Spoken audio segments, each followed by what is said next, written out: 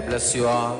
Let you all open all your three eyes and manifest the powers of Mahasannidhanam. Om Nithyananda Paramashivam.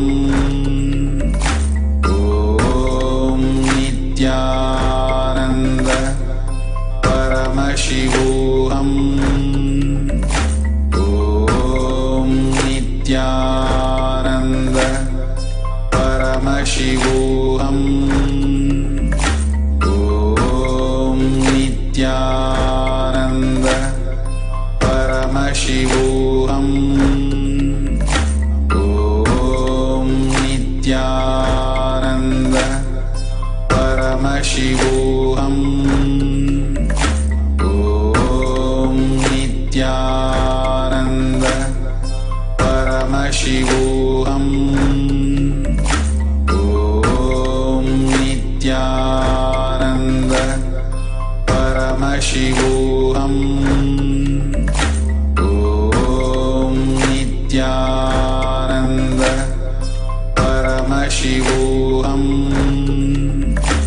Om Nithyananda Paramashivam. Om Nithyananda Paramashivam.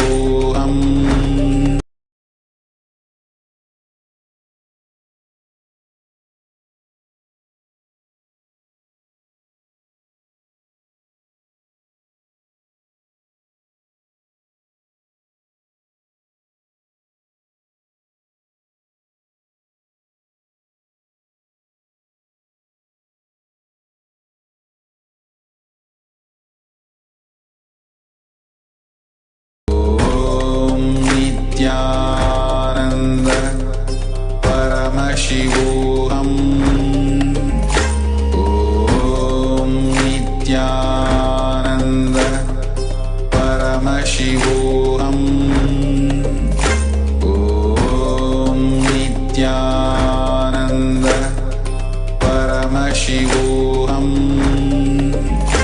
Om Nithyananda Paramashivam. Nithyanandam Paramasukhadam Kevalam Jnanamurtim Dvandvatitam Gaganasatrisham Tattvamasyadiraksham Ekam Nityam Vimalam Achalam Sarvadi Sakshibhutam Bhavatitam Trigunarahitam Sadgurum Tam Namami.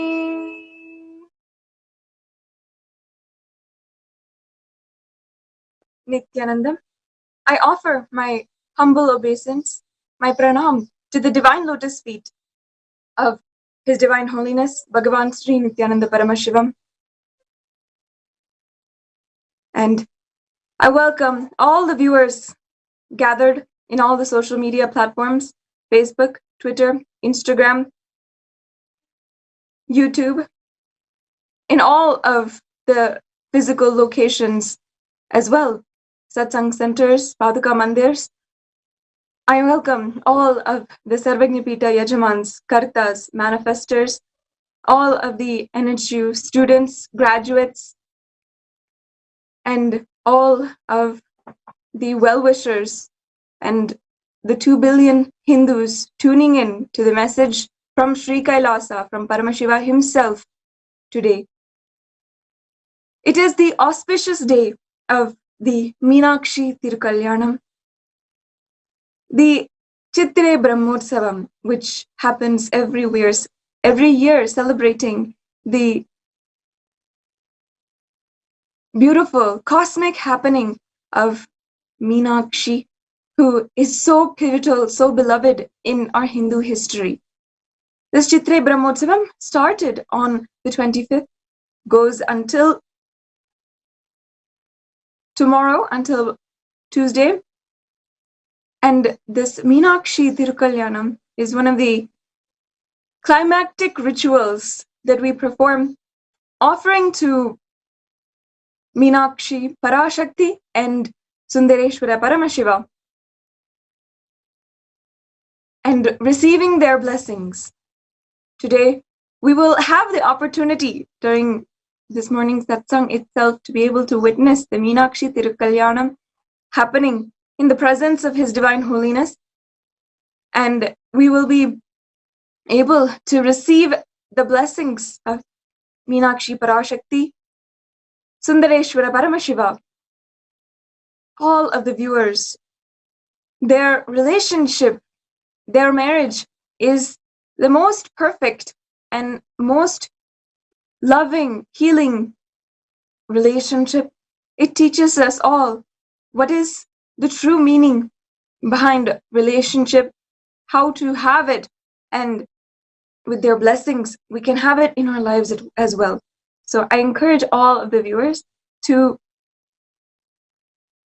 tune in to Meenakshi Tirukalyanam happening today at 8 o'clock, 8 a.m. to 10:30 a.m., in which His Divine Holiness Himself will bless and bless the whole world to manifest the most perfect relationship, just like Meenakshi Parashakti and Sundareshwara Paramashiva. Yesterday, His Divine Holiness gave a beautiful, heartwarming satsang for all of the 2 billion Hindus across the world, teaching us how to live non-violence in our lives, and how He Himself, throughout so much of persecution done to Him, even when people had tried to kill Him, He never, at any point, questioned His Guru, questioned God. He always wanted to commit the extreme tyaga, the extreme sacrifice, and completely sacrifice for humanity, and ultimately delivering for all of us whatever He committed without fail.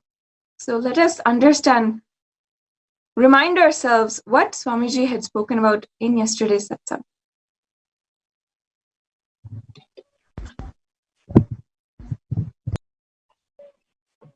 Nithyanandam, as a part of 9th day of Chittirai Brahmotsavam, the Supreme Pontiff, His Divine Holiness, Sri Nithyananda Paramashivam, has blessed all of us and revealed the deeper truths of Hinduism. And Swamiji has told a very important thing yesterday, which is the very thread of our life. When day before yesterday, when Swamiji said the new world order is going to get created, it is something which we need to understand what kind of a mental setup we should have, what kind of a attitude which we should carry towards the life or world out there. So the world order, the new world order which is going to come, will be peaceful and successful. So yesterday was one of the sweetest satsang, at very powerful satsang, where Swamiji has told us what kind of, Swamiji has gone through a lot of persecutions ever since Swamiji has started the public life. After all this persecution also, the amount of tyaga Swamiji has told us by living, how he has demonstrated what kind of a tyaga we should have. So the negativity in the world, the amount of himsa in the world can be reduced. How we should live, what kind of a mental setup we should have to run this life successfully. It is a kind of a strategy, or I can say it is a kind of lifestyle which we need to live. So yesterday's Paramashiva's message directly from Sri Kailasa. Swamiji had told he will revive the Hinduism from the scratch. He's not gonna grab the land, or he's not gonna take anything from any human being. Swamiji is gonna build the whole Sri Kailasa, the only Hinduism, from the scratch.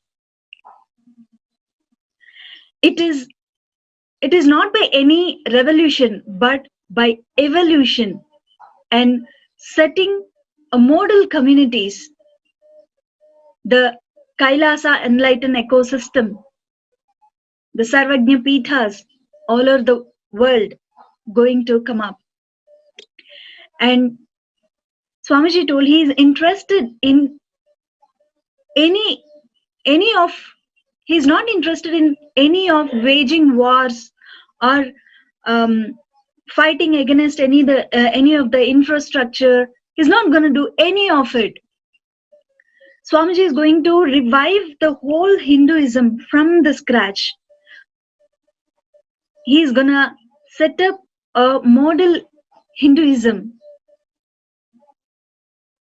And Swamiji is interested in reviving the roots of those Hinduism which our munis and rishis are actually proposed to us. A new temple-based Hindu and ancient enlightenment ecosystem, and the whole civilization based on that. Kailasa is reviving the ancient Hindu enlightened civilization. Paramashiva himself is going to manifest this Kailasa as a mandala, the enlightenment ecosystem and the lifestyle. Swamiji is reviving this whole enlightenment ecosystem, Kailasa, by creating a modern Kailasa all over the world. We are not going to war with anybody, or we are not at all interested in violence at all. Whether it is violence or conflict or contradiction, we are not going to grab anybody's temples or anybody's properties. It is a sincere work put to invoke Paramashiva, to manifest each one of us, to make the model of Sri Kailasa ecosystem, making all our disciples and devotees manifesting the state, space, powers, and being super conscious beings, and Kailasa of Paramashiva, and making all of us gather and invoke the enlightenment ecosystem all over the world. So when we are ready to manifest the space powers, the very being, when it vibrates with the ahimsa, manifesting Paramashiva within us will be easy. We need not to gather in one place. Now Swamiji is available all over the world, everywhere, wherever we are. Swamiji is available to us, giving powerful cognitions how to live a non-conflict life.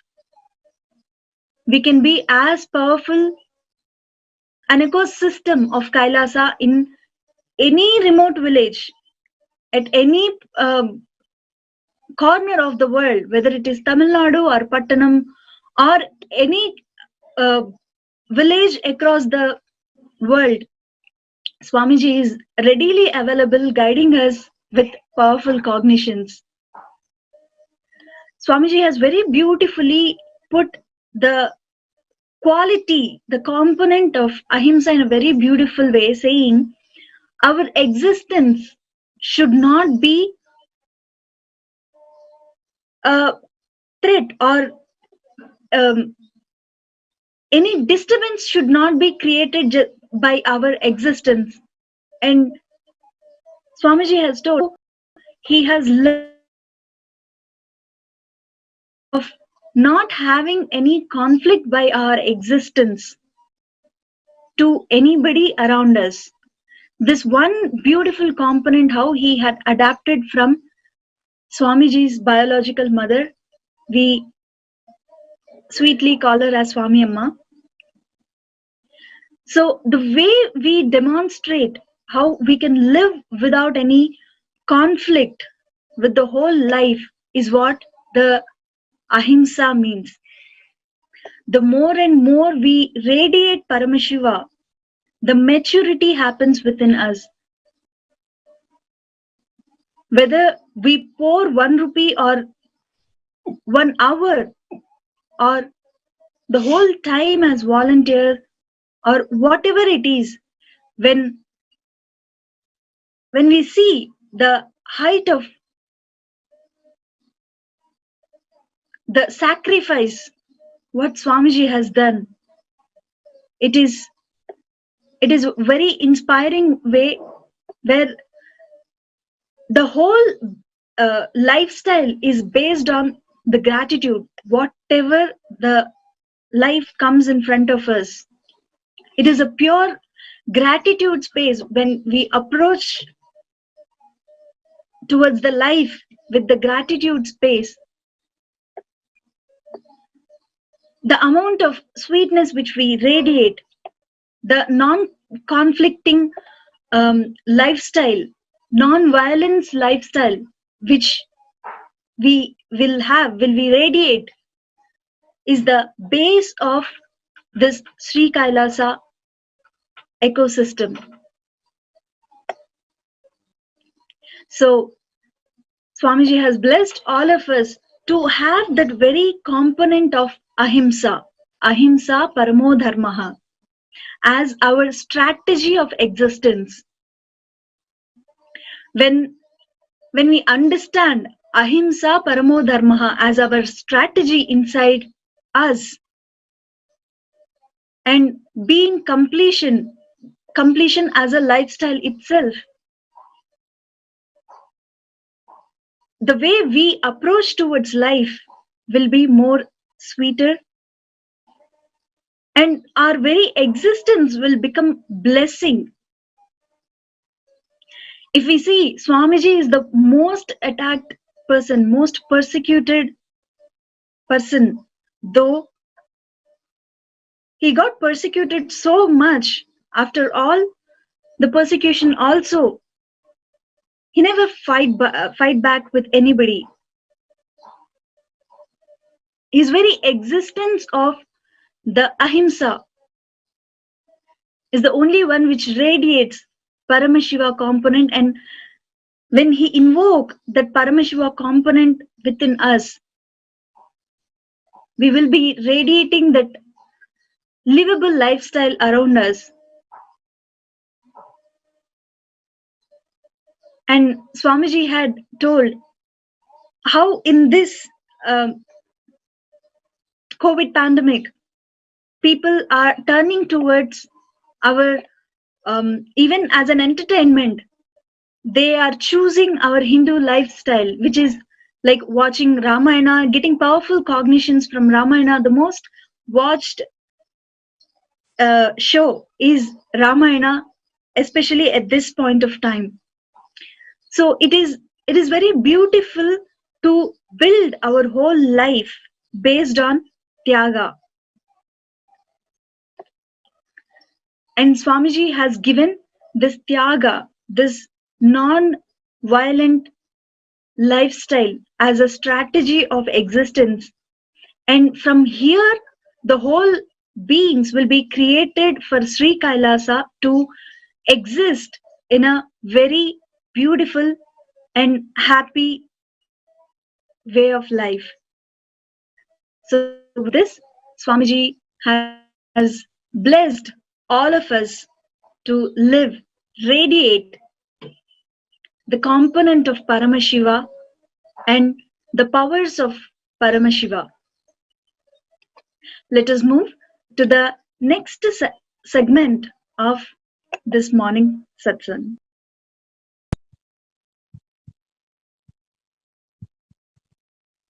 Yes. His Divine Holiness has graced us like this with so much of the divine revelations from Paramashiva himself. No matter where you are all over the world, this is a cosmic principle.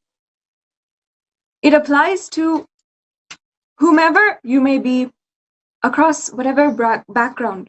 Nonviolence is the best strategy for our living. In the time of Corona, when over the last 6 months we have seen a huge number of deaths and even more number of population struggling to survive, His Divine Holiness is leading us in another movement, an evolution into superconscious breakthrough. Over the last 32 days and more, now almost coming to 48 days, we've been continuously witnessing His Divine Holiness conduct the Paramashivoham Level 2 program, where he is literally bringing this whole science back to planet Earth. The participants of this batch of Paramashivoham Level 2 are lucky to be able to participate, to be able to witness Swamiji and undergo a superconscious breakthrough, have so much of completion inside of themselves, achieve so much of completion inside of themselves, and this time of the Chitrai Brahmotsavam. Chitrai Brahmotsavam, like I had said, is the time when we are celebrating Madurai Meenakshi, Parashakti, and we witness the Pattabhishekam, the crowning ceremony of Meenakshi, and then we witness the Digvijayam, the conquering of all 8 directions of Madurai Meenakshi. Then finally, we witness today the Meenakshi Tirukalyanam. In temples across the world, we are starting to prepare for the auspicious time of the Tirukalyanam. In Vedic tradition, the marriage and relationship in the marriage has such esteemed significance.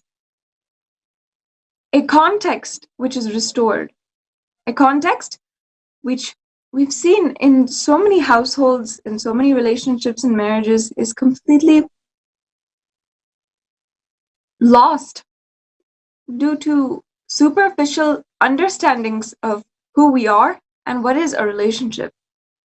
In Hinduism, because we understand ourselves as consciousness, and because we understand our ultimate goal in life is enlightenment and the oneness with Paramashiva, having more and more grounding in this experience of more of oneness with Paramashiva, because we understand this, we know that our relationships are that much more successful, because then the partner whom we have, whoever is our other half, they will continuously be working because they know ultimately what is your goal. Even if it comes to the ultimate, even if it to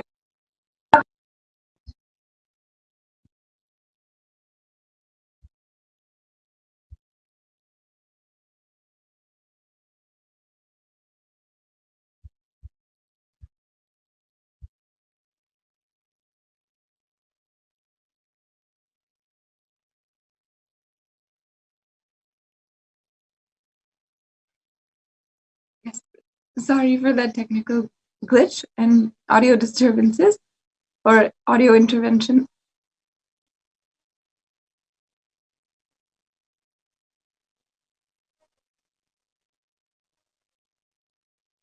The Vedic marriage is a beautiful concept exemplified by the paragons Meenakshi Parashakti and Sundareshwara Paramashiva, with two enlightened, not even enlightened, we should say. Using the word enlightened is just a disrespect, because how can you call God himself, God themselves, as enlightened? They are literally the embodiments. They are literally the climax and explosion of that very experience itself. They are not human beings. And that is the ultimate goal for all of us to have in any relationship. The Vedic marriage ceremony is performed without any concept of divorce at the end. Vedic marriage is a lifetime commitment that two people make under the oath to themselves, to the very consciousness. There was no idea in the Vedic civilization of divorce, whereas today in the United States, up to 51%, half of all of the marriages that have happened end in divorce. And unfortunately, India is also catching up to that. Why will we have so much of incompletions, so much of instability? Why is there so much of discontentment in a marriage nowadays? If you understand today how much of toxic ideas are fed into you just through TV, through media, Facebook and social media, there are so many different platforms where toxic information is fed into you. And understand that the information which you eat and information which is fed to you is almost the same as the food which you eat. Just like the food which you eat becomes a part of your body and becomes the very molecules, the physical molecules that make up your body, the information that you take in becomes a part of your identity, becomes a part of how you understand the world.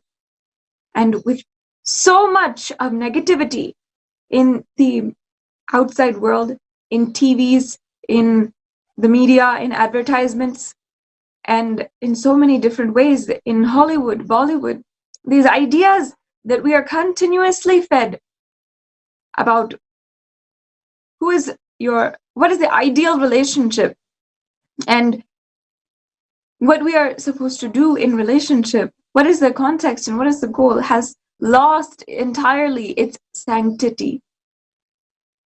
His Divine Holiness has revived a whole movement in restoring that sanctity to Vedic marriage, bringing back the Vedic marriage, the marriage in the context which was upheld by the Vedic civilization, and he gifted that to the world.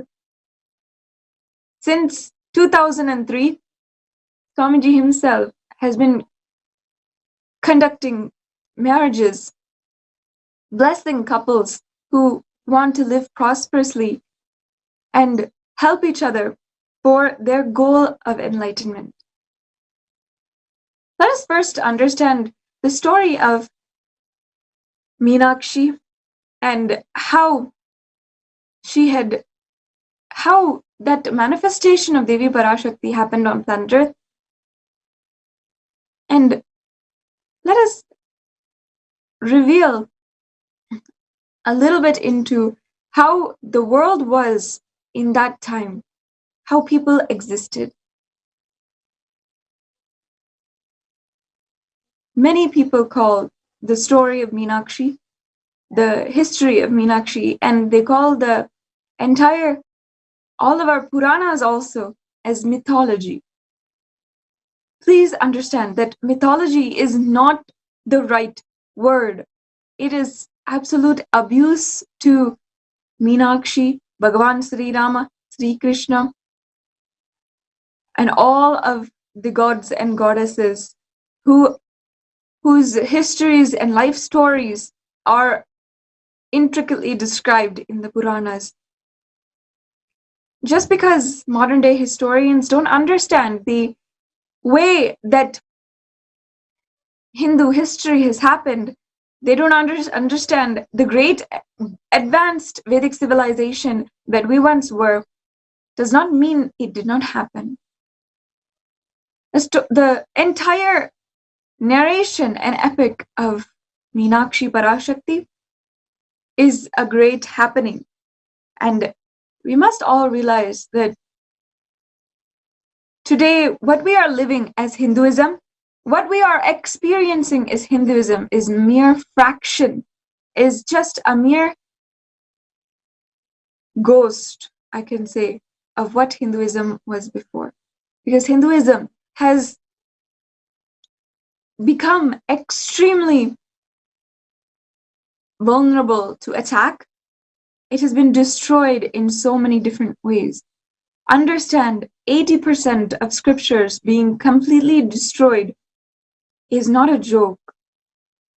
If we are just learning 20% of physics, that does not mean that we know the entire physics, and that does not mean that we can stop there and that we can be satisfied with our knowledge of physics, because we barely have even opened the door into what is that whole subject.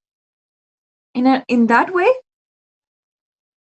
and in a way much deeper, because Hinduism is the science of being able to awaken your consciousness. It is much more relevant to each and every one of us than any other subject, any other knowledge in the world. And yet that today we only know a small fraction. We only know a fifth of what is really out there. And even that small fraction of what we know in Hinduism is still diluted, is still being diluted, is still being destroyed, and being completely abused by the poisonous media functions and different industries that are invested in completely demeaning our superconsciousness breakthrough.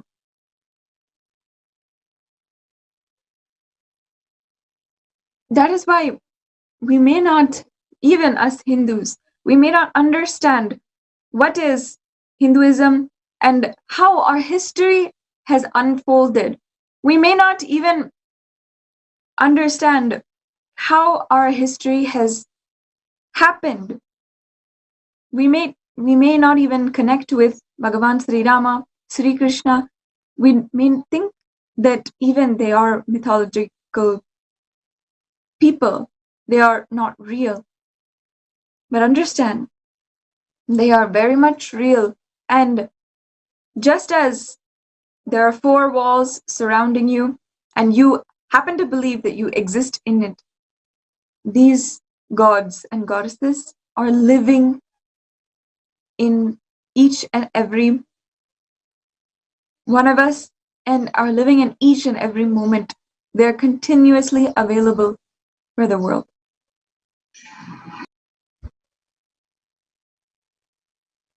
Meenakshi Parashakti was a great incarnation of Parashakti, of the great divine feminine consciousness. Her happening on planet Earth was at a time when 56 kingdoms of the entire Hindu civilization were still living separately. They were still living in independent rules. And the society at that time did not come together, was living separated, isolated lives. The benefits of becoming one is to work together. The entire civilization needed to come together in order to build this enlightened civilization which Meenakshi Parashakti brought down on planet Earth once again. That is why she needed to go to all the 56 kingdoms across India, Pakistan, Afghanistan, Cambodia, Indonesia, Malaysia, Vietnam, all of these countries, in order to unite all the 56 kingdoms, have them come together under one rule and lead them into a breakthrough at that time. A civilization for the first time in such a large scale was coming together under one rule, and out of complete love and respect, reverence, worship for Meenakshi Parashakti, that all of them come together. Everyone, of course, recognized that Meenakshi Parashakti is the divine embodiment of the Cosmic Mother herself, and she was here in order to guide them to the next level breakthrough. In that same way, His Divine Holiness is building Sri Kailasa, a movement, an evolution of humanity spanning across so many different nations, more than 40 modern-day nations, and 20 million people, catering to 2 billion Hindus. In a mass scale, in a scale which has never ever been seen before on planet Earth, His Divine Holiness is giving the superconscious breakthrough to humanity and reviving Sri Kailasa, an enlightened civilization where continuously the best of Hinduism is brought out and been able to serve humanity for eternity. Meenakshi Parashakti was born out of fire. She was born out of a elaborate yagam which her father, King Malayadwaja, had performed in order to seek an heir. The entire Pandya kingdom had just one generation before established itself. It is told that the Madurai place and the entire Madurai civilization, after at one point being being established by Paramashiva himself, and once again after losing its impact and influence, the whole thing was revived again by Meenakshi Parashakti. It was at this time, after Paramashiva had established Madurai, they had established the great Kailasa on planet Earth, that he had then seen to it that even after, if it is at all lost, Meenakshi Parashakti comes down once again in order to revive it for the whole of humanity. It is told that the Madurai civilization had come to existence one day. King Kulashekara had come upon a beautiful linga in the forest, the Kandanvanam forest, and he had seen this established linga, which seemed to be worshipped already, a Swayambhu. And he immediately understood that a temple must be constructed around it, and there must be a civilization brought here. So the king at that time had cleared the entire forest and started to construct the city. His son was the king Malayadwaja, and this was the great Pandya kingdom. Pandya is an entire empire in India, in Hinduism, under which Hinduism flourished so much. And Meenakshi Parashakti and Sundareshwara Paramashiva themselves contributed to bringing this civilization alive through the Pandya kingdom.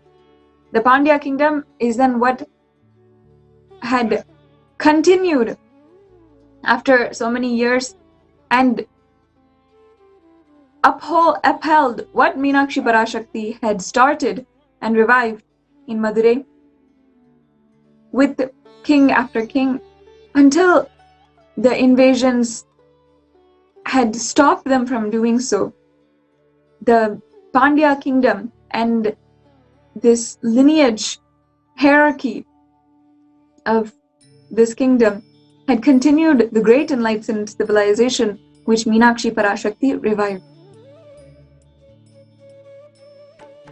Meenakshi Parashakti, as I have said, was a great blessing not only to humanity, but the person who was responsible was her mother, who had deeply wished for a Parashakti herself to come down, and for Kanchanamala, Meenakshi Parashakti's mother, biological mother, if you can say even biological, because Meenakshi was not born from Kanchanamala, but Kanchanamala, the Queen Kanchanamala, the wife of King Malayadwaja, she had so much of reverence for Devi Parashakti, and she prayed intensely that continuously in her life she should continuously be at the feet of Parashakti and feel in complete oneness with Parashakti. And that was a prayer that Devi Parashakti herself answered. And she came down as her mother. She came down as her daughter and was raised by Kanchanamala, was able to be continuously blessed and in the presence, until at which time she had to let go, and Meenakshi Parashakti herself liberated Kanchanamala. In fact, this entire story tells us many examples of how the Vedic civilization lived, how people, human beings even, had understood their lives and had such powerful lives, had such powerful stories within their lives, were able to make such great sacrifices for Hinduism. See, Kanchanamala, of course, was a human being in this birth. But before, she was actually a higher being from a different higher loka. Her name was Vidyavati. When suddenly Vidyavati had taken a next birth as a human being, she prayed, that is when she prayed, Meenakshi, to Parashakti, that, "O Parashakti, I may have missed somewhere, but let me forever be at your feet. Let me not from here lose your presence in my life, thinking of your presence and devotion to you." This is the most beautiful thing. Kanchanamala should have, maybe if you even think, she could have wished that let me be a part of the Shakti Loka again. Let me be higher than human being. Why am I a human being? See, I understand, once you're a human being, you have a greater chance of falling into more and more delusion and distancing yourself away from being that higher being in the higher dimensions. There's a beautiful story of Narada as well, where Narada himself, when he comes down into planet Earth, into Bhuloka, he himself forgets. The great devotee of Mahavishnu himself forgets that he was at one point a great devotee of Mahavishnu, and he had a child, and he had a whole family, and he had an industry, a labor industry. All this he had until the very end of his life, when he suddenly remembered, "Oh God, I am not human being. I am actually a incarnation of who I was before." Even this has happened in Narada's life. So that was what Kanchanamala was so afraid of, that she might lose that devotion for Parashakti. That is why she prayed to Parashakti that let me always be at your feet. She did not have anything, she did not feel bad at all. She just said, okay, let me, whatever it is, let me be in this human body, but let me not forget Parashakti. Let me hold on to her. Even His Divine Holiness Swamiji continues and tells today that if there is anything that he prays to Paramashiva, it is that he always should be in devotion and he always should be in a prayerful mood, in a devotional mood to Paramashiva. In fact, he narrated that he told this to Arunagiri Yogeshwara, his guru, the embodiment of Paramashiva, who gave Swamiji Darshan, who His Divine Holiness had manifested at the mere age of 10 years old and had so much of beautiful experiences at that time. Just like Tirukalyanam Sambandhar had manifested Devi Parashakti to come down and give him the enlightened milk, the Jnanapal, His Divine Holiness Swamiji had manifested Paramashiva himself to come down, manifest a beautiful guru-disciple relationship, give him the sannyas, and finally be able to experience that Advaita Anubhuti, that experience of Advaita, oneness with Paramashiva. So it is actually, the parallels are very, very strong in this sense. In that way, going back to the story, Kanchanamala, the mother of Meenakshi Parashakti, prayed so deeply that Parashakti should forever be at the feet of Parashakti. She never forgot this. She never had 1 ounce of sorrow that she might have been in a human body and she was not anymore in the Shakti Loka, the higher dimension that she was in before. She simply prayed that I must always have the devotion for Parashakti. I must always be at her feet, no matter what happens. So that is the beautiful thing, that her prayer was so intense that she manifested the descendants, the happening of Meenakshi Parashakti herself. No coincidence. It's absolutely no coincidence. In the grand narrative of the entire Hinduism, it may be that Meenakshi Parashakti was meant to come down, was meant to unite all the 56 kingdoms, and was meant to continuously be upheld in history as the matriarch of Vedic civilization. However, if this one thing did not happen, she would not have even come down. If Kanchanamala had not prayed that Meenakshi should come down, that she should forever be at the feet of Devi Parashakti, then this entire Leela would not happen. In the same way, in His Divine Holiness's life, his very own grandfather had prayed intensely that Annamalayar, Paramashiva himself, should come down. And all of us, 2 billion Hindus, all of us who are devoted to Swamiji, must be grateful that his grandfather and his grandmother, his biological grandfather and biological grandmother, both pre-monastic, had prayed that Annamalayar should come down himself as their grandson, and they should have the blessing to be continuously at Paramashiva's feet. Understand that it is absolutely no coincidence, and there are, as His Divine Holiness Swamiji has said, that there are millions of different intricate threads coming together at one point just to make the happening of the avatar happen. And out of that millions of threads, we are one thread which is entering into the life of His Divine Holiness. entering and being able to witness the greatest happening on planet Earth.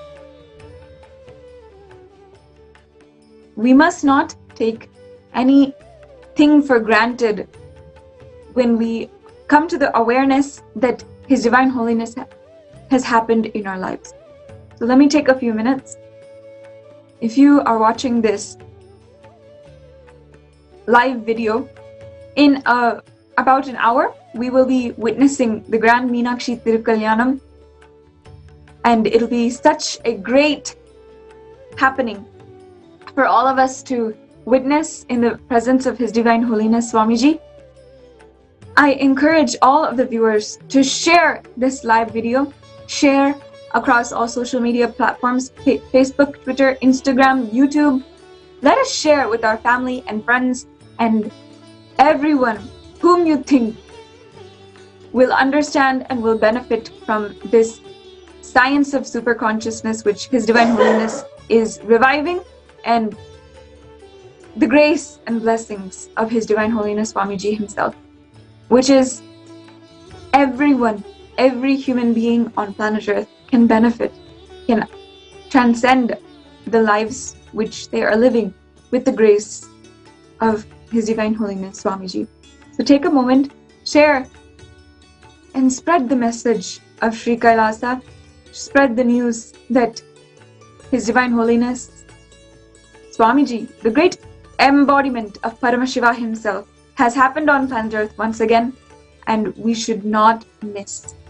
We should not at all miss this opportunity to be a part of a great happening on planet Earth, a historical happening. Continuing on, as I was saying, the story of Kanchanamala, it is this prayer that she had, that she should always be at the feet of Parashakti, that Parashakti herself came down, and as the daughter of King Malayadvaja and Queen Kanchanamala, when they did the Putra Kameshti Yajna, even this Putra Kameshti Yajna, His Divine Holiness has revived as an incarnation, giving birth to enlightened beings and doing the divine ritual in order to give birth and birth enlightened beings. The Putra Kameshti Yajna is what the King Malayadvaja and Queen Kanchanamala performed. This was such a huge happening that the entire, if you just at least 1,000 kilometers near and far around Madurai, around that area, they had spread the news that the king and the queen are doing this Putra Kameshti Yajna.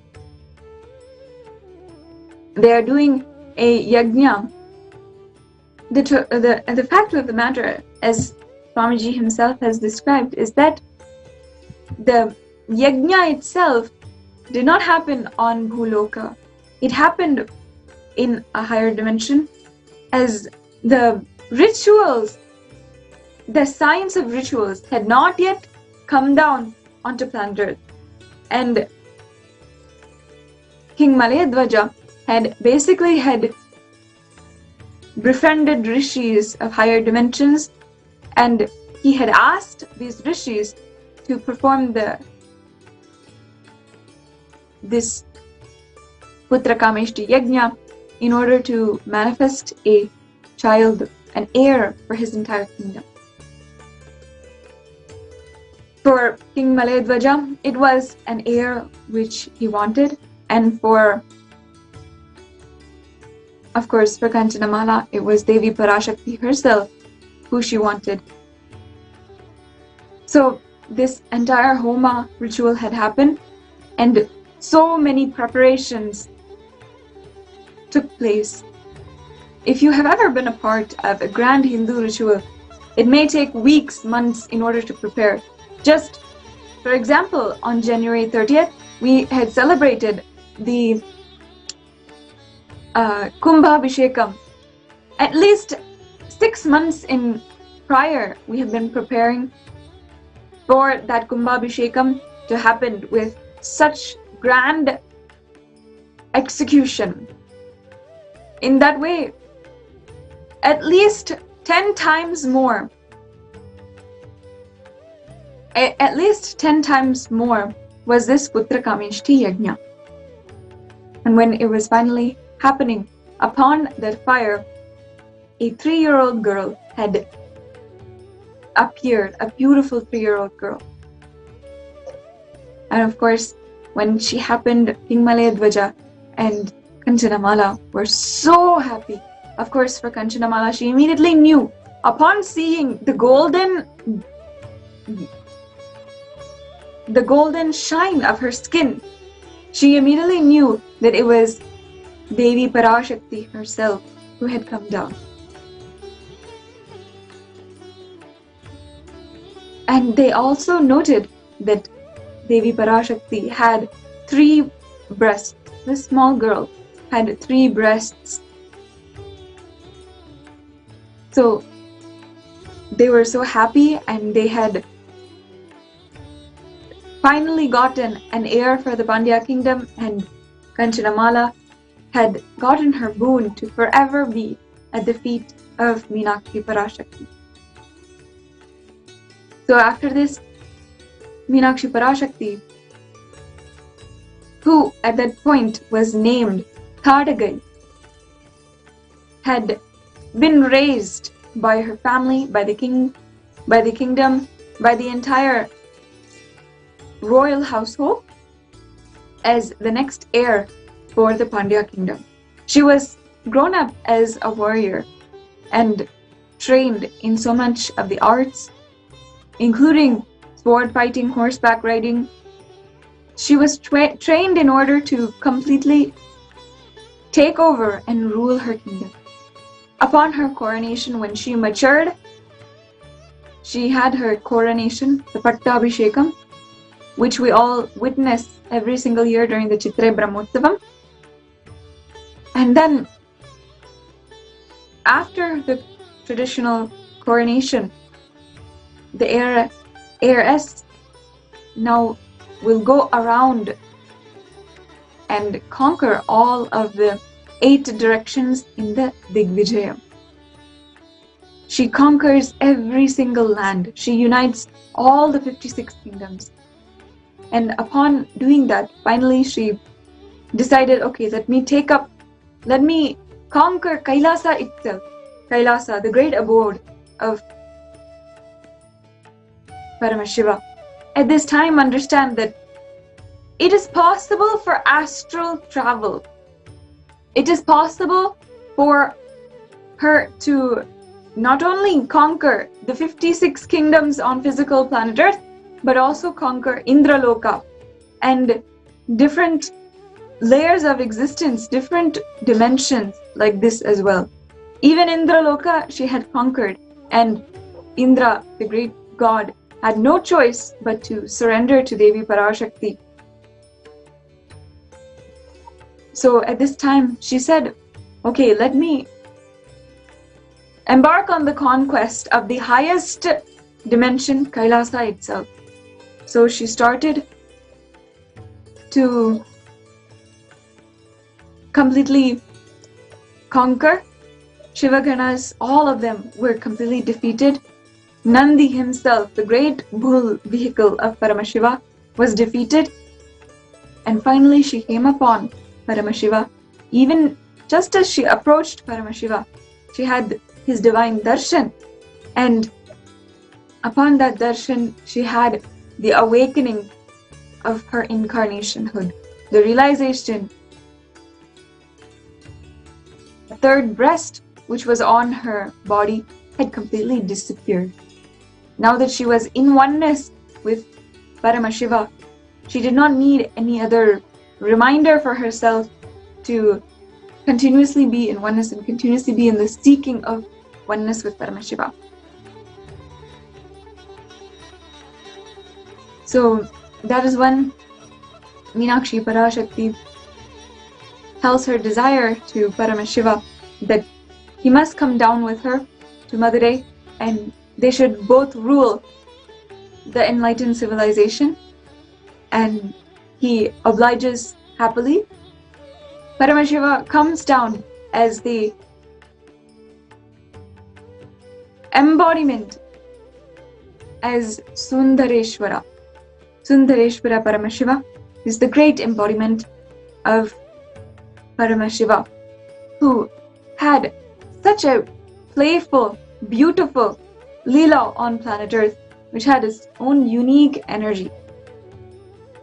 So both of them came down, and not only that, all the Shivaganas, everyone had come down to Madurai. Madurai was literally bubbling and rumbling with the amount of energy which was there. They had all come down, done another astral travel, and they had all come down to the Madurai capital of this civilization. And with all the Shivaganas there, all the gods and goddesses, everyone there to witness the grand marriage of Meenakshi Parashakti and Sundareshwara Paramashiva,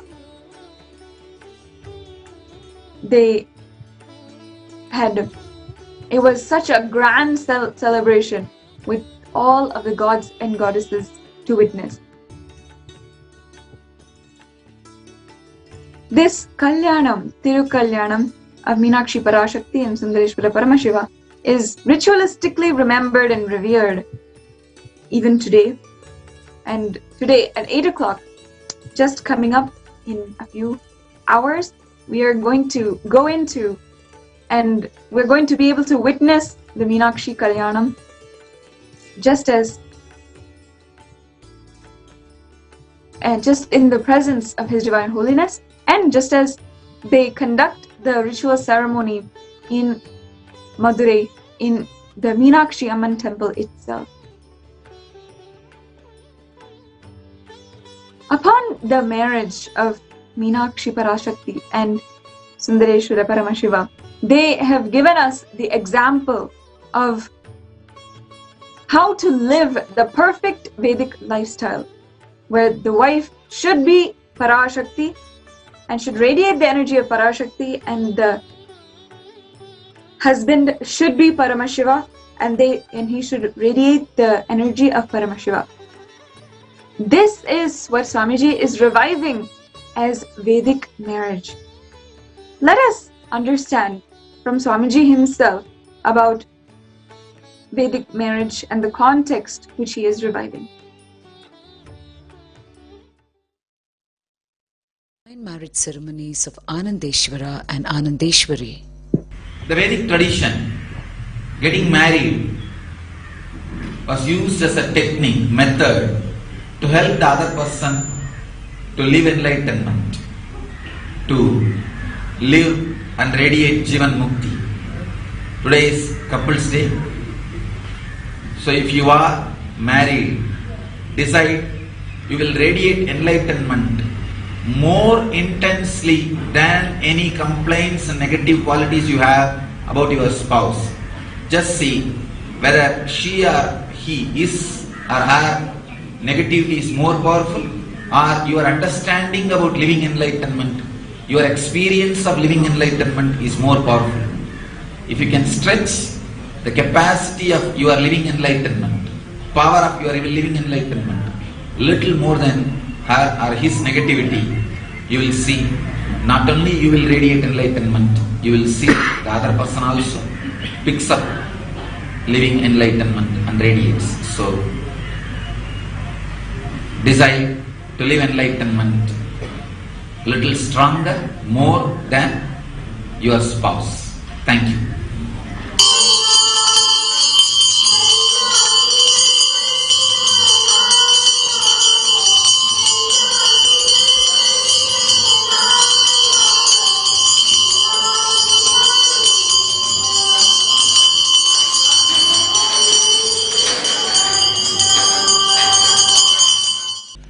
Today, over 60 couples will tie the knot in Swamiji's presence. Kevalam Jnanamurtim Dvandvadidam Gagana Sadrisham Tattvamasyadilaksham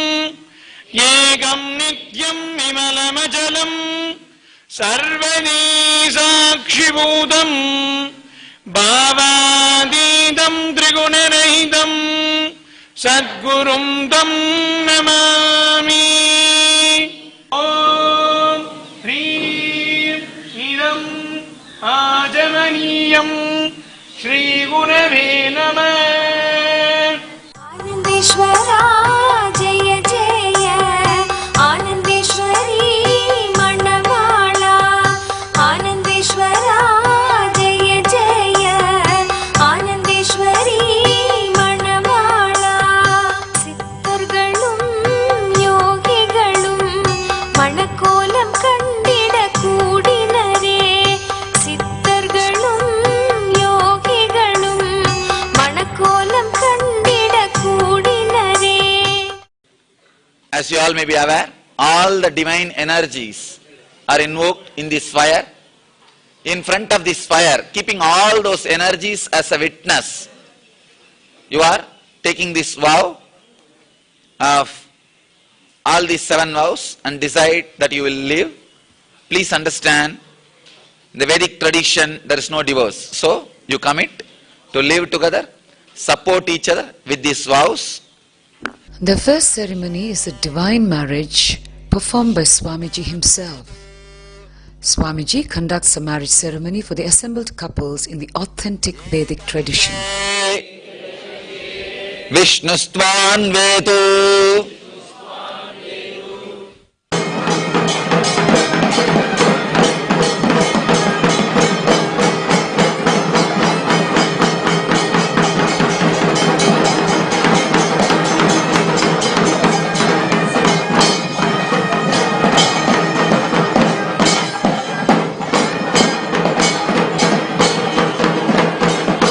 आनन्देश्वरा जय जय आनन्देश्वरी मण्डवाळा आनन्देश्वरा जय जय आनन्देश्वरी मण्डवाळा सिद्धर्गळुम योगिगळुम मणकोलम कंडिड कूडिनरे सिद्धर्गळुम योगिगळुम मणकोलम कंडिड कूडिनरे आनन्दपुरितनिल मनं कोंडु ஞானம் தருவாய் Jaya Jaya.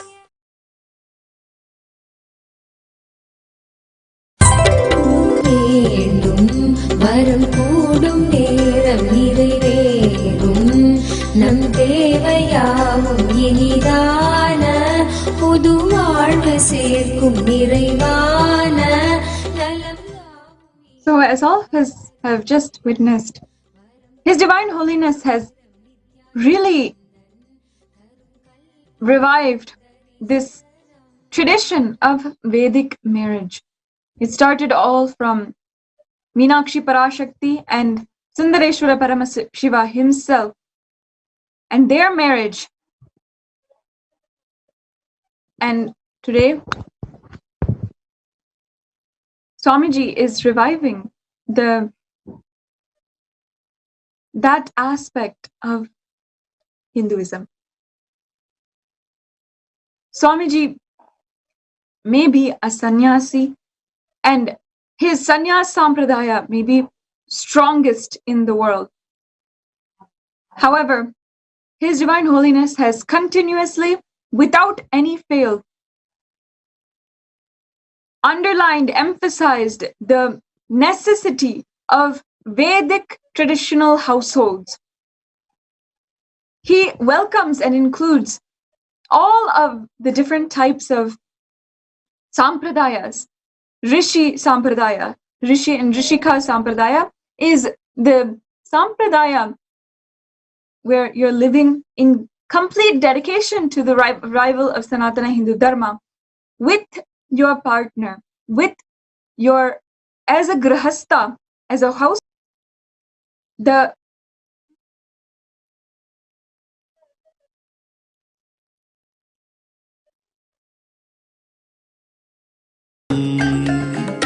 Om Nithyananda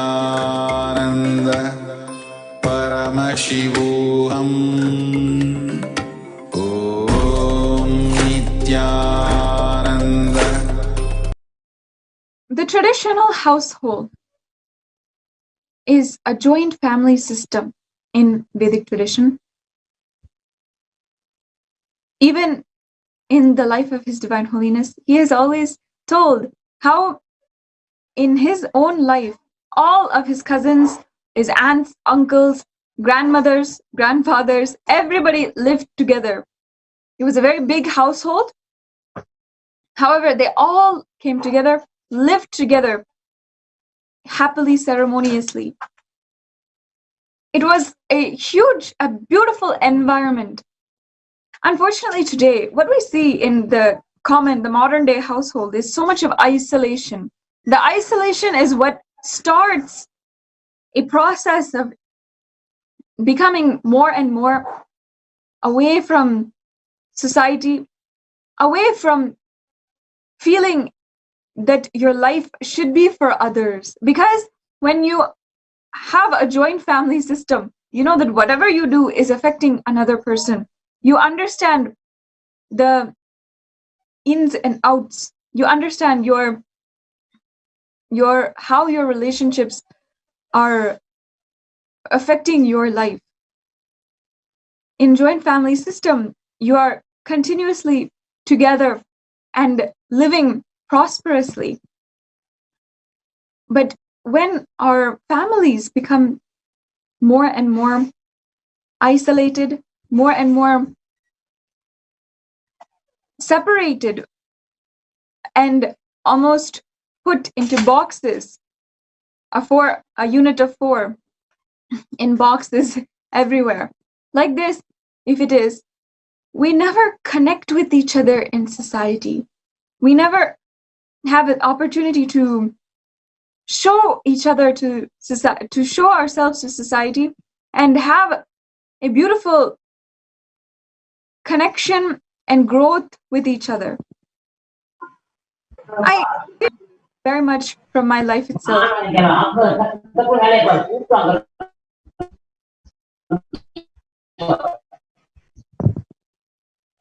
From my life, I can give a short example.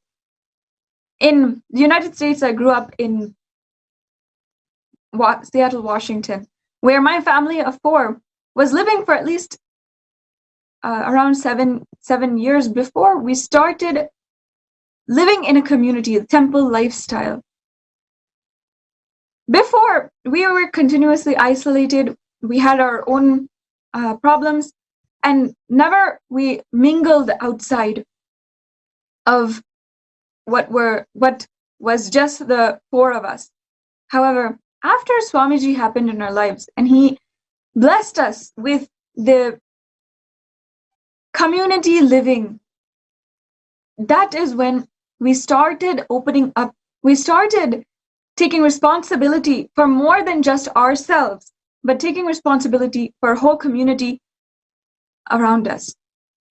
In that community only was I able to train as a sannyasi in a Gurukul system and living in a temple lifestyle.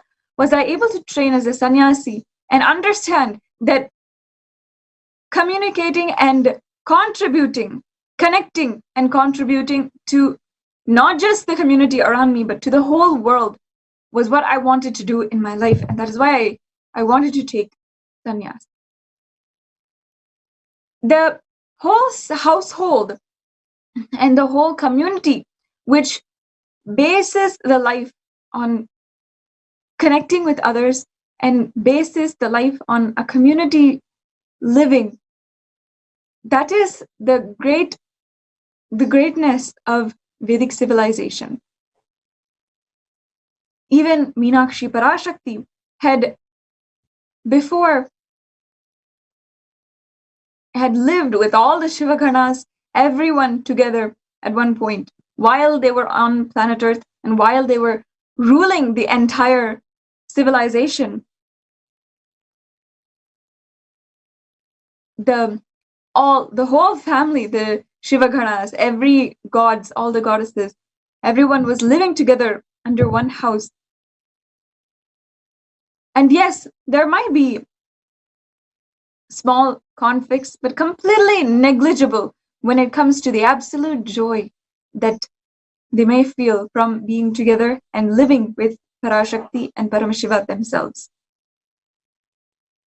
That is how His Divine Holiness has revived this entire Sangha. Beautifully.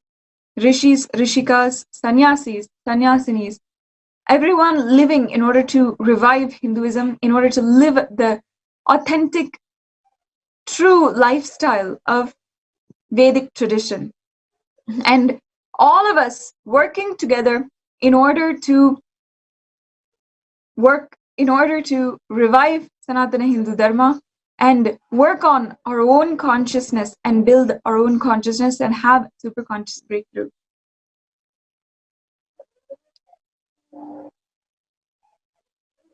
His Divine Holiness Swamiji has given the opportunity for millions in order to bless them in their marriage. Now let's see, what is the difference? In the ritual of marriage, there's so many different oblations, there's so many different offerings where you invoke the presence of God in the fire, and you take the blessings from each and every god for the marriage. You promise to them that whatever it is, you will fulfill that other person.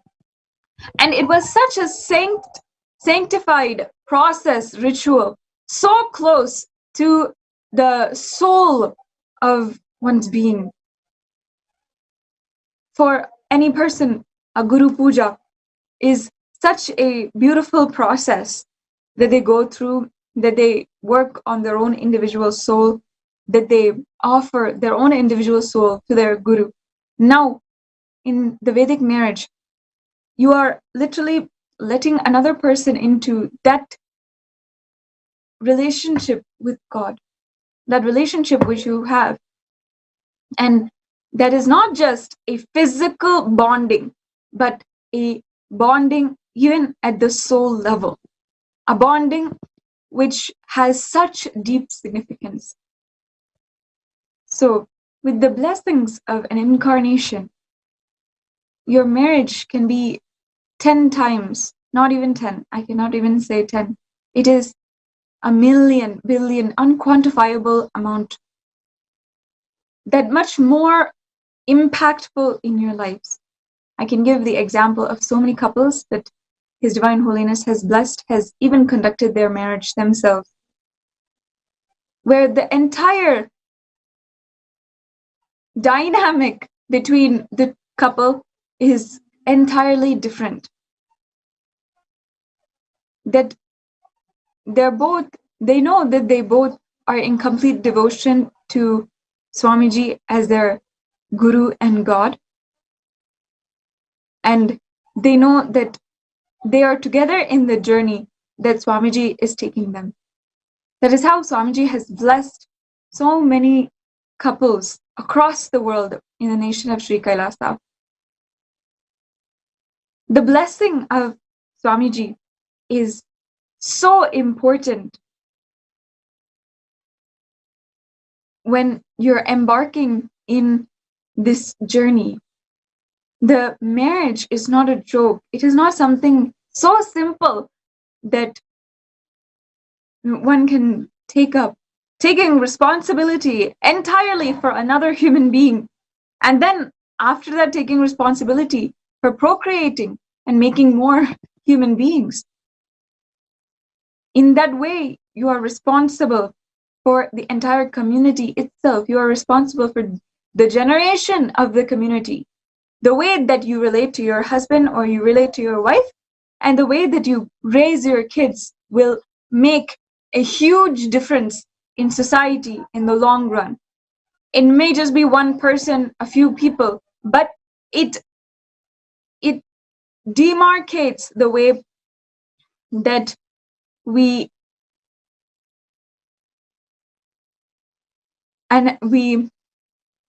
build our society. It is that important, and we must take it with that much of seriousness. Unfortunately, today, marriage is seen, first of all, as an industry. In the West, the marriage industry is a billion-dollar industry in itself. $1 billion continuously circulated every year for putting on marriages. But our whole life of a relationship with one person is not equivalent to just one event. A wedding is not a marriage. That is what the whole Western civilization has equated a huge 70, 80 year long relationship into just one single event. And I myself have seen how from a young age a child is reared in order to look forward to that event. But they lose the entire context of what is marriage, what is a relationship, what is taking responsibility for another human being, and bringing them up, raising the consciousness of them and their children and the whole community around. That is not taught to the kids. That is not taught to any of us. How to see each other, how to raise each other, how to build consciousness. Unfortunately, that is not taught. That is why there are so many failed marriages in the world. In your life, if you are seeing your whole life as 24, 25-year-old, before getting married, you actually may even worry that even if you get married, it will not survive.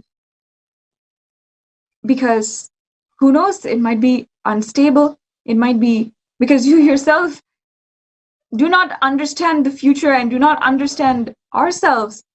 We have that uncertainty about marriage even before going in itself.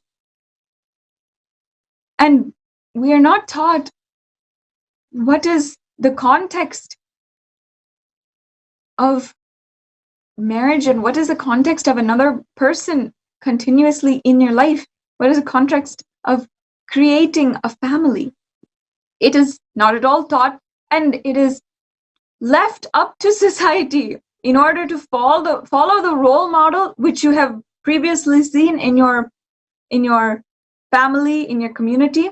You just simply follow that role model without any of your conscious effort in order to build a conscious community.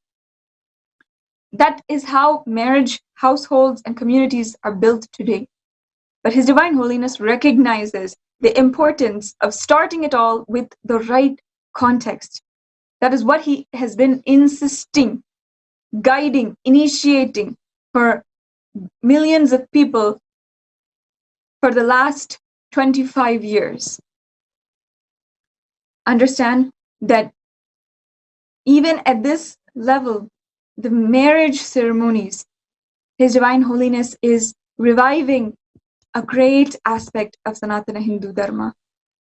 And an incarnation himself becoming a part of your life, becoming a part of your marriage, is like the God is himself coming, being in oneness with you both and promising that he will bless and strengthen your relationship. What more could you want? Let us watch once again another marriage ceremony conducted and understand and see how Swamiji has, throughout the last 25 years of his public mission, has given the whole world, gifted the whole world, the revival of the Vedic marriage ceremony.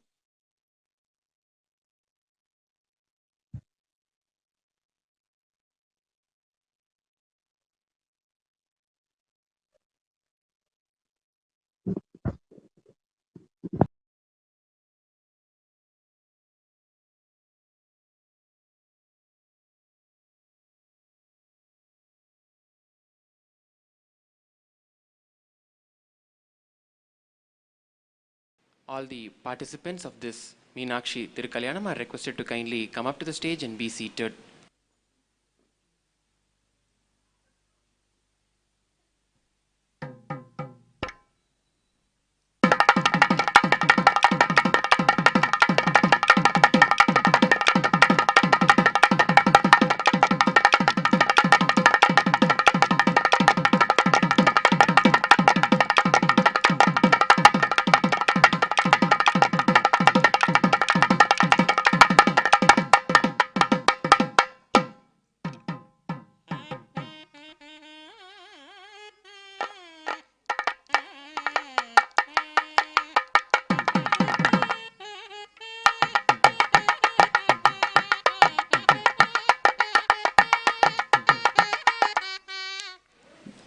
this Meenakshi Sundareshwara Tirukalyanam, the celestial marriage ceremony of Devi Meenakshi with Lord Sundareshwara, is one of the Leelas, divine plays of Lord Sundareshwara.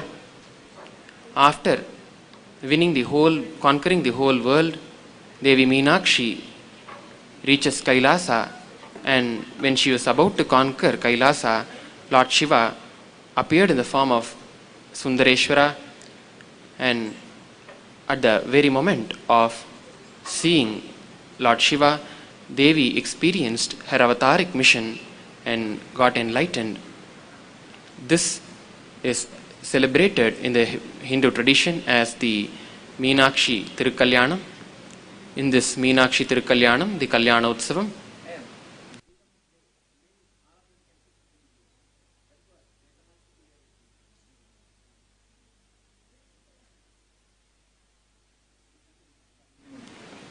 in this Meenakshi Sundareshwara Kalyanotsavam, the priests will be enacting, the Gurukul kids who are acting as the priests in this Kalyanotsavam will be enacting the Vedic marriage ceremony. This Meenakshi Sundareshwara Tirukalyanam is exactly done the same way it is done in the Madurai Meenakshi temple. Today, the Nithyananda Gurukul children will be performing and enacting this Meenakshi Sundareshwara Tirukalyanam.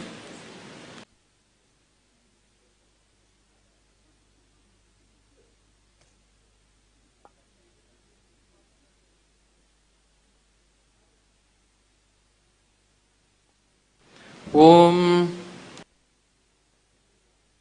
We request all the participants to sit with your head, neck and spine.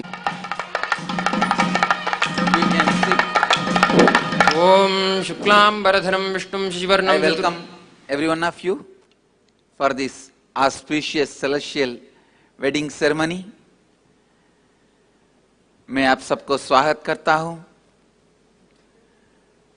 Please see that the stage is now graced by Ganesha, Vishnu with his two consorts, Meenakshi and Sundareshwara, and Subramanya with his two consorts. Hinduism has seven major branches. People who worship Ganapati, Ganabatya, Vishnu, Vaishnavites, Devi, Saktites, Shiva, Shaivites, Muruga, Kumara, Gaumara, Sampradaya, and Saura, worshippers of Surya, and Guru, worshippers of Guru Parampara. Here, all of us are here in one stage.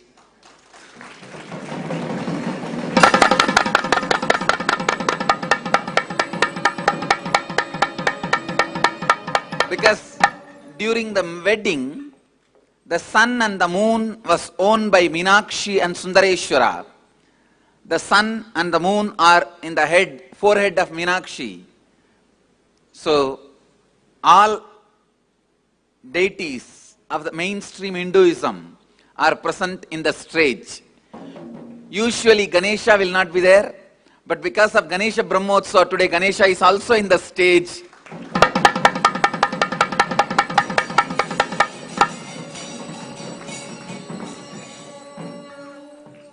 Understand, this marriage ceremony is like creating a new reality in your relationship and new reality in your relationship with your other part of you.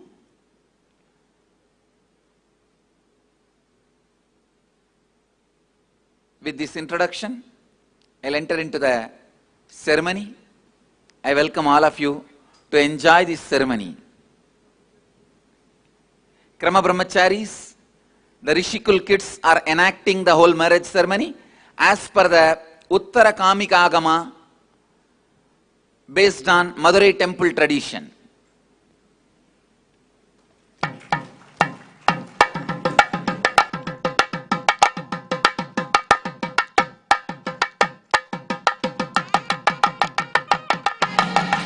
Om Shuklam Varadharam Vishnu Shivaram Jatarbhujam Prasannavadhanam Dhyayet Sarvavighnopashantaye. Om Bhuh Prananayamya. Nithyanandam. Now the sacred fire is invoked, in presence of which the celestial marriage is going to happen. All the positive energies of this cosmos, divine energies in the cosmos, are invoked into the sacred fire. This is the way the marriage, the Vedic marriage, is done.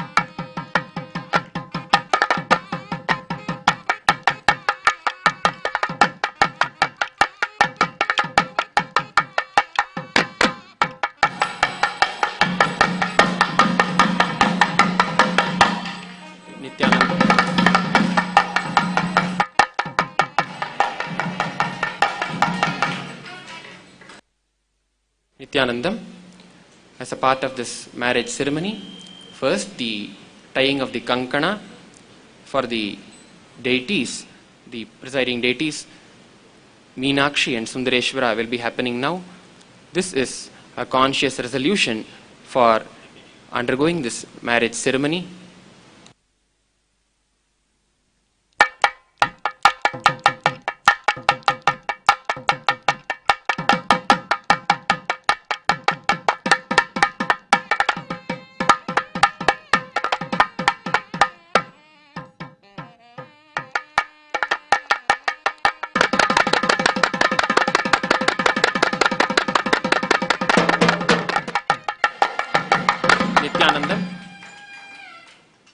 The next step is the exchange of garlands. Exchange of garlands, as the deities are the representation of Meenakshi and Sundareshwara, are exchanging their garlands.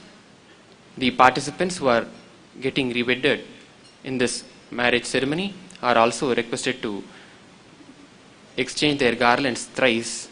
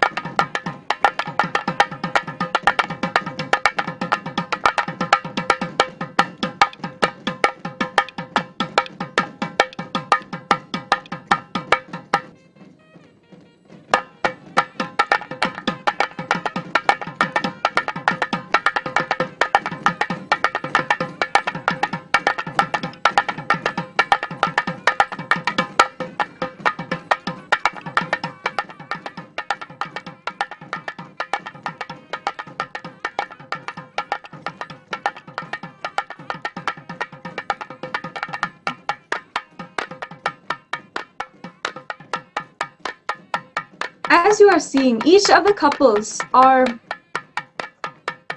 given a gold thali blessed by Swamiji himself. This is the traditional, I guess I can say necklace, which the bride wears for her lifetime after her marriage ceremony. And each of these is ritualistically invoked, blessed, and also blessed by Swamiji himself. In this video, you're seeing all of the participants who are couples, or they're already couples, or they are people who are going to get married, and they are getting married in this ceremony itself. During the Meenakshi Tirukalyanam, as the marriage is happening ritualistically for Meenakshi and Sundareshwara, the couples who are present there are also blessed by Swamiji to radiate the energy of Meenakshi Parashakti and Sundareshwara Paramashiva. Participants and inner-awakening participants, ashramites here in Bidadi, to bless the participants, the couples, with each of the couples akshata. is given this thali, and they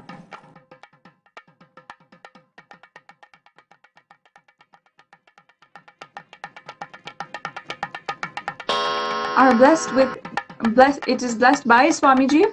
And while the marriage ceremony is going on for Meenakshi and Sundareshwara, they also partake and do the same actions, invoking in themselves also the energies of Devi Parashakti and Paramashiva.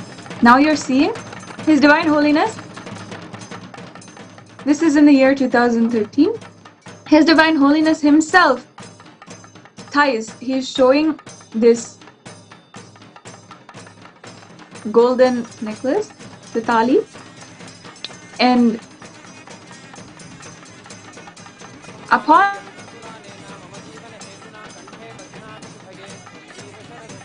the blessings of Meenakshi and touching it to the hand of Sundareshwara first, that is what he did first, then His Divine Holiness himself tied it on Meenakshi Parashakti, the deity whom you saw.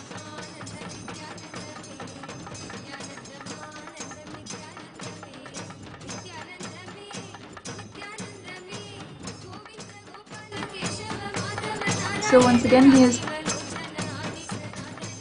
now taking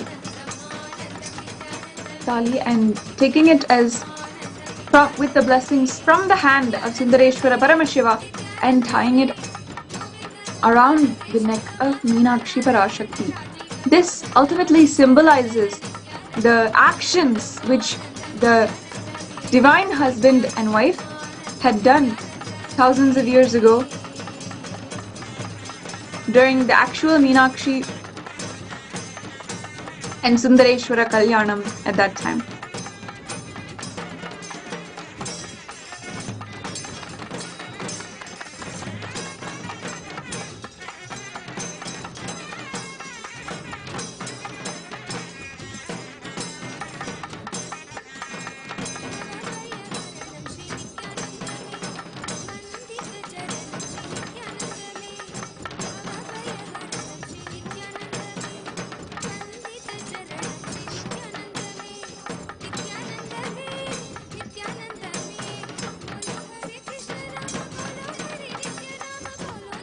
On the stage also, you can see that all the gods are present, even Ganesha,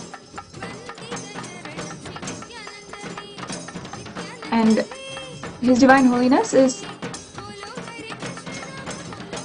for every couple on the stage tying the same thali. Now for Muruga, from the hand of Muruga, he is tying the thali to Devasena and to Valli Devasena.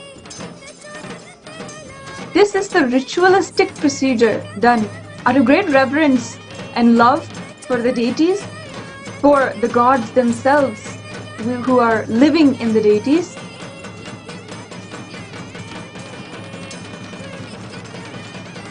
Now he is offering the flowers in final respect as an oblation to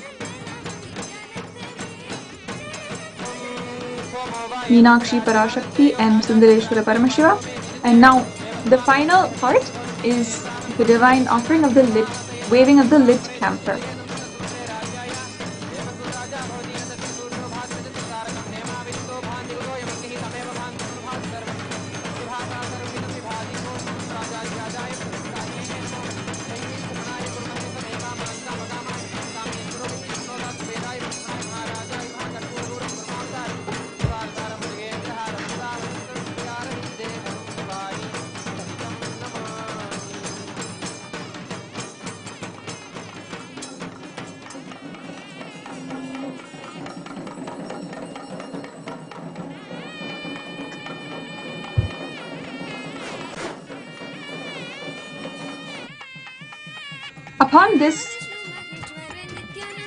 Upon this marriage ceremony, Swamiji then blesses all of the couples present, giving them blessings for a long, prosperous life together, just like Meenakshi Parashakti and Sundareshwara Paramashiva.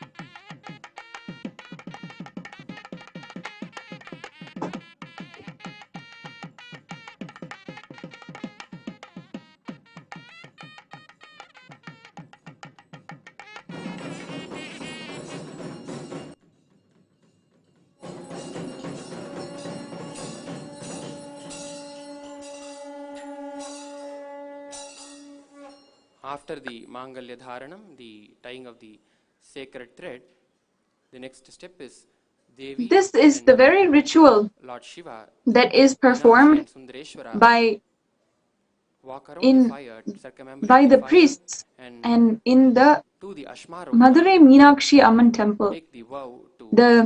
This ritual has been practiced as a tradition for thousands of years now, and until today they have been offer the first homa together, the Laja Homa. They have been practicing, making this marriage ceremony happen. In the Madurai Meenakshi Amman temple, thousands gather in order to witness the deities in a grand celebration.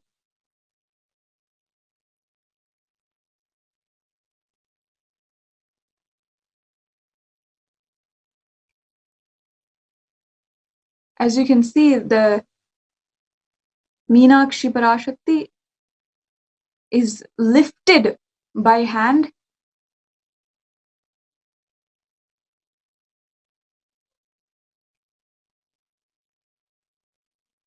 And the priests are dressed in sari in their most elegant wear.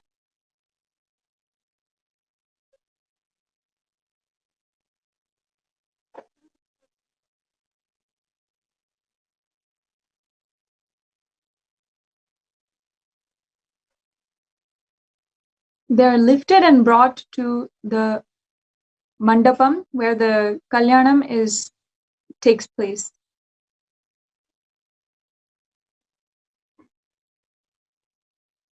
All the gods and goddesses are again witness on the stage.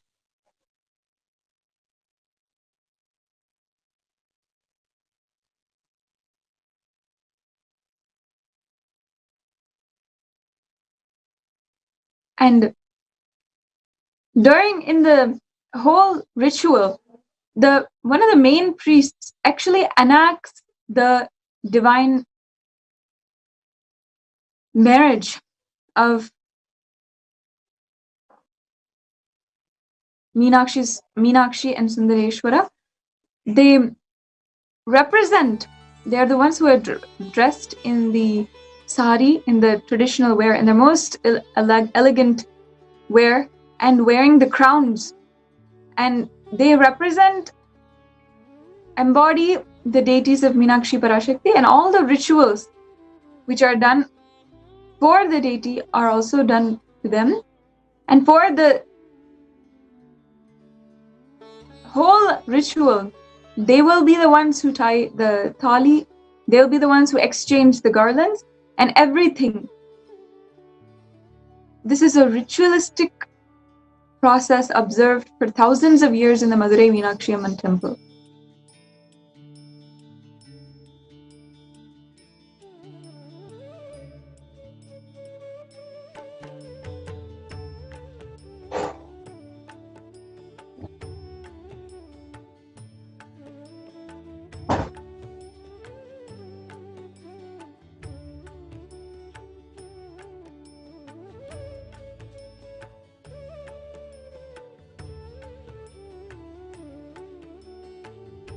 Yes, and upholding that tradition, every year for the Chitra Brahmotsavam, we also in the Nithyananda Paramashiva Devalaya conduct the Meenakshi Sundareshwara Tirukalyanam.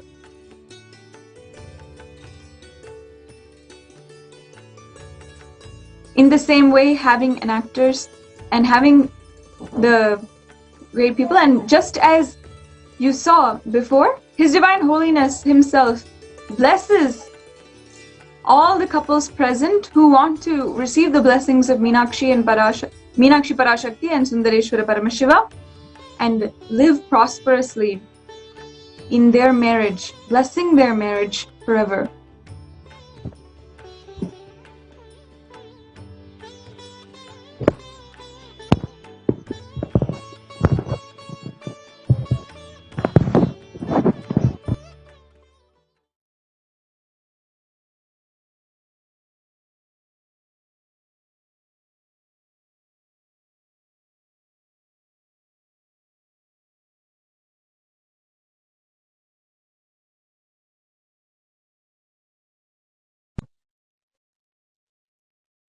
So as you are seeing, the priests, they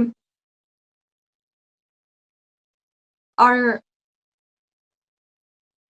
doing the entire marriage ceremony for Meenakshi Parashakti out of great reverence, and all of the women as well in the audience.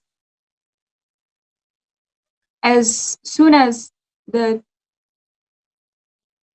sacred thread is tied on Meenakshi, they themselves tie it on themselves.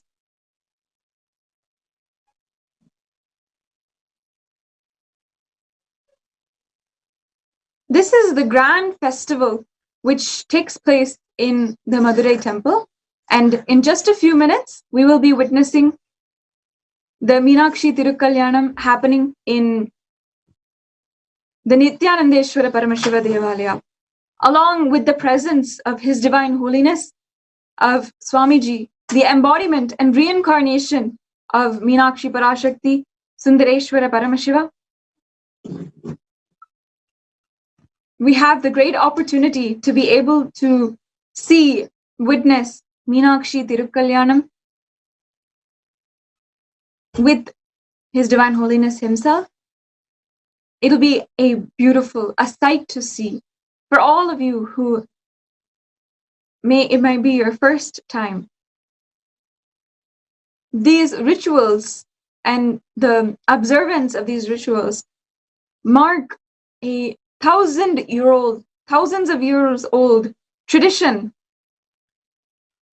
which we see, and it has shown us, continuously exemplified to us, the great context which we live, the great cosmic principles which we live. We revere Meenakshi and Sundareshwara as Parashakti and Paramashiva themselves come down to rule and live, guide, revive the enlightened civilization. Just like that, His Divine Holiness has come down on planet Earth once again in order to bless us all. If you are a married couple, it is a beautiful opportunity now to witness the whole Meenakshi Tirukalyanam and stay in austere penance at this time. Just keep this sankalpa, the conscious will, inside of you to manifest a marriage such as the marriage of Meenakshi, Parashakti, and Sundareshwara Paramashiva. And surely you will be blessed by Swamiji himself, who is the very energy of Paramashiva and Parashakti together. They will both bless you now, and you will be able to manifest whatever you want in your relationship, heal your relationship, and empower your relationship with the blessings of Swamiji now. I encourage all of you once again to take this opportunity to share this video, share on Facebook, Instagram, Twitter, all the social media platforms. Invite your friends, family to watch this beautiful occasion, a historic happening which coincides with the cosmic happening of Meenakshi Parashakti and Sundareshwara Paramashiva. We now have the opportunity to witness at this most auspicious time the grand Leela of the Meenakshi Tirukalyanam. So I invite all of the viewers to share on social media, Facebook, Twitter, Instagram, YouTube, and different platforms. And as well, you are welcome to share your experience with the blessings of Swamiji and how your life has entirely changed. Let us tell the world the truth of what His Divine Holiness Swamiji is doing for the world. Let us share and spread the message of Sri Kailasa as great and as eternal as Paramashiva himself in the form of our beloved Swamiji. So with this, we will move to the Kalyanam, Tirukalyanam ritualistic procedures. In just a few moments, you will be witnessing the Meenakshi Thirukalyanam happening in the Nithyanandeshwara Paramashiva Devalayam in Adi Kailash, Bengaluru, where Swamiji has himself conducted this Tirukalyanam. The ordained, blessed priests of the Nithyanandeshwara Paramashiva Devalayam will be guiding us through and conducting the ritualistic procedures in the divine presence of Swamiji, of our beloved Guru.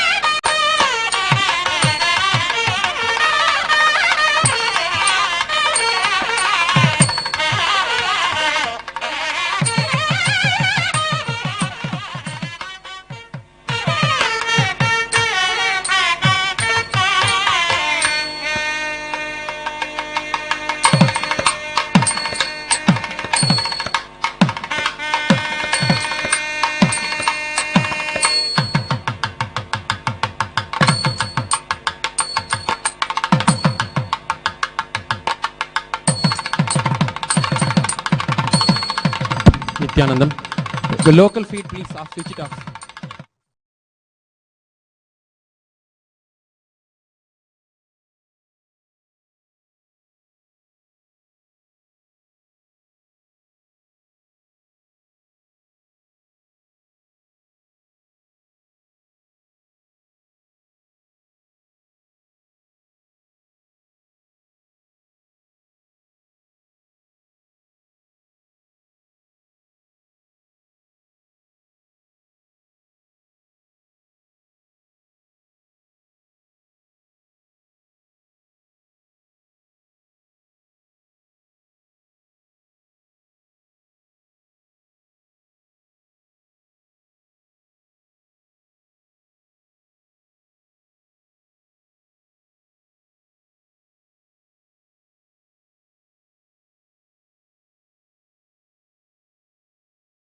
Om Nithyanandam Paramasukhadam Kevalam Jnanamurtim Dvandvatitam Gagana Sadrisham Tattvamasyadilaksham Ekam Nityam Vimalamachalam Sarvadhi Sakshibhutam Bhavatitam Trigunarahitam Sadgurum tam namami.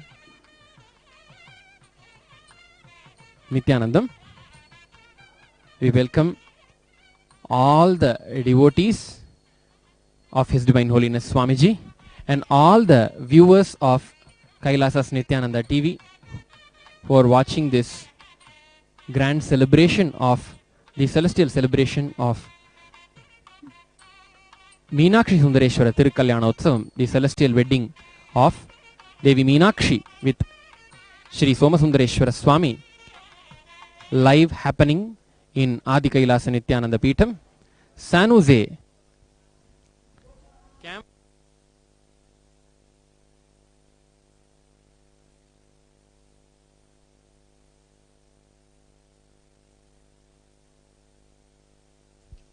Live happening in Adi Kailasa Nithyananda Peetham, San Jose Madurai Sarvajya Peetham, Ichapuram Sarvajya Peetham, and Shyamala Peta Sarvajya Peetham, by the grace and blessings of His Divine Holiness Swamiji. Today, on this 10th day of Meenakshi Sundareshwara Tirukalyanam Brahmotsavam, which is called the Chittirai Brahmotsavam, on the 10th day of this Utsavam, during the Uttara Phalguni Nakshatra, Devi Meenakshi gets wedded to none other than Paramashiva himself, Somasundareshwara Swami. We are all indeed so much blessed, fortunate to have Parashakti Meenakshi herself in the physical form, in the form of our Guru, His Divine Holiness Bhagavan Sri Nithyananda Paramashivam, the Supreme Pontiff of Sri Kailasa, the only Hindu nation.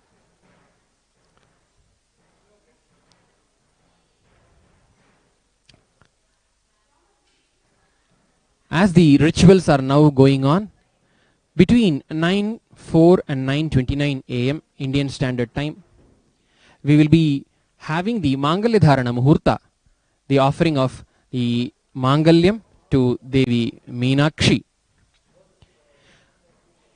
Among all the divine marriage celebrations like Valli Devasena Kalyanam, Srinivasa Kalyanam, etc., this Meenakshi Kalyanam stands distinctively apart from every other marriage ceremony for many reasons. The Agamas, Shaiva Agamas, say that the Kalyanotsavam has to be done either in the midnight or in the daytime. In all other temples except in all other marriage ceremonies, except for the Meenakshi Kalyanotsavam, all the other marriage ceremonies happen for the deities, happen at the midnight. Only this Meenakshi Tirukalyanotsavam happens during the daytime. And this is a celestial marriage ceremony. Devi Meenakshi herself, Parashakti herself, came in the form of Meenakshi, ruled the Pandya kingdom from the city of Madurai, and got married to Paramashiva himself, Somasundareshwara Swami, who directly came out of the sanctum sanctorum of the Madurai Meenakshi temple, Sundareshwara Sannidhi, and married Devi Meenakshi. And in the name of Sundara Pandya, he and Devi Meenakshi ruled the city of Madurai for a very long time, thousands of years ago. That happening, this happening of Devi Meenakshi's marriage ceremony is completely unique, because during the first body that Devi Parashakti herself assumed in the form of Dakshayani Sati, she had her father opposing the marriage with Paramashiva.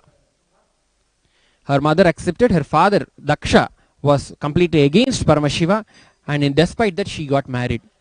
In her next body, in the form of Parvati, Parvataraja's daughter, Devi Parashakti had her father's consent, but her mother was completely against, was not at all okay for her marriage ceremony. Only in this marriage ceremony, she has her father's blessings, Malayadhwaja Pandyan's blessings, and Devi Kanchanamala, her mother's presence and complete acceptance. Hence, this celebration is completely a full celebration. Also, in all the other marriage ceremonies, like Parashakti's marriage ceremony with Paramashiva, when Parashakti was in the body of Dakshayani Sati, or in the case of when she had assumed the body of Parvati, she went to the house of Paramashiva, Kailasa. But in this case, Meenakshi's marriage ceremony, Paramashiva came and settled with Meenakshi. There is always a specific ritual called Kanyakadana in the Hindu marriage ceremony. Kanyakadana means giving away the daughter in the marriage to the bridegroom. Only in this Meenakshi Tirukalyanam, the celestial celebration of Meenakshi's marriage ceremony with Somasundareshwara Swami, instead of giving away the daughter, instead of giving away the Kanya, Devi Meenakshi, she is just given because Paramashiva comes and settles in Madurai, and Paramashiva ruled the city of Madurai, kingdom of Pandya kingdom, for quite a long time and graced the whole world, once again assuming the body. Today, we are all indeed so much blessed to celebrate this happening across the globe, along with an incarnation, along with the avatar of Paramashiva himself, Parashakti herself, in the physical form, His Divine Holiness, Bhagavan Sri Nithyananda Paramashivam. Also, one of the unique components of this marriage ceremony is there are two priests who will be representing Devi Parashakti, Meenakshi, and representing Paramashiva, Somasundareshwara Swami, and they will be enacting the whole, they will be doing all the rituals that Paramashiva and Parashakti should be doing during the marriage ceremony.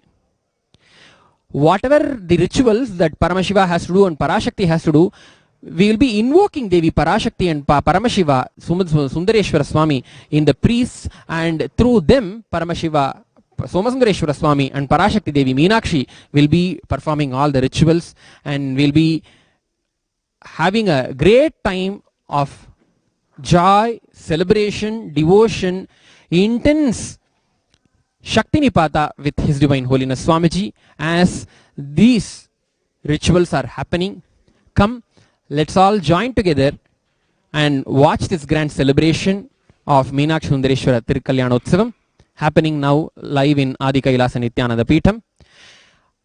As you watch the rituals, you will also be hearing what is going on. We will be getting to know what are the rituals that are going on, and as well we will be getting into the Leela Dhyana of Devi Meenakshi's marriage ceremony, directly hearing the shlokas, directly hearing the verses from Halasya Mahatmyam, which is directly in the Skanda Mahapuranam, Agastya Samhita. Directly from the scripture, we will be listening to the verses and also the narration, whatever is laid down in the scripture. Let us all journey through this happy time, blissful time of Meenakshi Sundareshwara's marriage ceremony. Come, let us all watch the rituals, become a part of these rituals, grand celebration, as well as get entangled in the space of Paramashiva and with Paramashiva, Somasundareshwara Swami and Parashakti Devi Meenakshi by listening to the Leela Dhyana Itihasa. Thank you. Continue to watch these ceremonies. Between 9:04 a.m. and 9:29 a.m. we will be having the grand Mangaladharana Muhurtam. Mangaladharanam, the offering of the sacred thread on Devi Meenakshi. We'll all be, whoever is watching this ceremony, whoever is watching this Kalyanotsavam, they are all indeed blessed to even have tuned to this. Even if you had tuned to this channel of Kailasa's Nithyananda TV by mistake, or just YouTube showed it up in your as a pop-up, or in your news feed in the Facebook, if you see, stop, pause, watch this grand celebration of Meenakshi Sundareshwara Tirukalyanam and receive the grace directly from Parashakti Meenakshi through the form of His Divine Holiness Bhagavan Sri Nithyananda Paramashivam. Continue to stay tuned in Kailasa's Nithyananda TV as we will be narrating the story of Devi Meenakshi's marriage ceremony directly from the scripture, and also elaborating about what are all the rituals that are going on. Thank you, Nithyanandam. Stay tuned.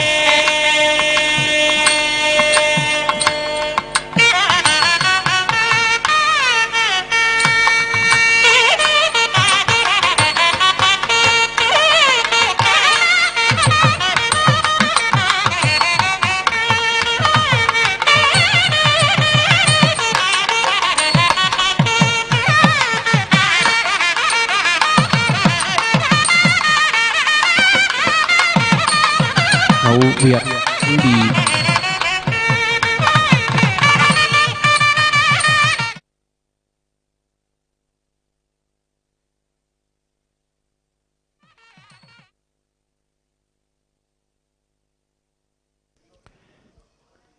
Devi Meenakshi, Parashakti herself is gracing, decked with all the jewels, holding a parrot in her right hand, adorned with the Amlana Mala, completely decked up in the bridal Alankara, wearing the pearl crown. She is gracing on this occasion of Meenakshi Tirukalyanotsavam. All set ready, she has come as the bride for this very celebration.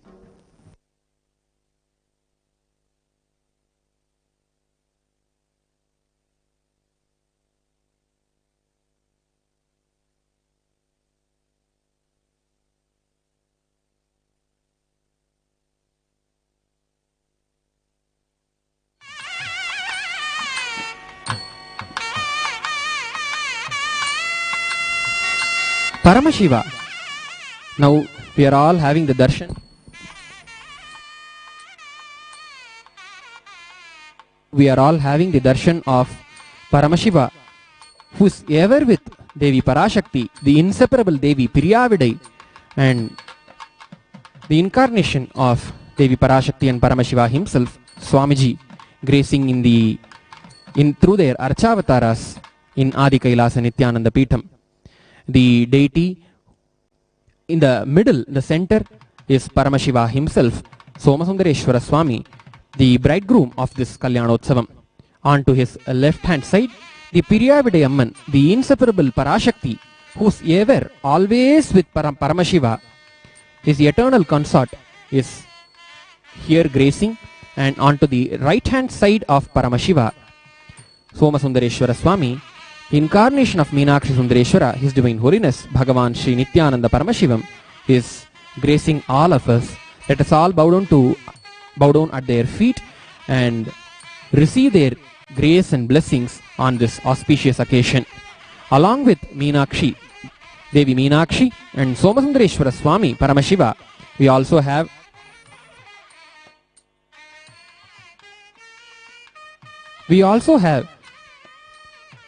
Mahavishnu himself, who has come to do the Kanyaka Dana of Devi Meenakshi to Paramashiva Sundareshwara Swami. We can all see onto the right hand, the Varadhasta of Mahavishnu. There is a Kamandala, the water vessel with which he will be doing the Kanyaka Dana. Devi Parashakti is said to be the younger sister of Mahavishnu. She is also the Vishnumaya. Ya Devi Sarvabhuteshu Vishnumayeti Samsthita Namastasye Namastasye Namastasye Namo Namaha. Thus say the Devi Mahatmyam.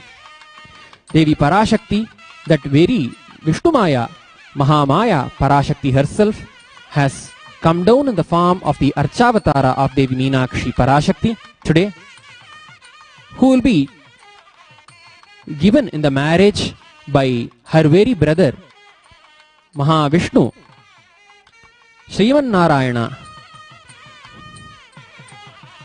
We are all having the darshan of that very Archavatara of Mahavishnu, who will be doing the Kanyaka Dana today. Along with Paramashiva, Sundareshwara Swami, Parashakti Devi Meenakshi, and Mahavishnu, who has come to do the Kanyaka Dana, we also have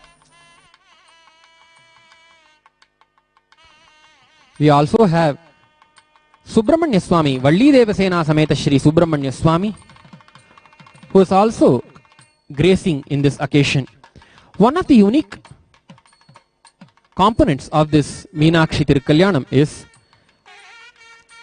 Paramashiva and Parashakti's son Subramanya Swami attends their parents' marriage. Devi Parashakti when she was in the body of Parvati. At that period, Subramanya happened, Subramanya Swami happened by the grace of Paramashiva and Devi Parvati, Parashakti. In the Madurai Meenakshi temple from the Tirupparangundram, Subramanya Swami temple, Subramanya Swami will come and attend the marriage ceremony of Meenakshi and Sundareshwara Swami in the Meenakshi temple. Following the same tradition, here we also have Valli Devasena Sameta Shri Subramanya Swami. On the center of the deity, or three deities that we are having darshan of, is Subramanya Swami. On to the left hand side of Subramanya Swami, we have Devasena Devi. On to the right hand side of Subramanya Swami, we have Valli Devi. Both will also grace this marriage ceremony, Meenakshi Sundareshwara Tirukalyanam, along with Subramanya Swami.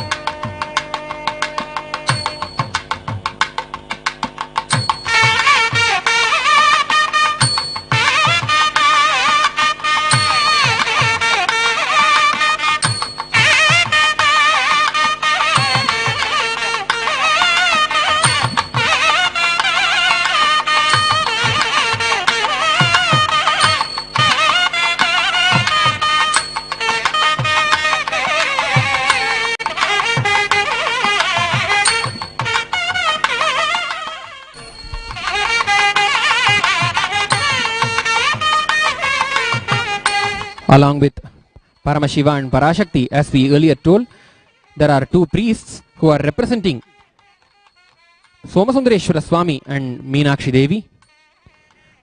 On to the left hand side, below the feet of Paramashiva, Sundareshwara Swami, we see the priest who is decked up in the bridal alankar. Paramashiva is being invoked in his body. We are doing the avahana of Somasundareshwara Swami in the body of the priest, and below the feet of the eternal consort of Paramashiva, the Piriyavide Devi, we have another priest in whom the presence of Devi Parashakti, Meenakshi, is being invoked.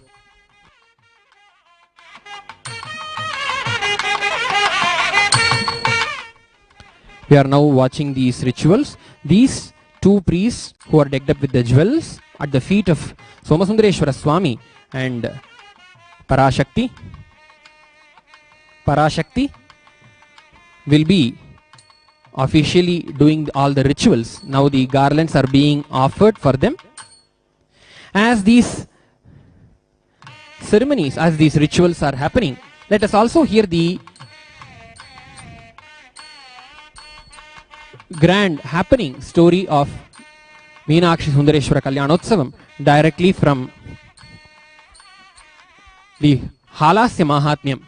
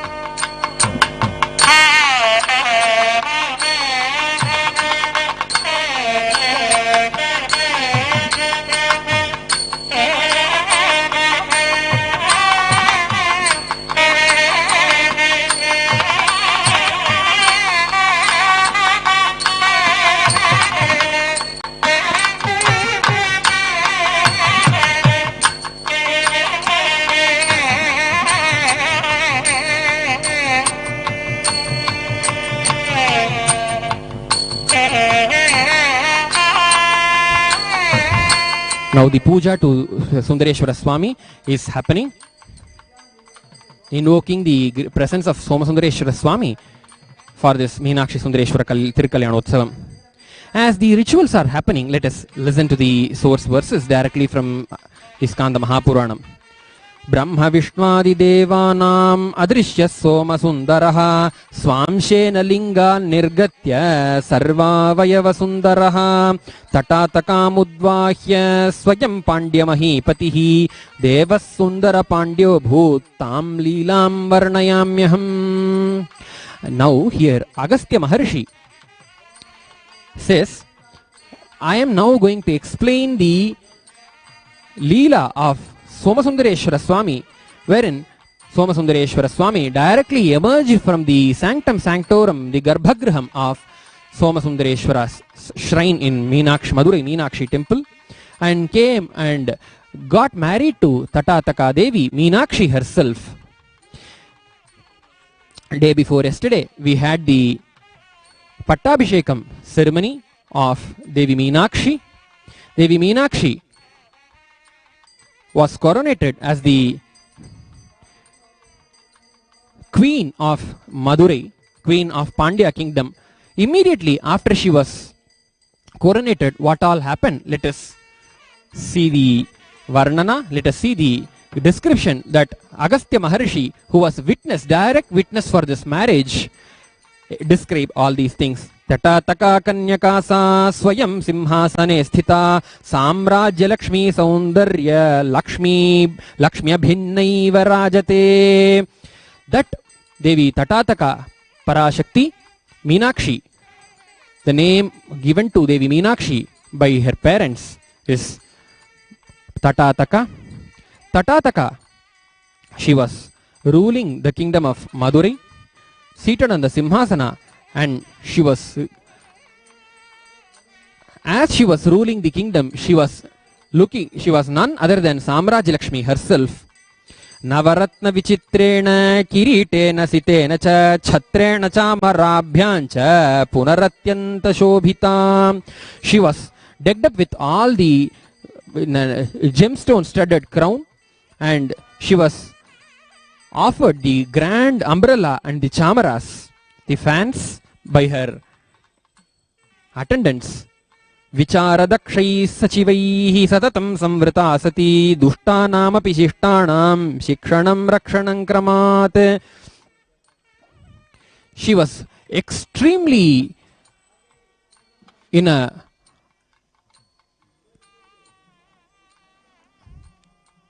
grand way ruling the city of Madurai, the Pandya kingdom. She was protecting all the noble souls, and she was giving training to all the wickeds as well.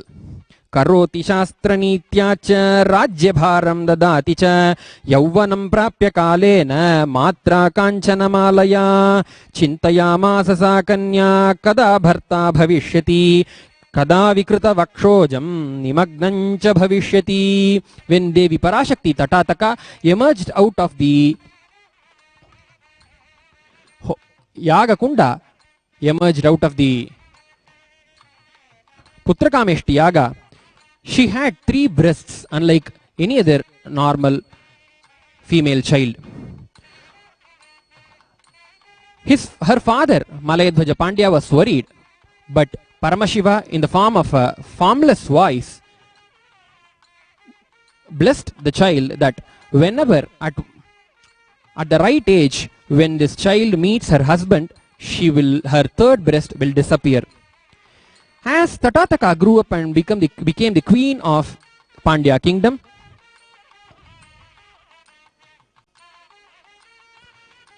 she became a youth, and she and her mother started thinking, Mother Kanchanamala started thinking, when will I have the darshan of my husband, and when will I have my 3rd breast disappeared? Na labhyate traksthitaya maya chaidababhititam dishancha vijayavyajad Bhrantih karyamaya dhruvam iti nischitya manasa rathaischa turagair gajaihi senabhirati अतिशूराभिः मीनध्वजयुतं रथम् मनोवेगसमैरैश्वैः चतुर्भिः शुभवर्णकैः शोभितञ्चाधिरुह्याशु यथा देवो दिवाकरः मेरुं प्रदक्षिणीकृत्य तमः संहरति प्रभुः तथा सर्वाणि देशानि दुर्गमानि वनादिभिः.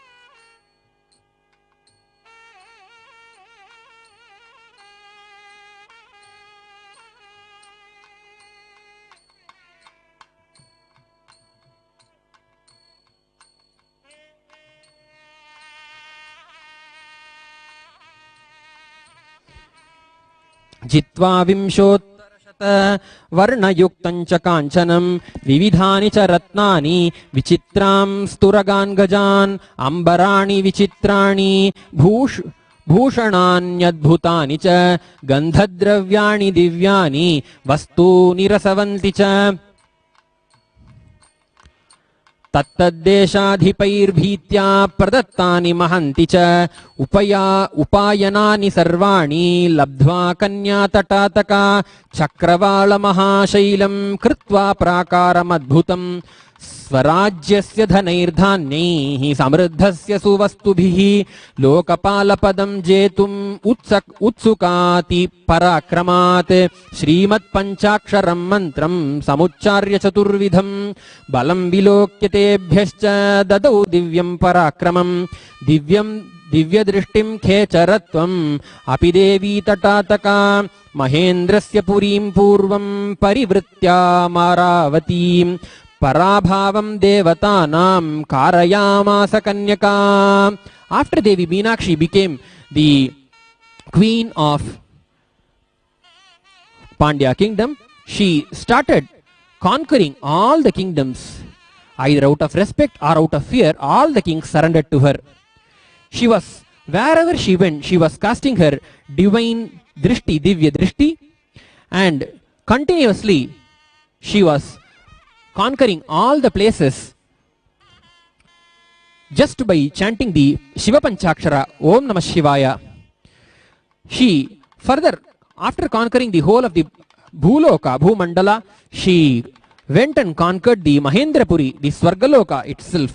Mahendrasya purim purvam parivrityamaravatim parabhavam devatanam karayamasa kanyaka त्यक्त्वा वज्रं वाहनं च नत्वा शक्रेण भीरुणा समर्पितं कल्पवृक्षं कामधेनुं प्रगृह्य च चिन्तामणिकृतां मालाम् अमराणां च दुर्लभं पश्चादग्नेः पुरीं जित्वा प्रदत्तानि हविर्भुजा.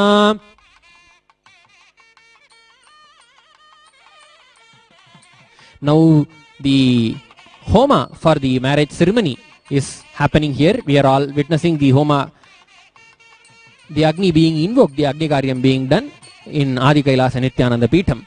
As the rituals are going on, let us continue to be engaged in the Leela Dhyana of the happening of the marriage ceremony of Devi Meenakshi.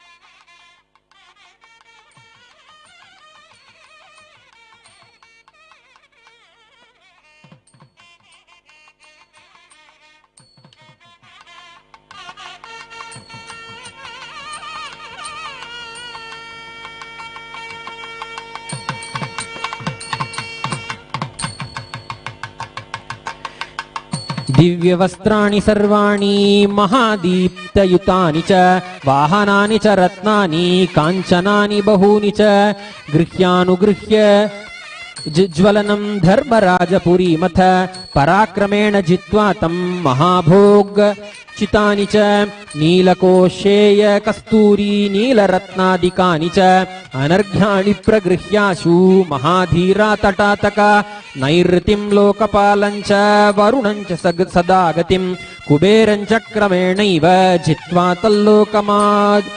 तल्लोकभाञ्जि च. Devi Parashakti Meenakshi Tatataka went in all the directions and did the Digvijayam. The Leela happened yesterday. We are now hearing that story. Devi Parashakti conquered all the big devatas and their puris, their cities. Conquered Kubera Puri, conquered the Nairati Lokapala everywhere. Yuddhena Devi Jayati, everywhere she was having victory. Shodashabda Kriti Shambhu Sarva Lakshana Lakshitaha.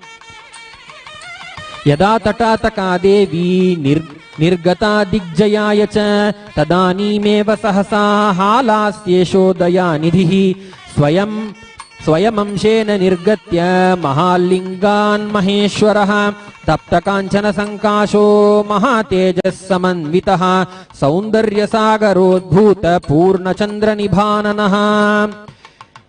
She conquered all the worlds. Finally she tries to conquer Kailasa. She wages the war in Kailasa. All the Ganas, Shiva Ganas were defeated and all the Shiva Ganas surrendered to her. Seeing this, Nandikeshwara Swami, the chief of Shiva Ganas, he himself came in front of her, but he could not sustain the great power of Devi Parashakti, hence he too surrendered. On seeing everyone surrendered to Devi Parashakti, Tatataka, the Halasyanatha Swami, Somasundareshwara, who is Paramashiva himself, comes and emerges. Tadanimeva sahasa halasyeshodaya nidhi swayamamshena nirgatya mahalingan maheshwaraha. Paramashiva comes out of the Moola Linga of Somasundareshwara Swami's Sannidhi in Madurai. Taptakanchana Sankasho. He was having a golden radiance, molten gold radiance. Mahatejas Samanvitaha. He was having intense brilliance radiating out of his body. Saundarya Sagarodbhuta Purna Chandra Nibhananaha. He was extremely beautiful and handsome and having a pleased face like that of a full moon.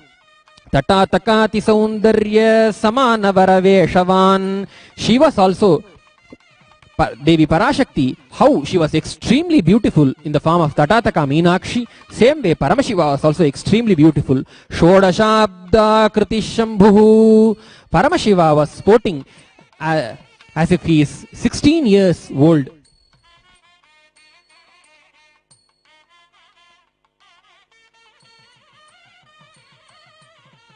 Kirita Kundala Bhushanais Samalankritaha Divyambarair Divyagandhaihi Divyapushpais Sushobhitaha Divyam Vimanamaruhya Vrishabadhvaja Chinhitam Sarvaira Drishyamanasan Sundaresha Swamayaya Tatatakaya Devyascha Panigrahana Lolupaha. Paramashiva emerged out of the Moola of Somasundareshwara Swami Sannidhi, wearing all the jewels, completely decked up as a bridegroom, with the intention to hold the hands of Devi Parashakti. Yatra yatra cha sakanya jayartham tvaraya yayo halasyanatho Bhagavan tatra tatra cha gacchati yada shankara samipyam gatva swasya parajayam Abhudvaktum samudyukto Nandisho Gananayakaha. Wherever Devi Parashakti went, Paramashiva himself followed Devi Parashakti with an intention to hold her hand and marry Devi Parashakti Meenakshi. आविर्भवति देवेशः पुरो नन्दीश्वरस्य च क्रन्दन्तो रक्ष रक्षेति कैलासतटवासिनः नन्दिना शम्भुपादाब्जे निपेतुर्गणनायकाः त्रिस्तनी कन्यका काचित् सायुधास्मान् प्रबाधते. All the Ganas and Nandikeshwara Swami go and complain to Paramashiva. Oh Paramashiva, please save us. Please protect us. There is one girl who has 3 breasts, but she is all continuously conquering us. She is not leaving us. Bhagavan Sharanapannan Pahi Sadyah Kripanidhe Evam Ganeshwarai Sarvaihi Prarthitas Praha Sundaraha Tushnim Bhagavas Bhavantastishtantūshnim bhavantastishtantū vijayeshyam ahamevatam. Paramashiva consoles all the Ganas saying, all of you don't worry, I myself will go and conquer her and win over her. Ititan nirbhayan kritva tatpanigrahanotsukah. Paramashiva, with an intense desire to marry Devi Parashakti Meenakshi, he himself goes and faces Devi Meenakshi. Gatva tatatakam pashyan tasthau chapadharau muda tasya darshana matrena tasyastu vikritah kuchaha adrishyatam drutam prapa madagre vindhya shailavate nikatastha sarvayeva tam drishtva vismita sthitaah sardham gachan mahamantri sumatischa puratanaha ayameva naghe bharta tave natya kathayadraha shrutva tatataka kanya vilokyatyanu atyanta sundaram sundaresham sundarasyam sundarayatalocanam sundarabham bhujabhyancha Sundaraya vanayev paraihi samujvalantam sarvajñam yuvanam chandrashekharam ativa mohita bhutva sharachapau karasthitau visrijya cha mahatya cha lajjaya vinatanana. When Paramashiva emerged directly in front of Devi Tatataka, who had 3 breasts, that very moment that her 3rd breast got disappeared, on seeing her 3rd breast disappeared, her mantri, her minister, Sumati, directly informed Devi Parashakti, the Tatataka, saying that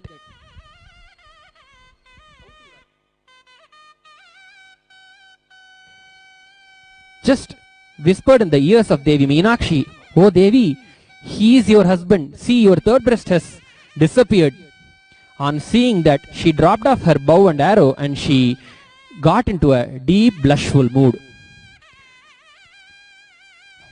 Visrijya cha mahatya cha lajjaya vinatanana swapadangushtamudvikshya malayadhvaja kanyaka nischalatishtati rathe pratima chitraga yatha tada nipavanadhishaha prahadevim tatatakam anavadyakhilangitvam स्वीचिकीर्षुः समागतः तदर्थम् आनुकूल्यञ्च कुरु सद्यः सुकन्यके इति देववचः श्रुत्वा राजपुत्री तटातका. She, out of deep shy and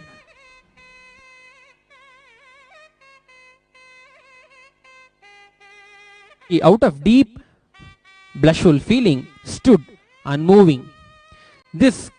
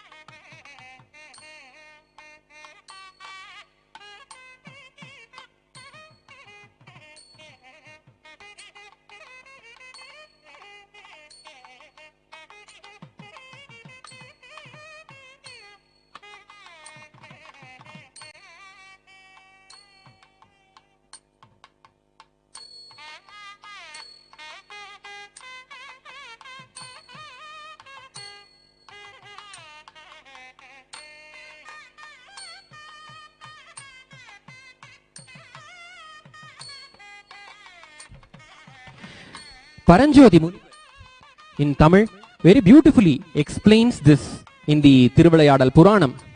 ஒற்றைவார் கழல் சரணமும் பாம்பசைத்து உடுத்த வெம்புலித் தோலும் கொற்றவாள் மழுக்கரமும் வெண்ணீரணி கோலமும் நூல் மார்பும் கற்றை வேணியும் தன்னையே நோக்கிய கருணை செய்திரு நோக்கும் பெற்றதன் வலப்பாதியை தடாதகை பிராட்டியும் எதிர்கண்டாள். Devi Parashakti Tatataka had the darshan of Devi Paramashiva, who's having the Nagaraja on his body, who's wearing the tiger cloth on his body, and who's having the Yajnopavita, and who's having a deep graceful look. கண்ட எல்லையில் ஒருமுலை மறைந்து கருத்தில் நான்மடம் அச்சம் கொண்ட மைந்திட குனிதா மலர்ந்த பூங்கொம்பரின் ஒசிந்து ஒல்கி பண்டை அன்பு வந்து இறைகொள கருங்குழல் பாரமும் பிடர்தாழ கொண்டை உண்கண்ணும் புறவடி நோக்க மண்கிளைத்து மின்யென நின்றாள். She was astonished and she stood without movement as her third breast just disappeared, and she merged in deep oneness and love with Paramashiva at that very moment. As the Agnikaryam, as the Homa is happening in Adi Kailasa Nithyananda Peetham,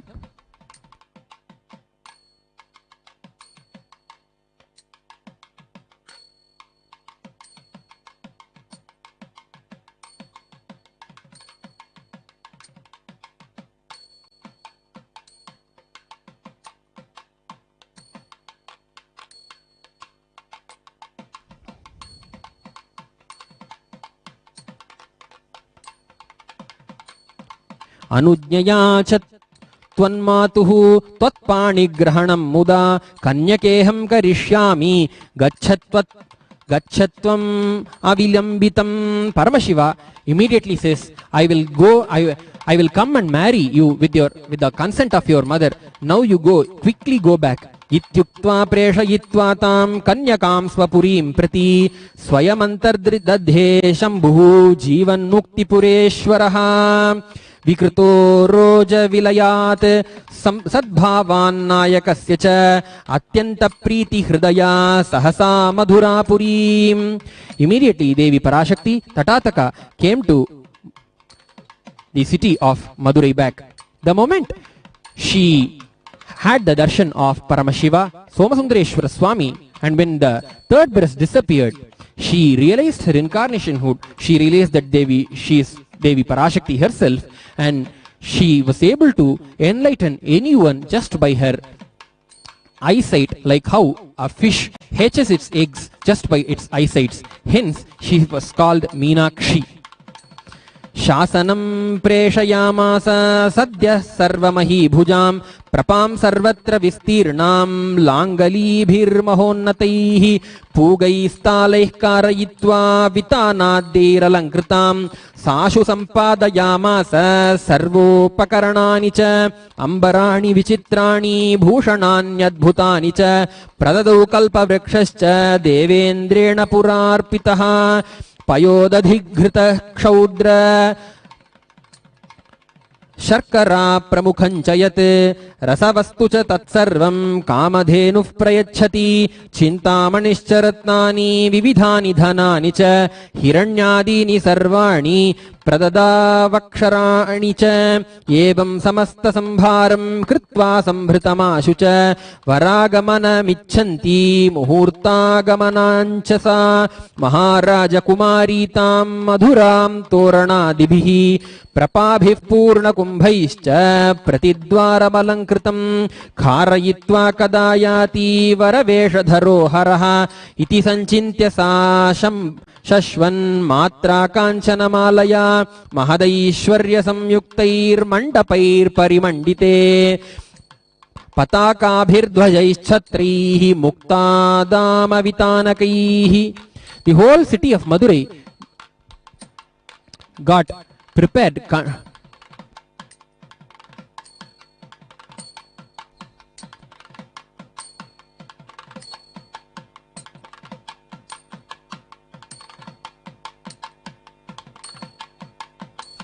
The whole city of Madurai was completely decorated for the marriage ceremony of Meenakshi and Sundareshwara.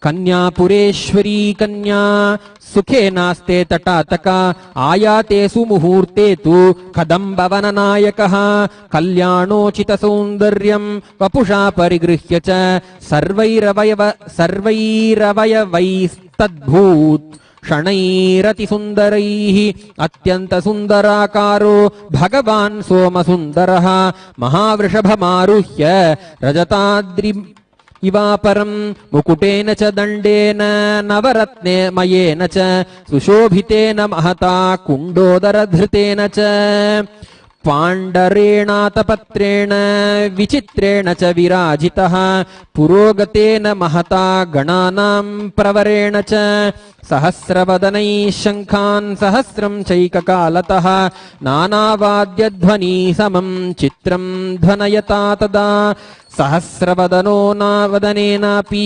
गणनाथेन संयुतः शूलायुधं स्वकीयञ्च धारयित्वा करेण च कुम्भोदरेण बलिना पृष्ठभागगतेन च आविर्बभूव हालास्येशः परात्परः.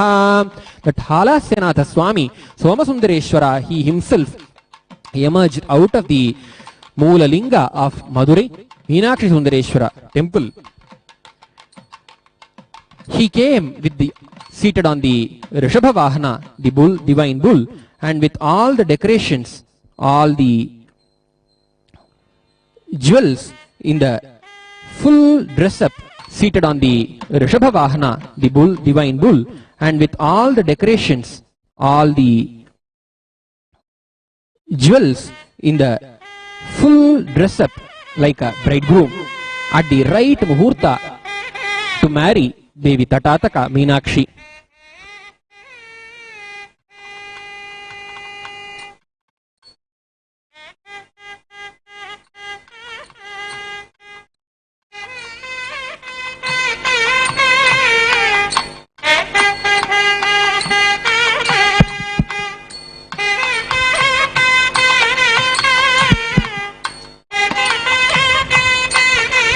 शंकुकर्ण महाकर्ण घंटाकर्ण मुखैर्गणैः स्थूलकर्णादिभिर्भक्तैः पार्षदैः प्रथमैस्तदा शिवेन प्रेषितैर्ज्ञात्वा शिवकल्याणमद्भुतं श्रियासार्धं महाविष्णुः स्वकीयैश्च गणैरपि समायाति महावेगाद्वाहनेन गरुत्मता पितामहोऽपि देव्या च सरस्वत्या समन्वितः. To attend this Meenakshi Sundareshwara Tirukalyanam, all the deities, Brahma, Saraswati, Mahavishnu, Mahalakshmi, everyone started arriving at the city of Madurai. Devendropi Shachi Devya, Devendra along with his consort Shachi Devi also arrived. Deva Vidyadhara Divihi, Apsarobhi, Lokapalaihi, Sadyastatra Samayayo, Merumukhya Parvatascha, Saptadvipascha Sagaraha, Nadyo Nadascha Vividhaha, Sthavara Jangamani cha, Vapumshi Dhritva Chayanti, Sopahara Shivotsave, Devadinam Kanyakascha, Ratnai Sampuritani cha, Kanatkanakapatrani Grihitva Karapallavaihi, Shobhanani cha Gayantyah, Tada Tatra Samayayuhu. All the celestial beings from the Swargaloka arrived along with the Devendra and the wife of Devendra, Shachi Devi, holding all the golden vessels to celebrate the Meenakshi Sundareshwara Kalyanotsavam. Tatataka Shankarayoh Kalyanartham Samagataihi Munivrindair Deva Vrindaihi Nibida Madhurapuri Tatatakaya Rajnyascha Shasanad Vahado Dripaha Deshantarat Samayataha Tadamakutavardhanaha. All the neighboring kings also started arriving at the city of Madurai.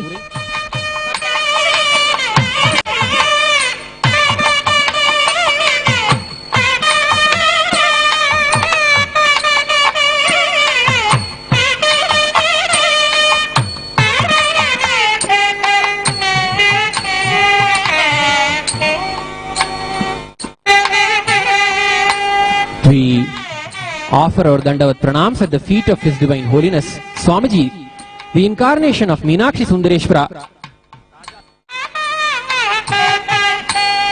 incarnation of Meenakshi Sundareshwara themselves, the Supreme Pontiff of the only Hindu nation, Sri Kailasa, for gracing this grand celebration of Meenakshi Sundareshwara Tirukalyanam.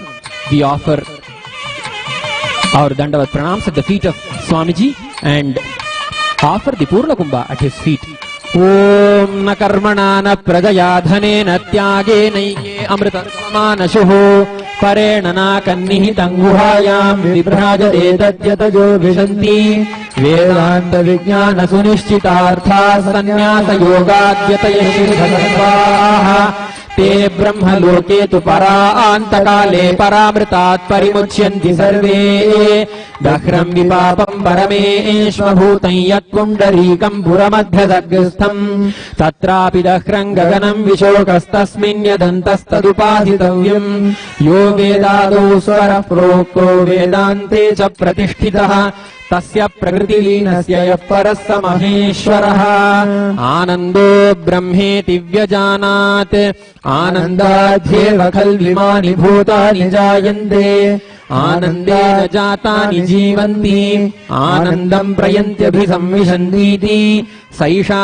भार्गवीवारुणी विद्या परमे व्योमन् प्रतिष्ठिता य एवं वेद प्रतिष्ठति.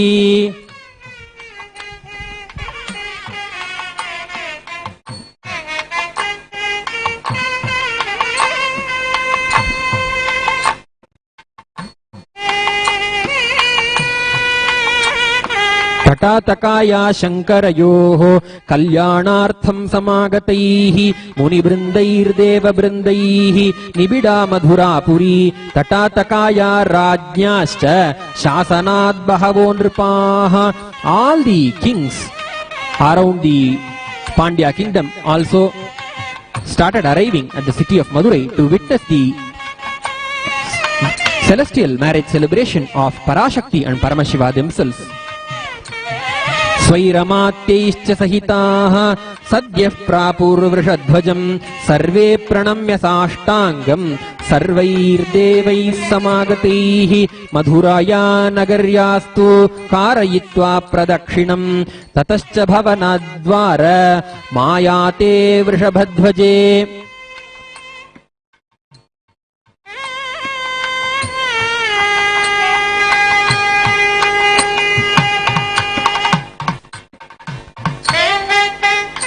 पट्टवस्त्रावृतायाञ्च वेदिकायाम् निवेशिते कटकाभ्याम् नूपुराभ्याम् मण्डिते तत्पदाम्बुजे महता तपसाचार्यैः अप्यदृश्ये च कोमले संक्षाल्य हिमतोयैश्च सुगन्धैरनुलिप्य च सम्पूज्य नवरत्नैश्च सौवर्णैश्च प्रसूनकैः नीराजनानि च चित्राणि सुरस्त्रीभिः कृतानि च तदा काञ्चनमालासा कुङ्कुमोदकमिश्रितान्.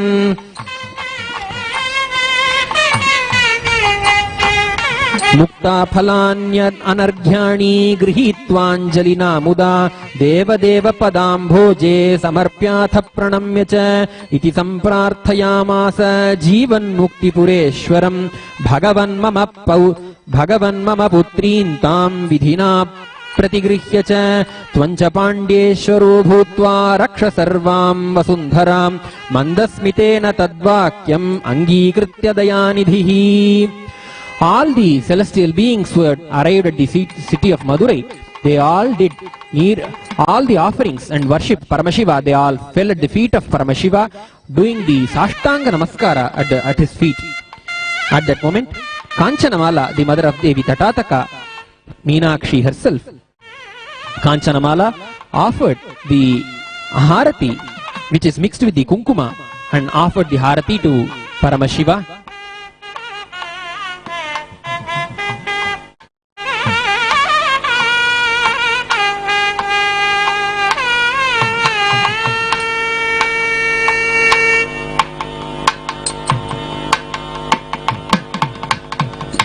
Kanchanamala at that very moment prays to Sundareshwara Swami.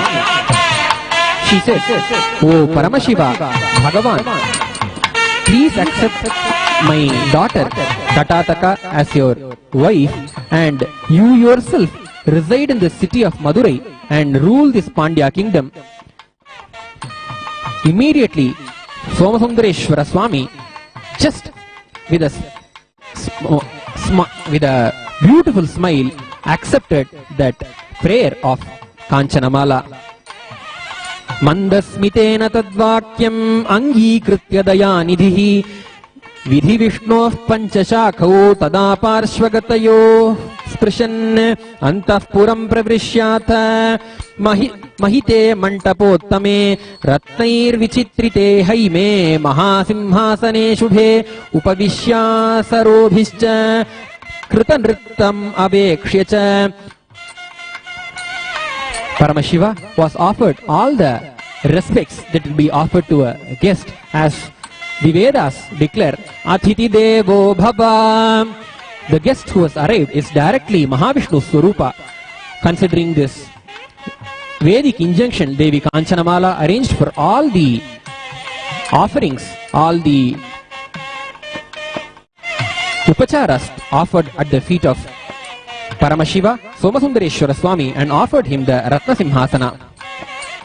Samvrito Deva Brindaischa Stuyamano Munishwaraihi Naradadirgiyamano Yada Netrotsavo Babhau Tada Devi Mahalakshmi Samalankritya Kanyakam Snapayitvancha Pura Devya Saraswatya Tatatakam Parshve Niveshayamasa Kadambavanavasinaha Brahma Shivajnaya He Homam Akarod Asya Sannidhau.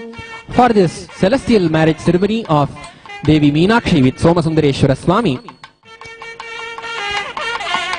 the songs were sung by Narada and all the Gandharvas themselves. Devi Mahalakshmi dressed up Tatataka, the bride Meenakshi, in the beautiful way, and Saraswati bathed her in the traditional way. And both Mahalakshmi and Saraswati together brought Devi Tatataka Meenakshi next to Kadambavana Vasi Suhalasyanatha Swami Somasundareshwara. By the instruction, ordainment of Paramashiva himself, Brahma himself conducted the marriage ceremony doing the Homa.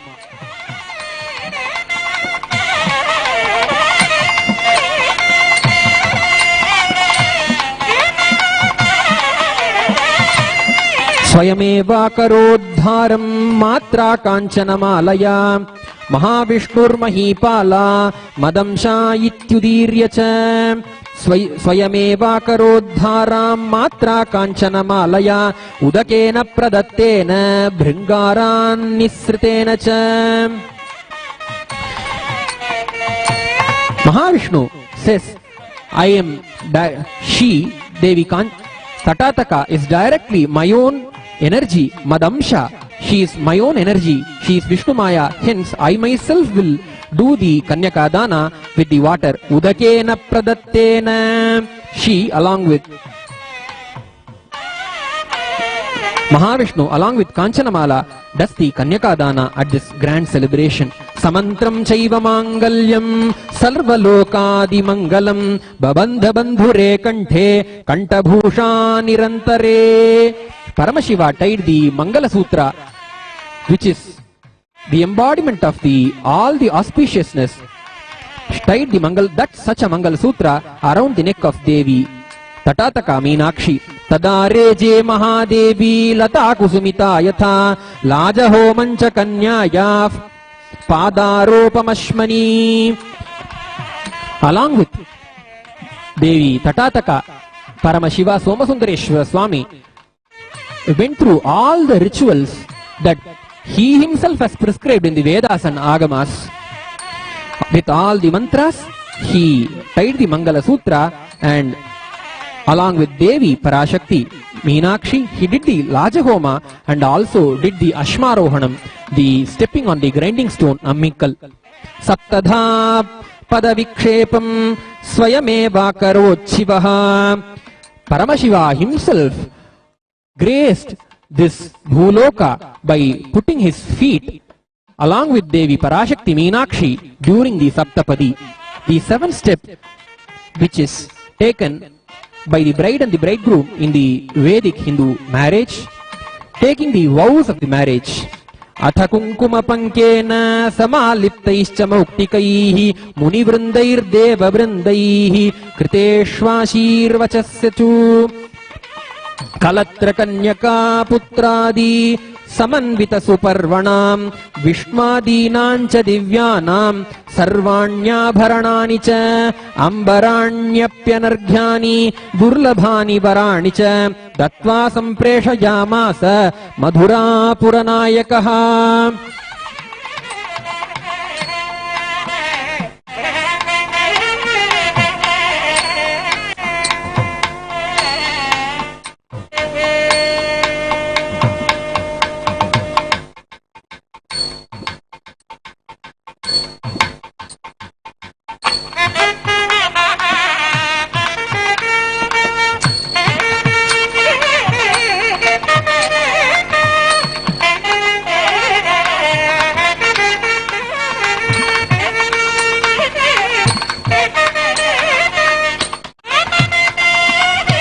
All the divine beings who came to the marriage ceremony offered so many gifts, so many golden gifts at the feet of Paramashiva Somasundareshwara Swami.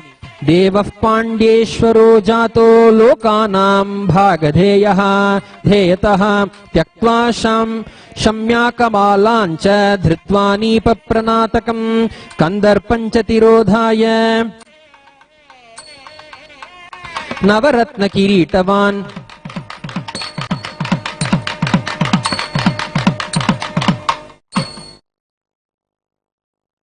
After this great grand marriage ceremony, Paramashiva started ruling the Pandya kingdom from being in the city of Madurai along with Devi Parashakti.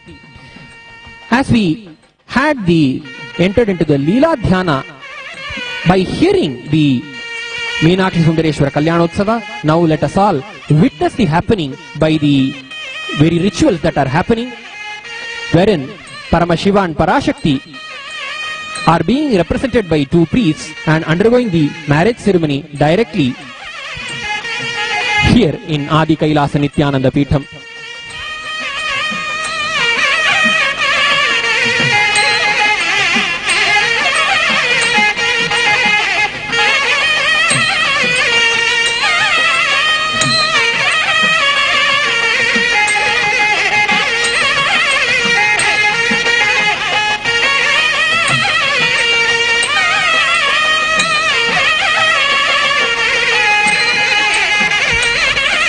Now we are witnessing the Kankana Dharana.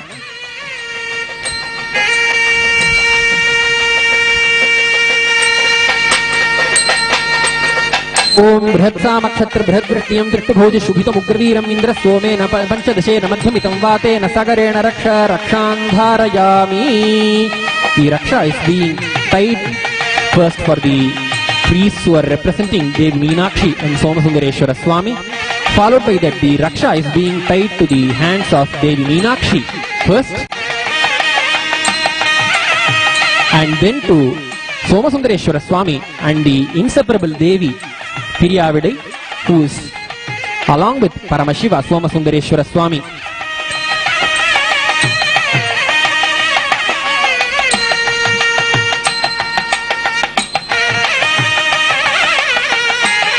Om Brihatsamakshatra Bhradvrishtyam Drishtibhoji Shubhitam Ugraviram Indra Somena Madhyapitam Vatena Panchadashena Sagarena Raksha Rakshandharayami. Now Devi Meenakshi and Sundareshwara Swami receive the Kankana Dharana, resolving to undergo this marriage ceremony.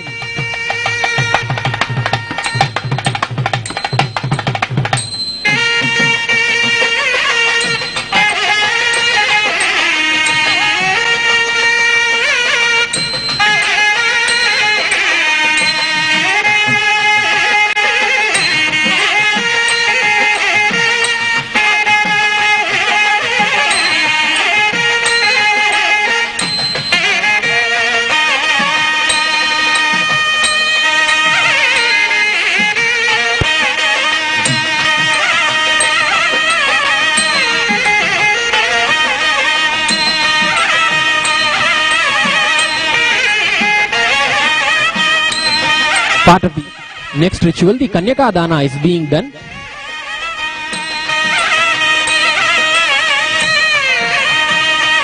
The Kanya Dana is being done. The giving of Devi Meenakshi in the marriage ceremony to Paramashiva by Mahavishnu himself is happening here.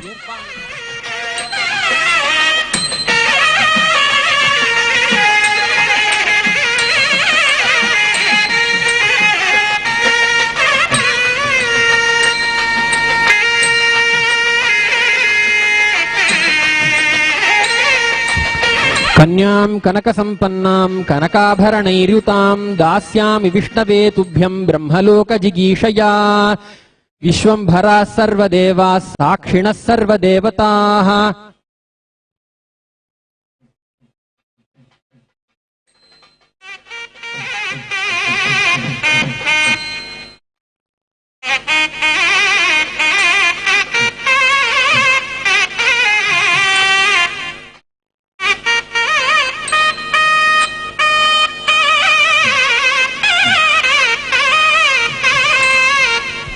The water being offered by Mahavishnu is now being seen by all of us as a mark of giving of Devi Meenakshi in the celestial marriage ceremony to Paramashiva Sundareshwara Swami.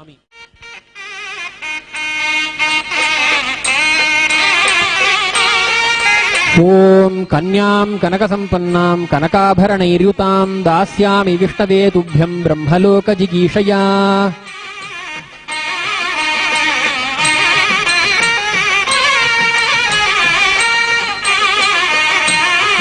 Om Hiranyavarna Shuchayah Pavakaya Sujatah Kashyapo Yasvindraha Agniya Garbhanda Dhire Virupastana Apashagyasyona Bhavantu.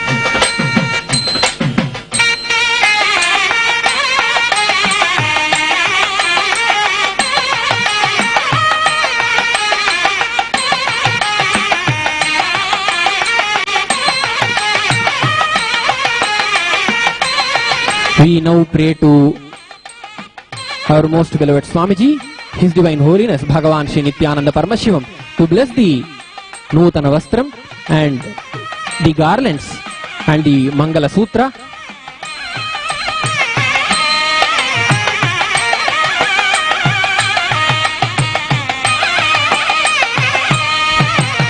The next ritual is the offering of the Vastram, the bridal clothing to Devi Meenakshi and Sundareshwara Swami.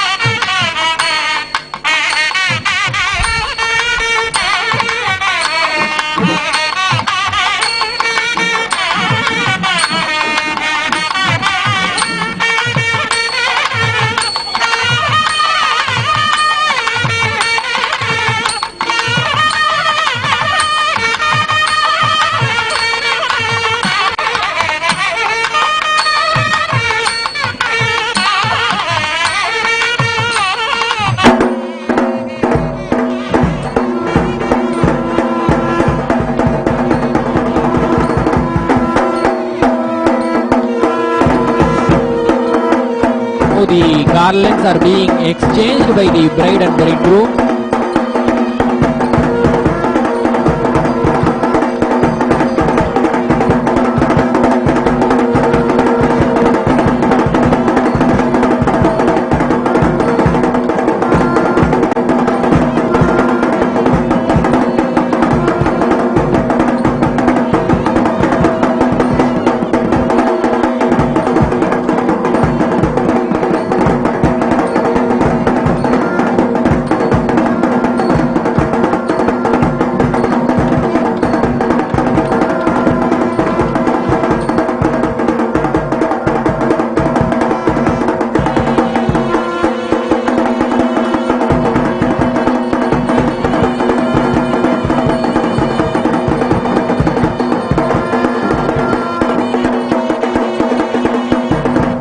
Next is the Mangalya Dharanam.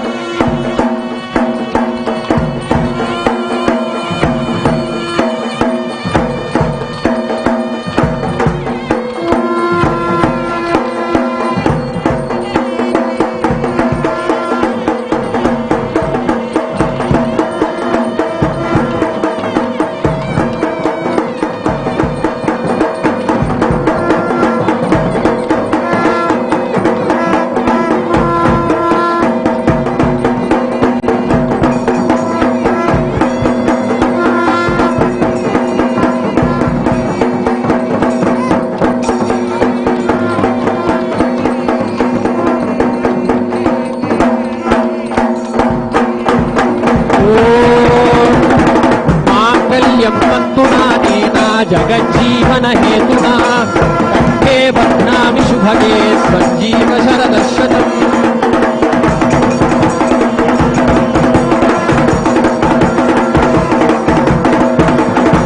सर्वमङ्गलमाङ्गल्ये शिवे सर्वार्थसाधिके शरण्ये त्र्यम्बके गौरि नारायणि नमोऽस्तुते।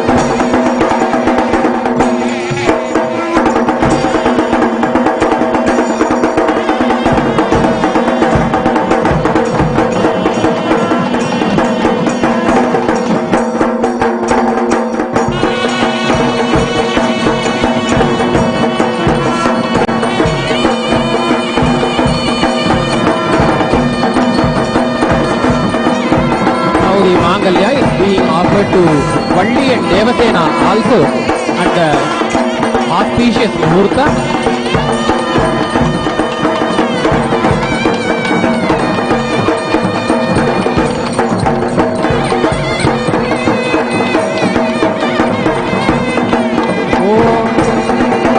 मांगल्यं तन्तुनानेना जगज्जीवन हेतुना कंठे बध्नामि सुभगे त्वं शरदशतम्।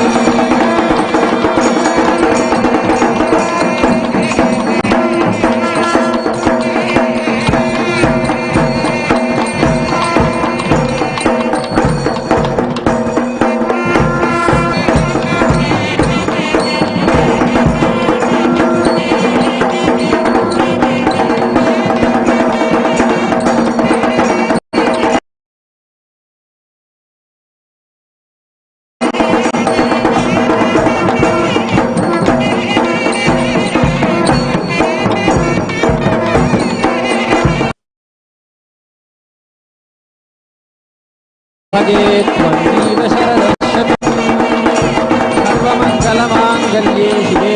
सर्वार्थसाधिके शरण्ये त्र्यम्बके नारायणि नमोस्तुते।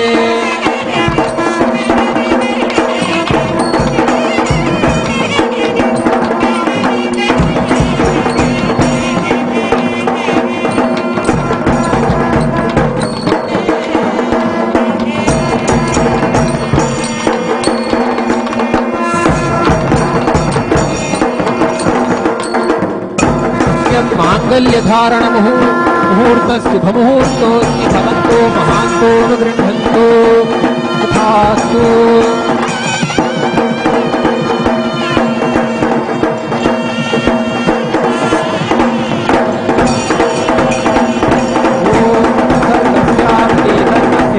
सर्वमेव तेनाप्नोति सर्वं जयति।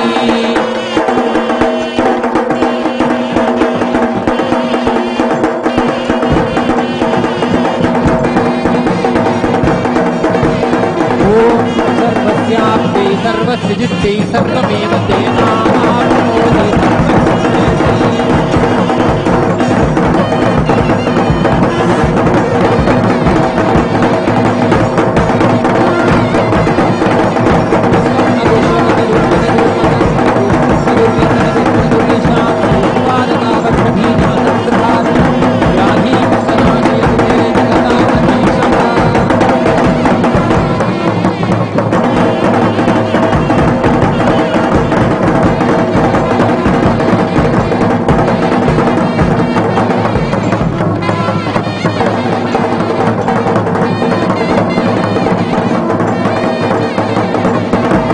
the next part of the ritual after the Mangalyadharanam. Now the Panigrahanam is being done, followed by the Panigrahanam. Meenakshi Sundareshwara will take the 7 steps marking the Sapati and then doing the Ashmarohanam, standing on the great stone. Wherein Paramashiva Sundareshwara Swami initiates Devi Meenakshi into the Grihastha and then both together will do the Raja Homa.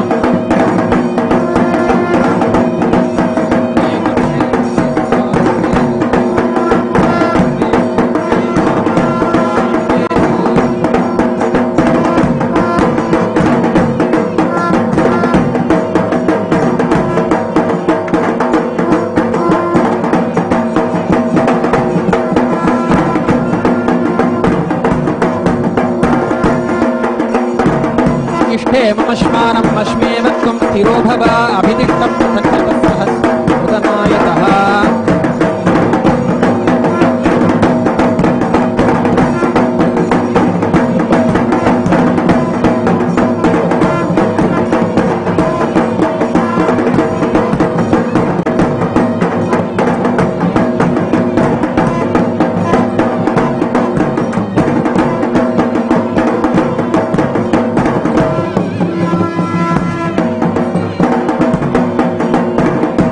the moment when husband and wife together do the homa. The first homa that the husband and the wife together do is the Raja Homa.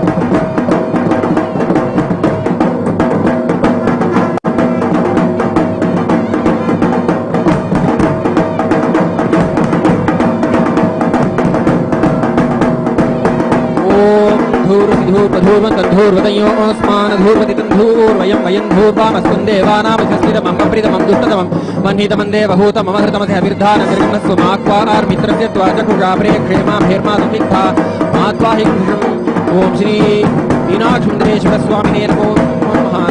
नित्यानंदेश्वरी पराशक्ति समेत श्री नित्यानंदेश्वर परमशिवाय नमो नमः। सर्वदेव देवी स्वरूपाय भगवते श्री नित्यानंद परमशिवाय नमः।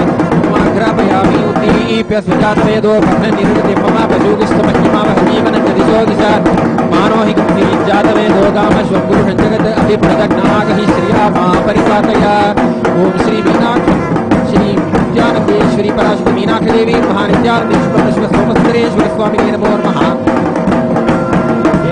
दीपं दर्शयामि अमृते अमृतोद्भवे अमृतवर्षिणी अमृतं श्रावय श्रावय स्वाहा।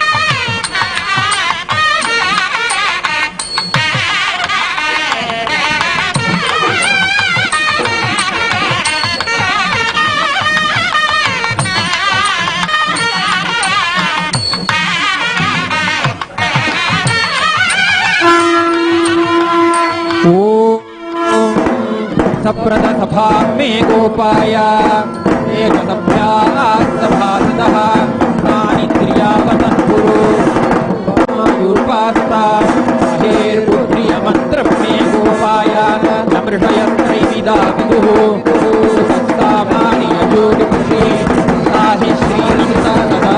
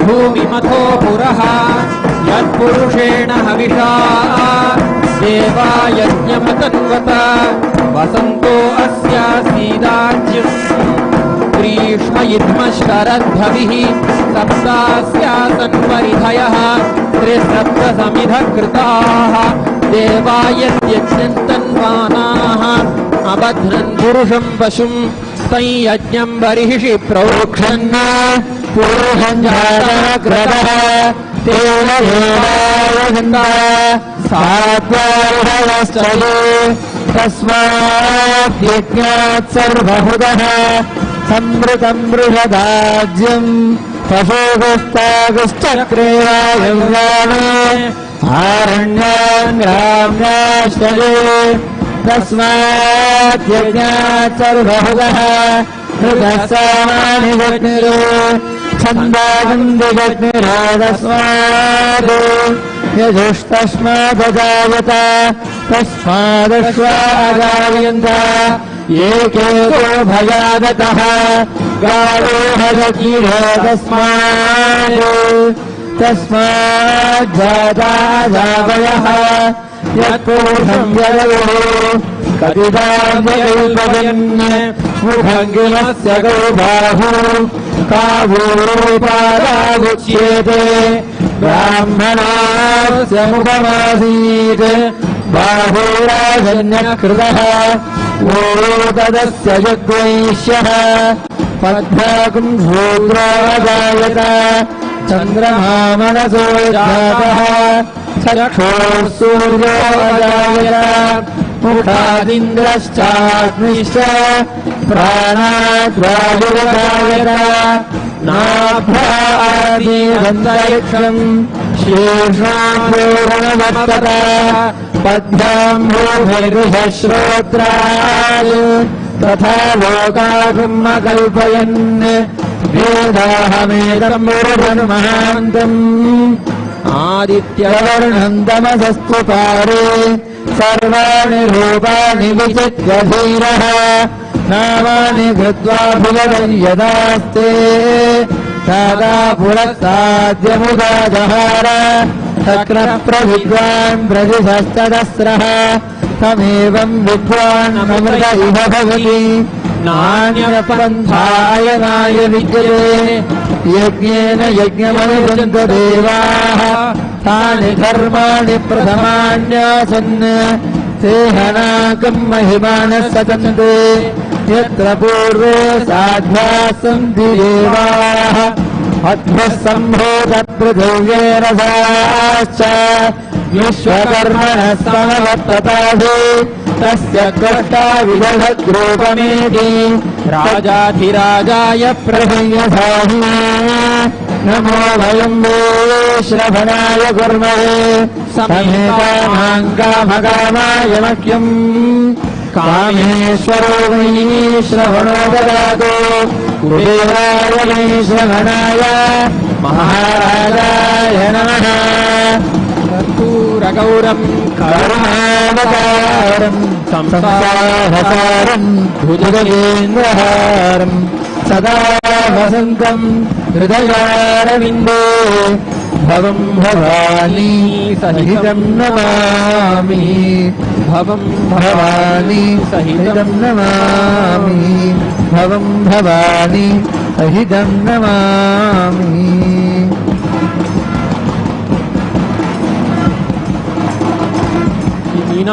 श्री नित्यानंदेश्वरी पराशक्ति मीनाक्षी देवी समेत श्री नित्यानंदेश्वर परमशिव सोम सुंदरेश्वर स्वामिने नमो नमः। सर्वदेव देवी स्वरूपाय भगवते श्री नित्यानंद परमशिवाय नमः। समस्त राजोपचार पूजां समर्पयामि, षोडशोपचार पूजां च समर्पयामि, रक्षां धारयामि।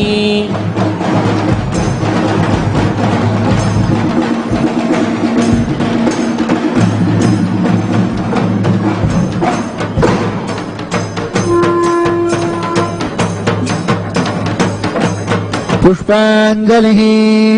ओम योपां पुष्पं वेद पुष्पवान् प्रजावान् पशुमान् भवति।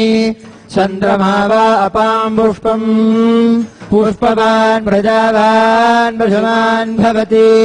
तदेवं वेद योपामायतनं वेद आयतनवान् भवति। ओम तद्ब्रह्मा ओम तद्वायुः ओम तदात्मा ओम तत्सत्यम् ओम तत्सर्वम् ओम तत्पुरोर्नमः। चरति भूतेषु गुहायां विश्वमूर्तिषु यज्ञस्त्वं वषट्कारस्त्वमिन्द्रस्त्वं रुद्रस्त्वं विष्णुस्त्वं ब्रह्मस्त्वं प्रजापतिः। त्वन्तदाप आपो ज्योतिरसोऽमृतं ब्रह्म भूर्भुवः सुवरो यो वेदादो स्वर प्रोक्तो वेदान्ते च प्रतिष्ठितः। प्रकृतिरीनस्य यः परः स महेश्वरः। श्री नित्यानंदेश्वरी पराशक्ति मीनाक्षी देवी समेत श्री नित्यानंदेश्वर परमशिव सोमसुंदरेश्वर स्वामिने नमो नमः। सर्वदेव देवी स्वरूपाय भगवते श्री नित्यानंद परमशिवाय नमः। वेदोक्त मंत्र पुष्पांजलिं समर्पयामि। देवदेवोत्तम देवता सार्वभौम अखिलांड कोटि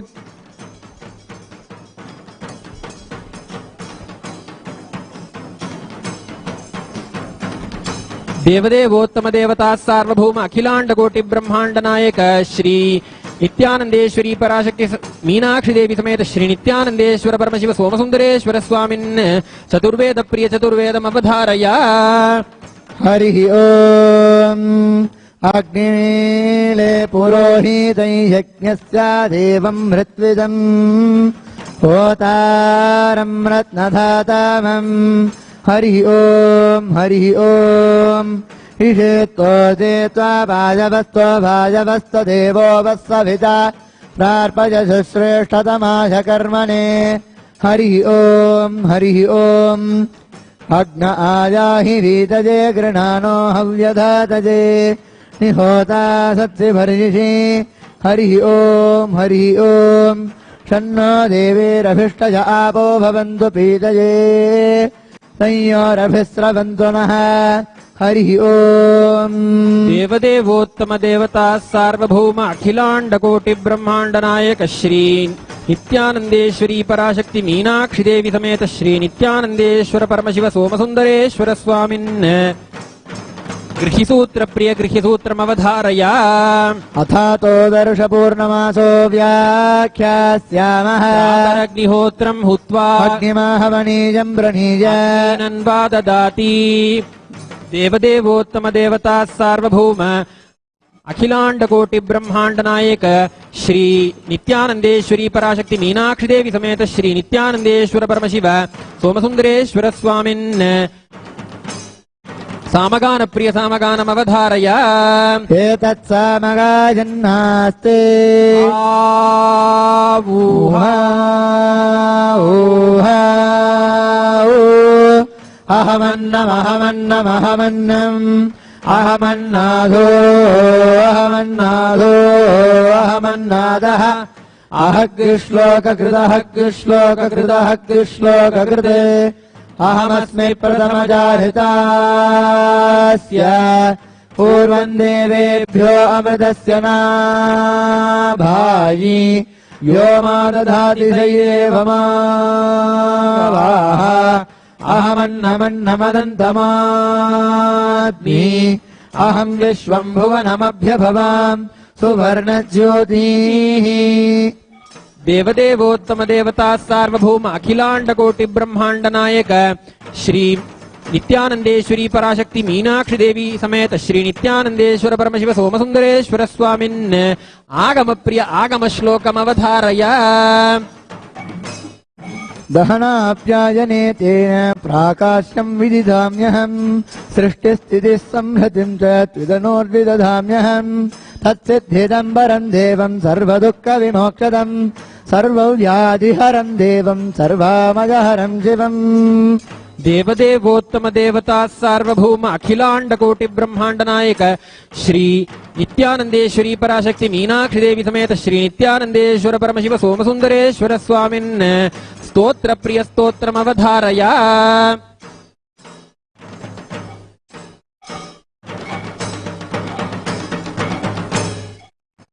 पशूनाम् पतिम् पापनाशम् परेशम् गजेन्द्रस्य कृत्यम् वसानम् वरेण्यम् जटाजूटमध्ये स्फुरद्गाङ्गवारिम् महादेवमेकम् स्वरामीम् स्वरारीम् महेशम् सुरेशम् सुराराधिनाशम् विभुम् विश्वनाथम् विभूत्यङ्गभूषम् विरूपाक्षमिन्दर्गवह्नित्रिनेत्रम् सदानन्दमीढे प्रभुम् पञ्चवक्त्रम् गिरीशम् गणेशम् गले नीलवर्णम् गवेन्द्रादिरूढम् गुणातीर्थरूपम् भवम् भास्वरम् भस्मनाभूषिताङ्गम् भवानीकलत्रम् भजे पञ्चवक्त्रम् शिवाकान्तशम्भोषशार्कार्धमौले महेशानशूलिम् जटाजूटधारीन् त्वमेको जगद्व्यापको विश्वरूप प्रसीद प्रसीद प्रभो पूर्णरूप परात्मानमेकं जगद्बीजमाद्यं निरीहं निराकारमोङ्कारवेद्यम्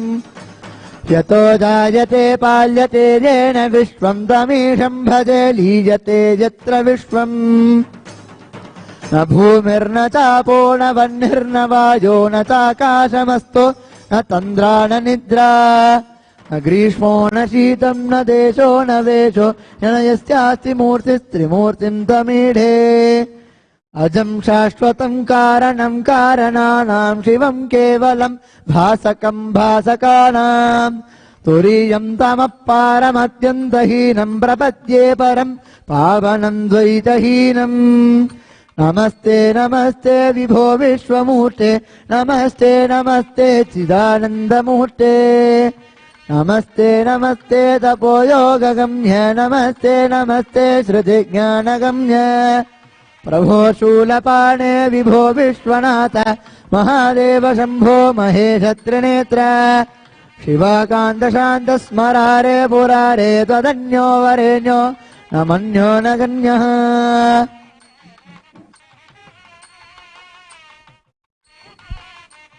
शिवानंद पीयूष रत्नाकरस्थां शिव ब्रह्म विश्वामरेशाभिवन्द्यां शिवध्यान लग्नां शिवज्ञानमूर्तिं शिवाख्यामतीतां भजे पाण्ड्यबालां शिवादिस्फुरत् पञ्चमञ्चाधिरूढां धनुर्बाणपाशाङ्कुशोद्भासि हस्तां नवीनार्कवर्णां नवीनेन्दुचूडां परब्रह्मपत्नीं भजे पाण्ड्यबालां किरीटाङ्गदोद्भासि माङ्गल्यसूत्रां स्फुरन्मेखलाहारताटङ्कभूषां परामन्त्रकां पाण्ड्यसिंहासनस्थां परं धाम रूपां भजे पाण्ड्यबालां ललामाञ्चितस्निग्धफालेन्दुभागां लसन्नीरजोत्फुल्लहारार संस्थां ललाटे क्षणार्धाङ्गलग्नोज्ज्वलाङ्गीं परन्धाम रूपां भजे पाण्ड्यबालां त्रिखण्डात्मविद्यां त्रिबिन्दुस्वरूपां त्रिकोणे लसन्तीं त्रिलोकावनम्रां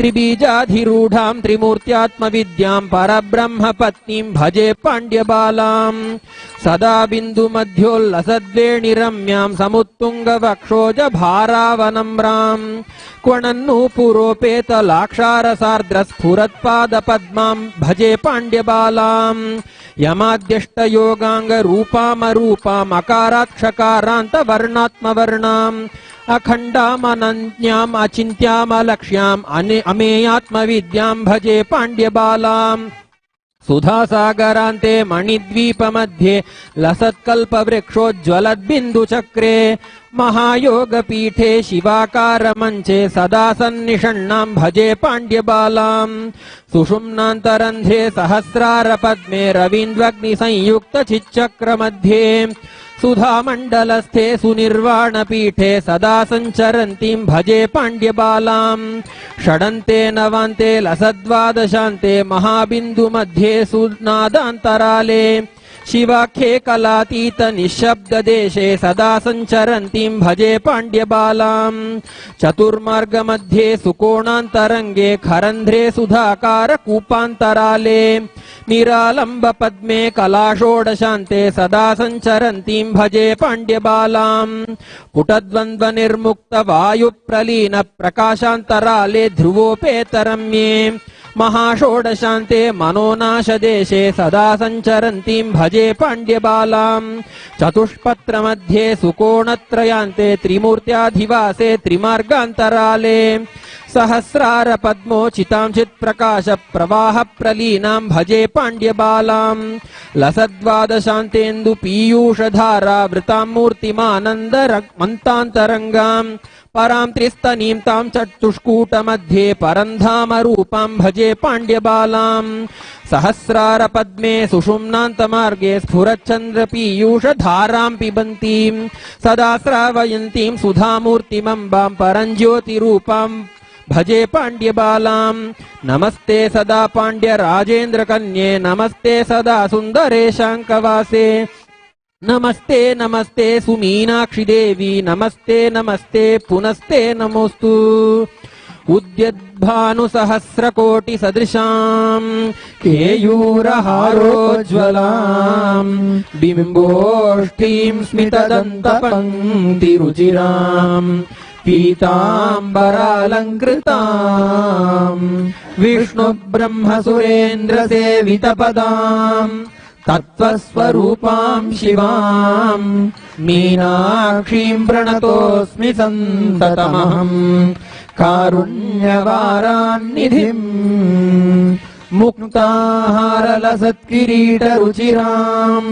पूर्णेन्दुवक्त्रप्रभाम् सिञ्जन्नूपुरकिङ्किणीमणिमणिधराम् पद्मप्रभाभासुराम् सर्वाभीष्टफलप्रदाम् गिरिसुताम् वाणीरमासेविताम्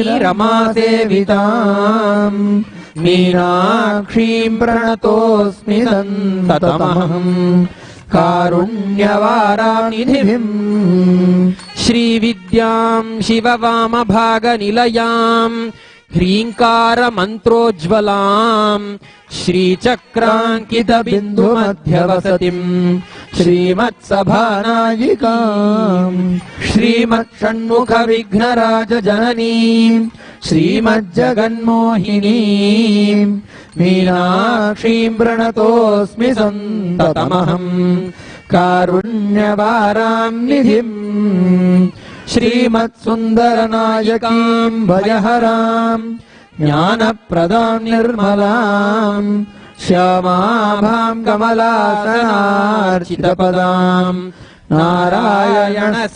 नारायणस्यानुजाम् वीणा वेणुमृदङ्गवाद्यरसिकाम् नानाविधामम्बिकाम्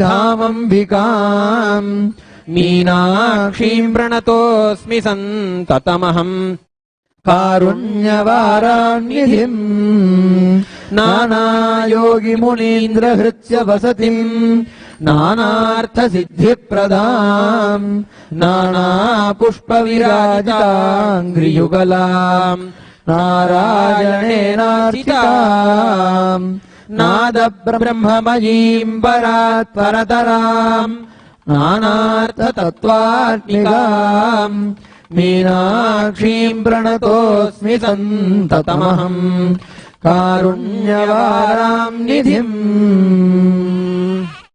देवदेवोत्तम देवता सार्व अखिलाण्डकोटि ब्रह्माण्ड नायक श्री नित्यानंदेश्वरी पराशक्ति मीनाक्षी देवी समेत श्री नित्यानंदेश्वर परमशिव सोमसुंदरेश्वर स्वामिन् द्राविड वेद प्रिय Dravid वेदमवधारय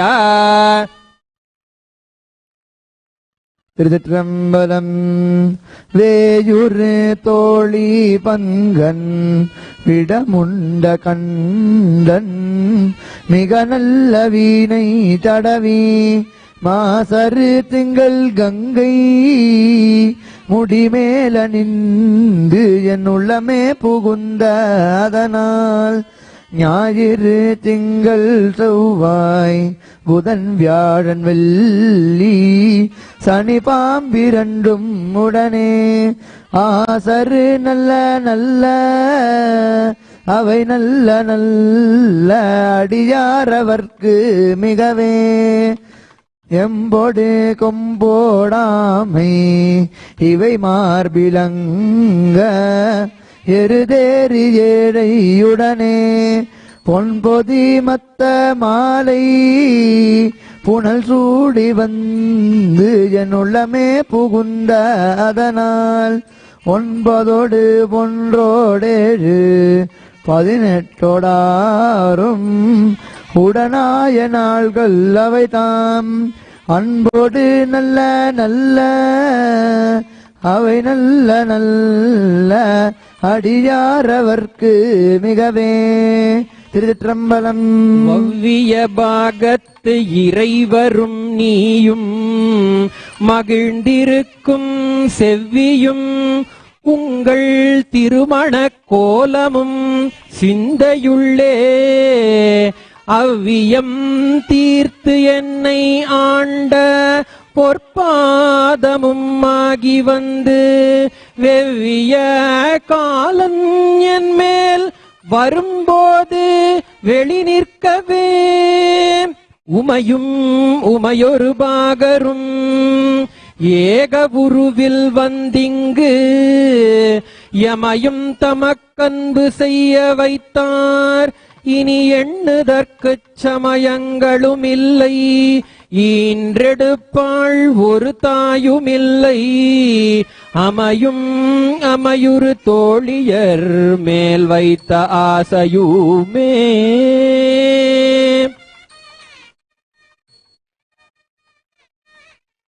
We'll now be offering the Purnahuti of the Homa that has happened.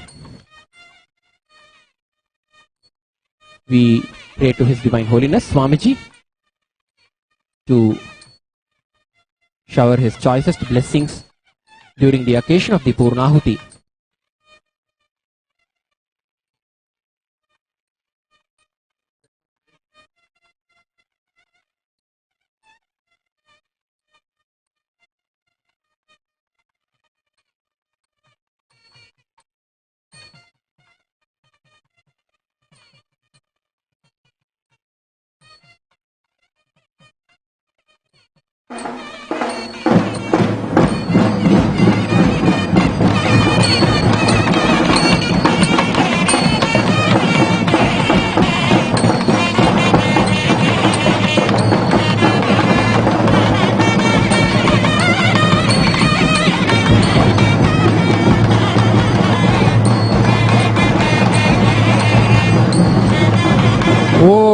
पूर्णाहुतिमुत्तमाञ्जुहोति सर्वं वै पूर्णाहुतिः सर्वमेवाप्नोति अधो एवं वै पूर्णाहुतिः तस्यामेव प्रतिष्ठति। ॐ हां हौं शिवाय वौ षट्।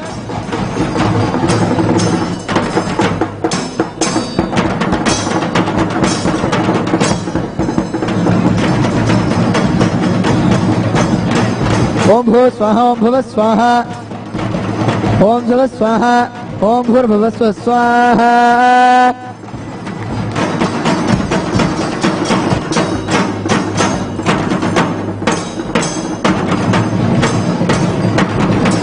ओम हां ब्रह्मणे स्वाहा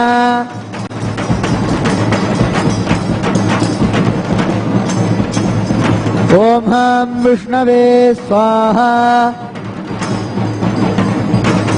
ओम हां रुद्राय स्वाहा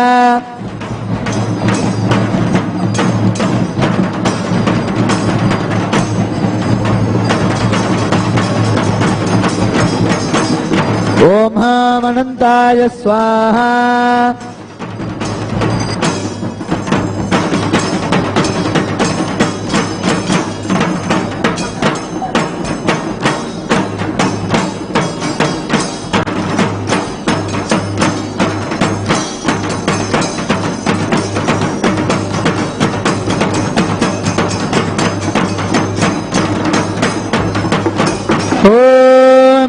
वैश्वानराय विद्महे लालीलाय धीमहि तन्नो अग्निः प्रचोदयात्। तत्र सूर्यो भाजन चन्द्रतारकं नेमा विद्युतो भान्तिविरोधमग्निः तमेव भान्तमनुभाति सर्वं तस्य भासात् सर्वमिदं विभाति।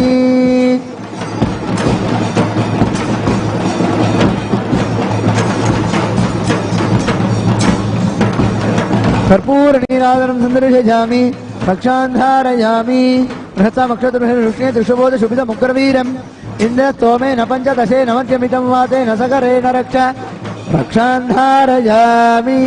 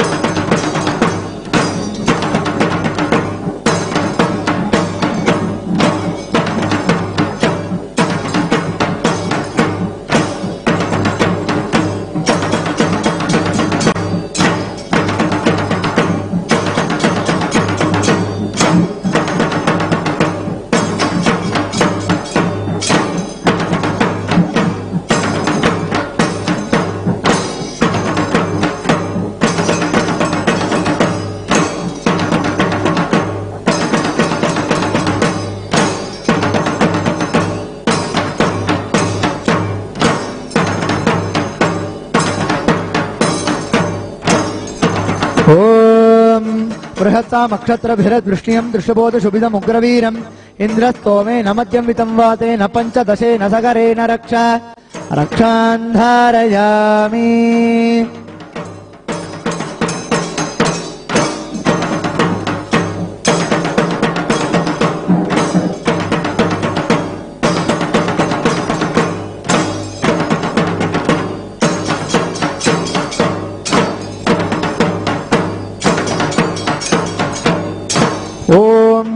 बृहत्सामक्षत्रम् बृहद्वृष्ण्य त्रिशुबोधशुभिदमुग्रवीरम् इन्द्रस्तोमेन पञ्चदशेन मध्यमितं वातेन सगरेण रक्षान् धारयामि।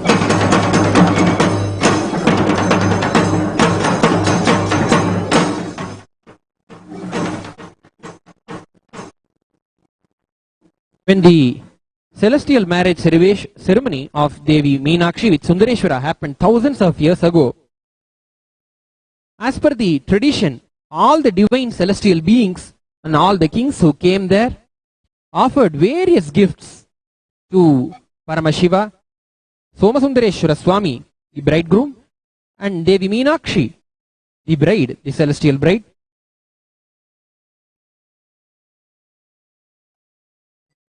Kalatra Kanyak Kanya Putradi Samanvita Suparvanam Vishmadinancha Divyani Sarvanyabharanani cha Ambaranyapyanarghani Durlabhani Varani cha Dattva Sampreshayamasa Madhura Puranayakaha.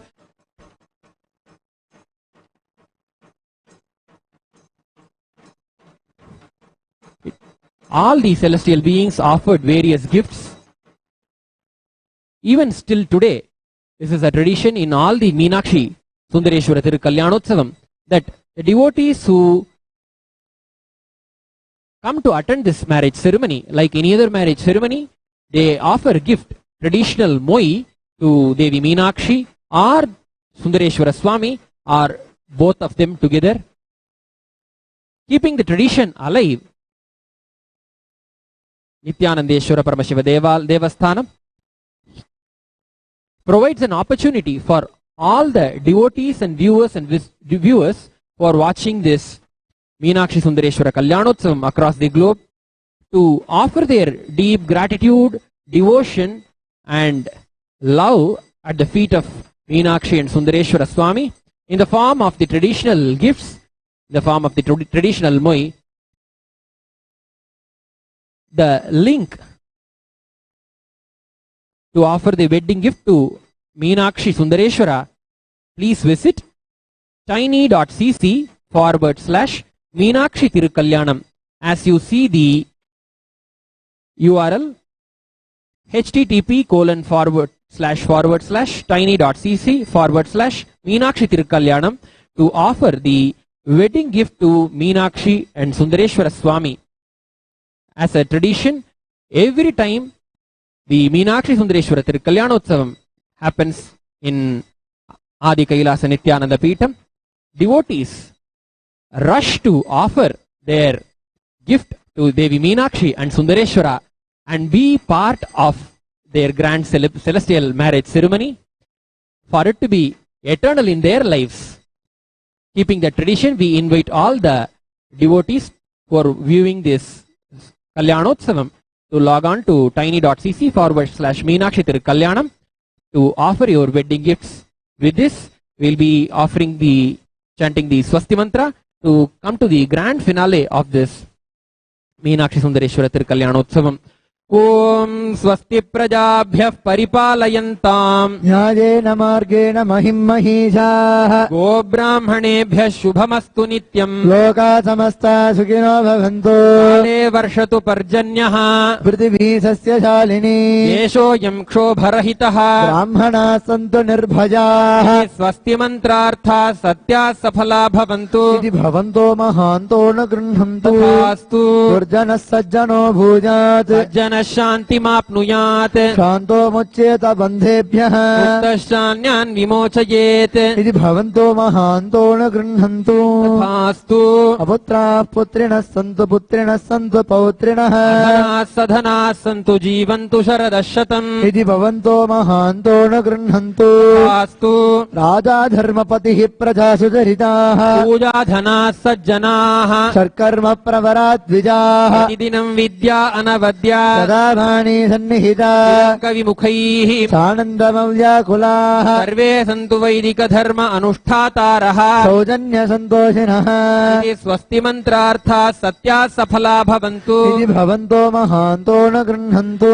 Astu Esham Devadevanam Mahadevanam Akhilandakoti Brahmandanayakana Sakala Bhuvi Srishti Sthiti Samhara Tirobhava Anugrahakya Panchakritya Parayananam Adimadhyantarahitana Aprameya Parakramana Tattvartha Gocharana Shri Nithyanandeshwari Parashakti Sameta Shri Nithyanandeshwara Paramashiva Swarupana Shri Adiguru Arunagiri Yogishwara Swarupana Shri Kala Bhairava Mahakali Swarupana Shri Kailasonnata Dwadashanda Shyamala Pitharudha Shri Meenakshi Sundareshwara Bhinna Swarupa Parashivaputra Ratna Kumara Guru Manya Tulyavataranam Shri Parvati Sanyapana Labdha Divyajnana Vishruta Sakala Nigama Gamasara Bhuta Dravida Veda Pravakrenam Srimad Paramashiva Karuna Samadhikata Mukta Majatadra Nagrijama Nachatra Chamara Shri Tinha Kahaladi Samasta Virada Valyalankrita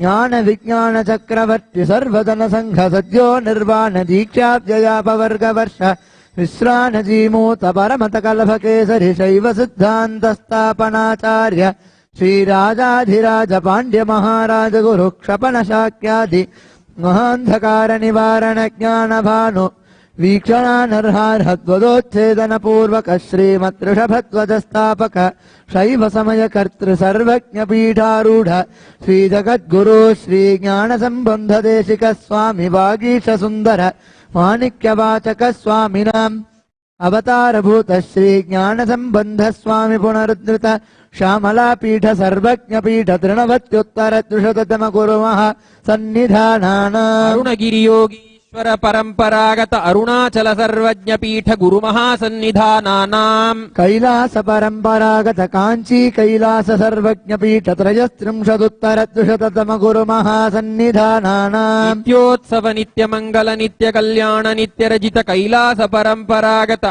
Adi Kailasa Nithyananda Pitha Mahasamsthana Mahasimhasana Pitha Kartrina Sakshat Shri Paramashiva Samudbhuta Kailasa Paramparagata Vaivasvatamanu Ikshvaku Harishchandra Bhagirata Shri Ramachandra Shurasena Ityadyanavachanha Sarvabhuma Chakravarti Paramparagata Chatushashti Yogini Mandita चतुष्षष्टि संप्रदाय प्रवर्तक मनुधर्म शासन सूर्यवंश प्राप्त सर्वज्ञ पीठ सुरांगी साम्राज्य मूर्धाभिषिक्त चूडामणेन साक्षात् श्री परमशिव समुद्भूत कपिल महागुरु पुनरुद्धृत महानिर्वाणि पीठ अष्टोत्तर सहस्र श्री महामंडलेश्वराणा साक्षात् श्री परमशिव सिंहासनाभिषिक्त समस्त गणनायक श्री महागणपति समारंभ अनवचिन्ह पीठाधीश्वर गुरु परंपरा प्राप्त अटल पीठ अष्टोत्तर सहस्र श्री अटल पीठाधीश्वराना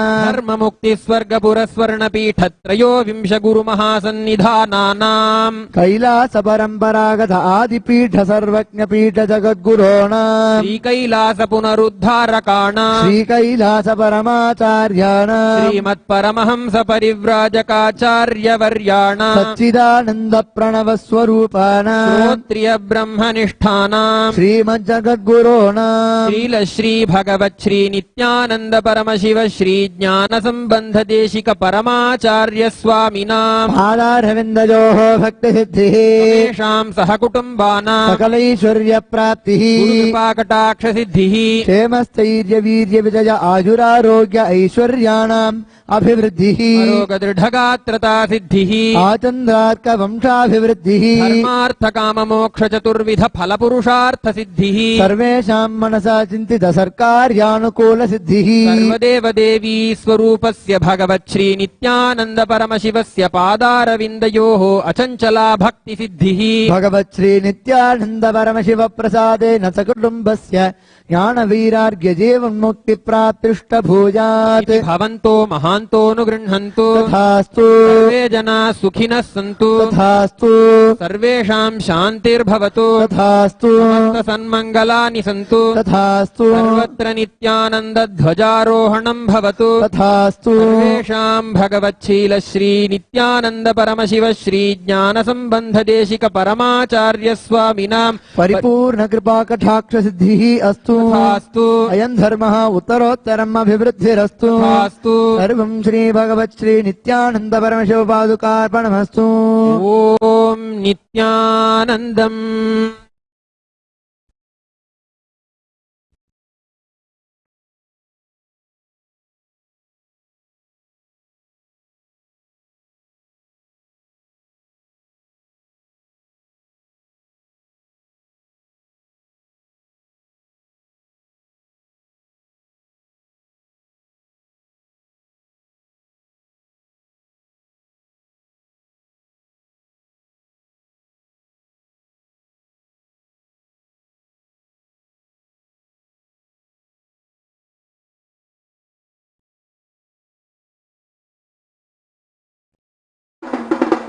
ओ सोमो वायेतस्य राज्यमादत्ते यो राजा सन्राज्यो वा सोमेन यजते देवसुवामेतानि हवीगंषि भवन्ति य एतावन्तो वै देवानागं सवाः तयेवास्मै सवान् प्रयच्छन्ति तयेनं पुनः सुवन्ते राज्याय देवसूराजा भवति न तत्र सूर्यो भाति न चन्द्रतारकं नेमा विद्युतो भान्ति कुतोऽयमग्निः तमेव भान्तमनुभाति सर्वं तस्य भासा सर्वमिदं विभाति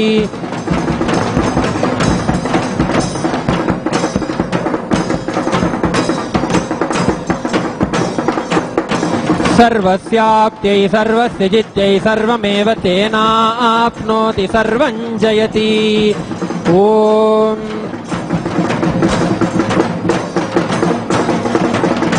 श्री नित्यानंदेश्वरी पराशक्ति समेत श्री नित्यानंदेश्वरी पराशक्ति मीनाक्षी देवी समेत श्री नित्यानंदेश्वर परमशिव सोमसुंदरेश्वर स्वामिने नमो नमः। श्री वेंकटेश्वर स्वामिने नमो नमः। श्री वल्ली देवसेना समेत श्री सुब्रह्मण्य स्वामिने नमो नमः। श्री सर्वदेव देवी स्वरूपाय भगवते श्री नित्यानंद परमशिवाय नमः।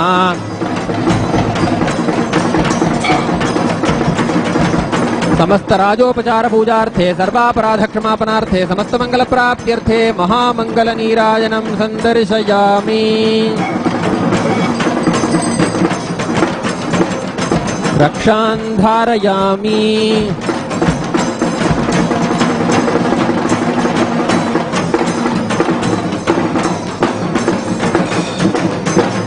यदक्षरपदभ्रष्टं मात्राहीनं तु यद्भवेत् तत्सर्वं क्षम्यतां देव महादेव नमोऽस्तुते।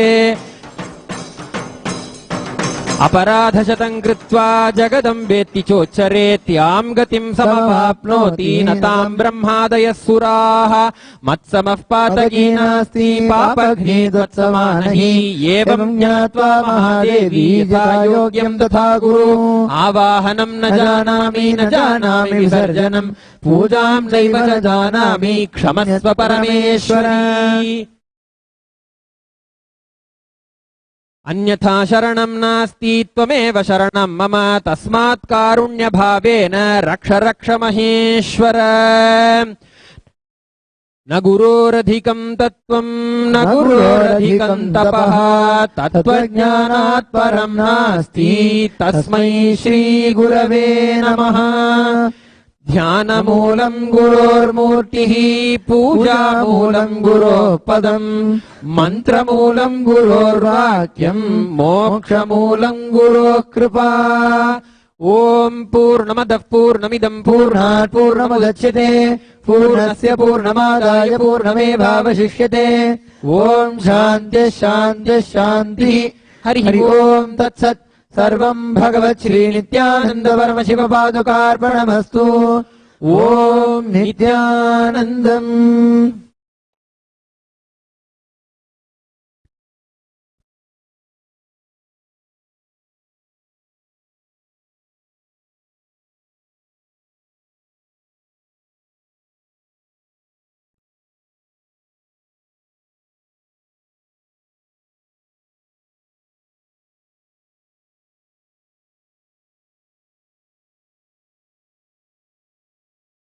शिवोऽहम् ॐ नित्यानन्द परमशिवोऽहम् ॐ नित्यानन्द परमशिवोऽहम् ॐ नित्यानन्द परमशिवोऽहम् नित्यानंद परमशिवोऽहम्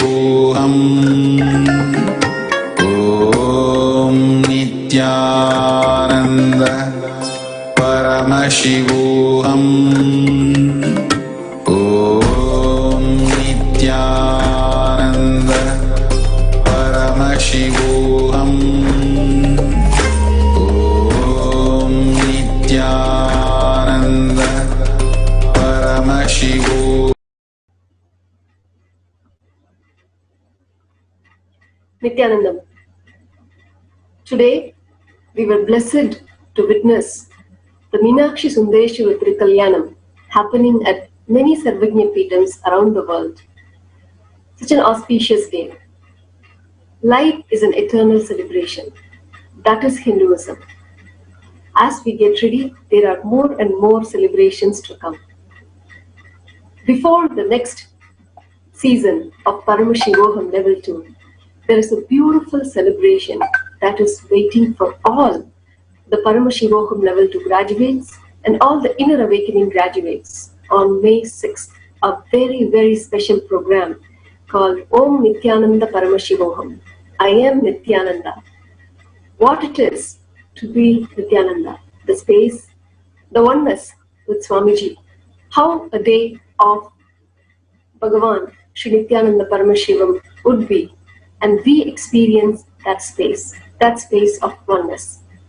So do not miss to participate in this greatest celebration, a very special day program called Om Nithyananda Paramashivoham that is open to all Paramashivoham level 2 graduates as well as the inner awakening graduates. Of course, the next season of Paramashivoham level 2 is happening on May 7th.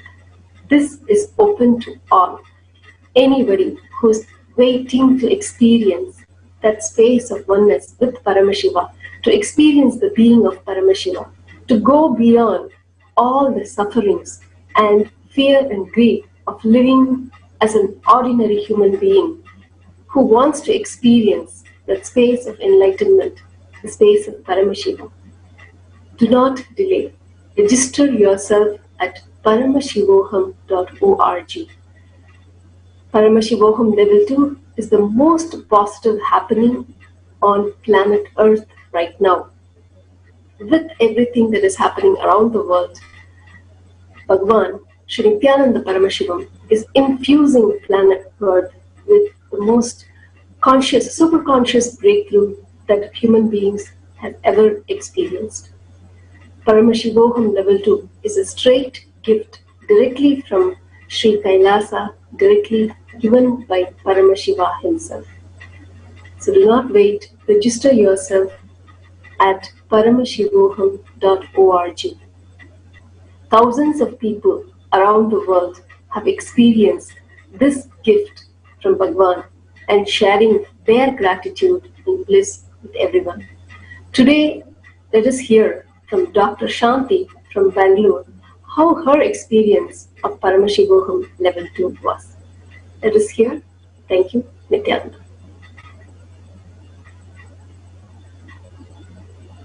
I'd like to share little more details and experiences about the Paramashivoham Level 2.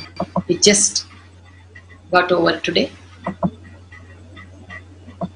We had amazing Nithyananda yoga sessions, yoga happening, which gave us a lot of breakthrough at the body level and the mind level.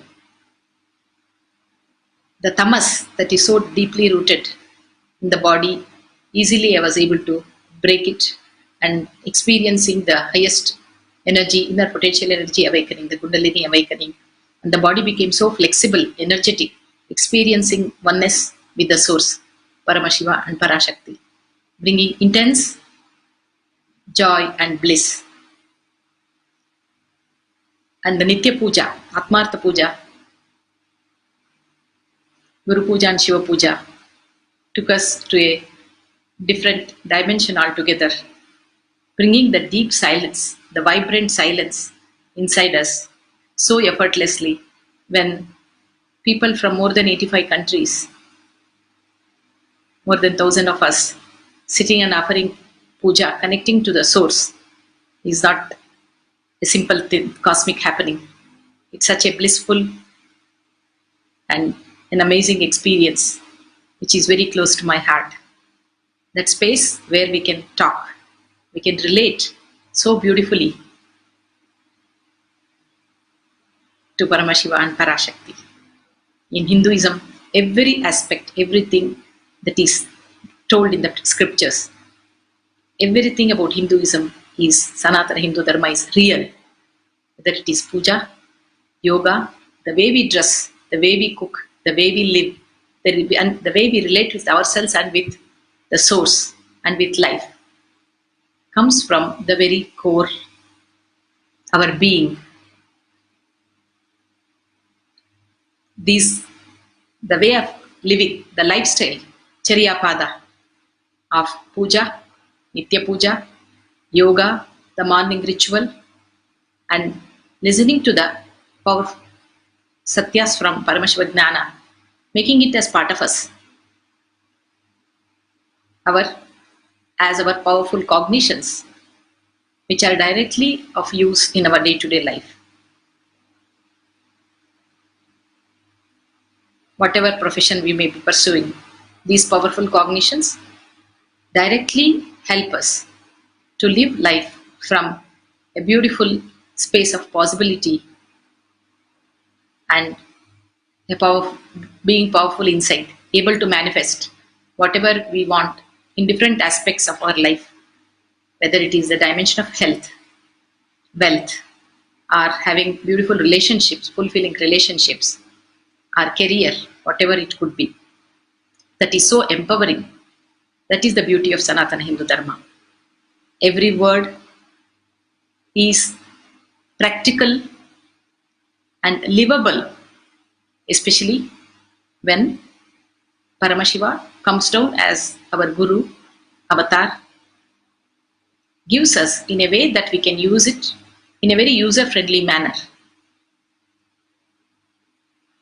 in this aspect, every single day I have enjoyed all the dimensions, all the different aspects of this happening, Paramashiva Home too. The morning pre-satsang sharing as autobiography of Avatar, directly it would transmit that space of whatever experience, that whatever the life Avatar has gone through as a child in Tamil Nadu, in Tiruvannamalai. Directly the experience was getting transmitted to my very being. And the satsangs, where the powerful cognitions are shared in day-to-day morning satsang, would just get downloaded into my very inner space. Whole day, though we would sit and enjoy the different dimensions of the program for 16 hours, the body and mind did not feel tiredness. Such an intense, amazing happening, which has given us a breakthrough in the way we relate with ourselves, the way we relate with everyone and life as a whole.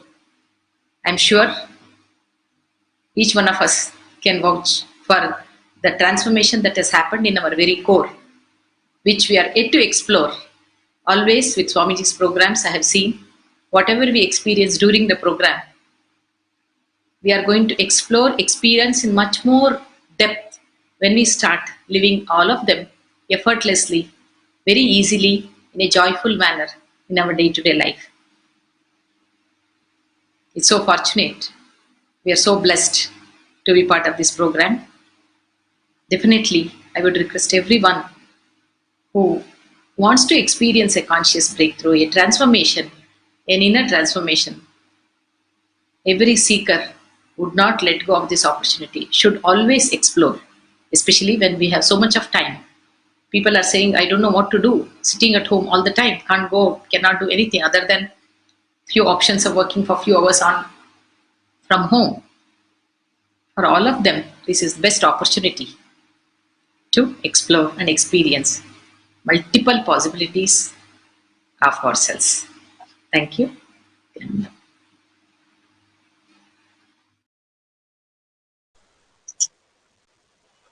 Let's start the power manifestation with the Sadguru Vandanam. Let's sit straight, visualize Bhagavan in third eye.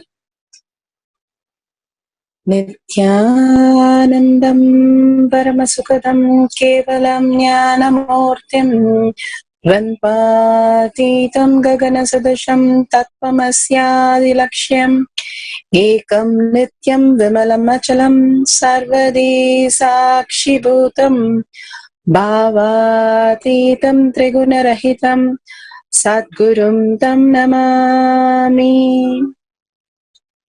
Such a wonderful space of Meenakshi. Let's start the power manifestation. Manifesting powers. Nothing but a cognitive shift and an infuse of powerfulness into any action or state that we are in. It raises the frequency of our body and mind to the ultimate powerful space, which is Turyatita. We know three states: waking state, deep sleep state, and dream state. There is much more as a human being which we can experience, where Siddhas and Rishis have manifested. That is the Turiya state, high awareness, the trance state, and the conscious state, Turyatita state, the consciousness itself as our reality. So here we have a small clipping that Bhagavan himself speaks about the power manifestation. What is power manifestation? Understand all the 25 states of consciousness. When they happen in you, due to your chemicals and hormones ups and downs, it is powerlessness. When it happens in you out of your free will and consciousness, it is powerfulness. That's all. When you fall into sleep, it is powerlessness. When you enter into sleep, it is powerfulness. When you fall into dream, it is powerlessness. When you decide to dream, it is powerfulness. So I have added the ultimate powerfulness, Turiyatita, in your whole being and doing. Manifest all the powers. Understand, power manifestation is nothing but cognitive shift. It is not work. It is cognitive shift. Understand? It is just cognitive shift. It's not work. Work is a 4-letter word.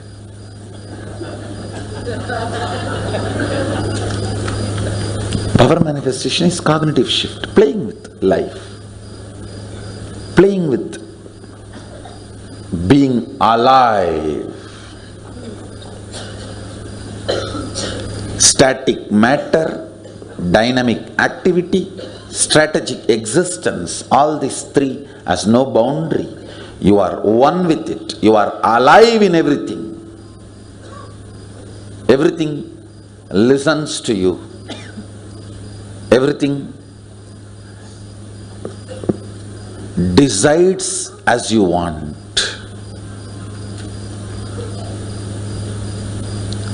Power manifestation is cognitive shift, raising your frequency, not work.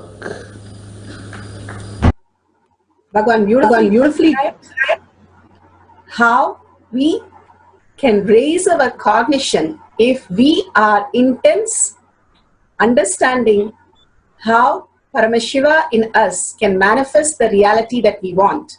Now let's understand about Paramashiva. What is actually happening? The 5 phases and 5 phases of Paramashiva. The Srishti, the manifestation; Sthiti, the sustenance; the Samhara, regeneration or destruction; Prabhava, the pulling out of delusions; and Anugraha, the liberation itself happens. Now we'll hear it from Bhagavan's.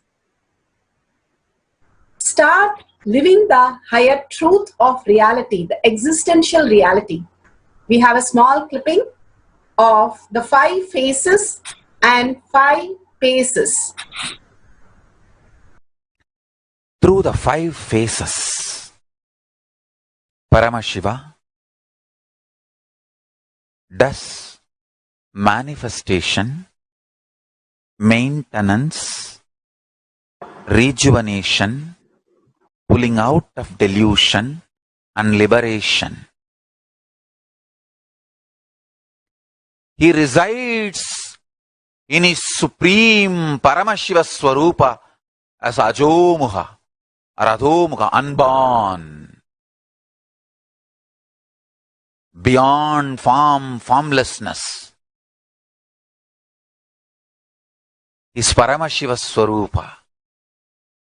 That Paramashiva Swarupa manifests with these 5 phases as Sadashiva, Tatpurusha, Vamadeva, Ahora, Satyojata, Ishana. 5 phases he manifests and does the Panchakritya, Srishti, manifestation; Sthiti, sustenance; Samhara, rejuvenation; Prabhava, pulling out of delusion; Anugraha, liberation. Understand? He does all these 5 jobs.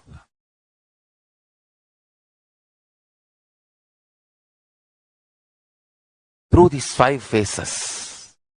Now listen carefully. Tatpurusham, Vamadevam, Satyojatam, Ahoram, Ishanam. These 5 phases does Panchakrityas. Each phase each dimension is not just one F-A-C-E phase, P-H-A-S-E pace. It's not just F-A-C-E, P-H-A-S-E. Understand? The creation. Not just creation getting created. Even sustenance need to be created. Destruction need to be created. And pulling out of delusion need to be created. Liberation need to be created. Then creation, manifestation need to be maintained. Maintenance, sthiti itself need to be maintained. Destruction, samhara, the rejuvenation need to be sustained, maintained when it is happening.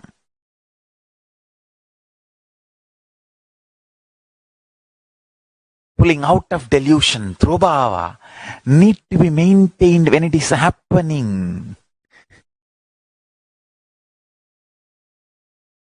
And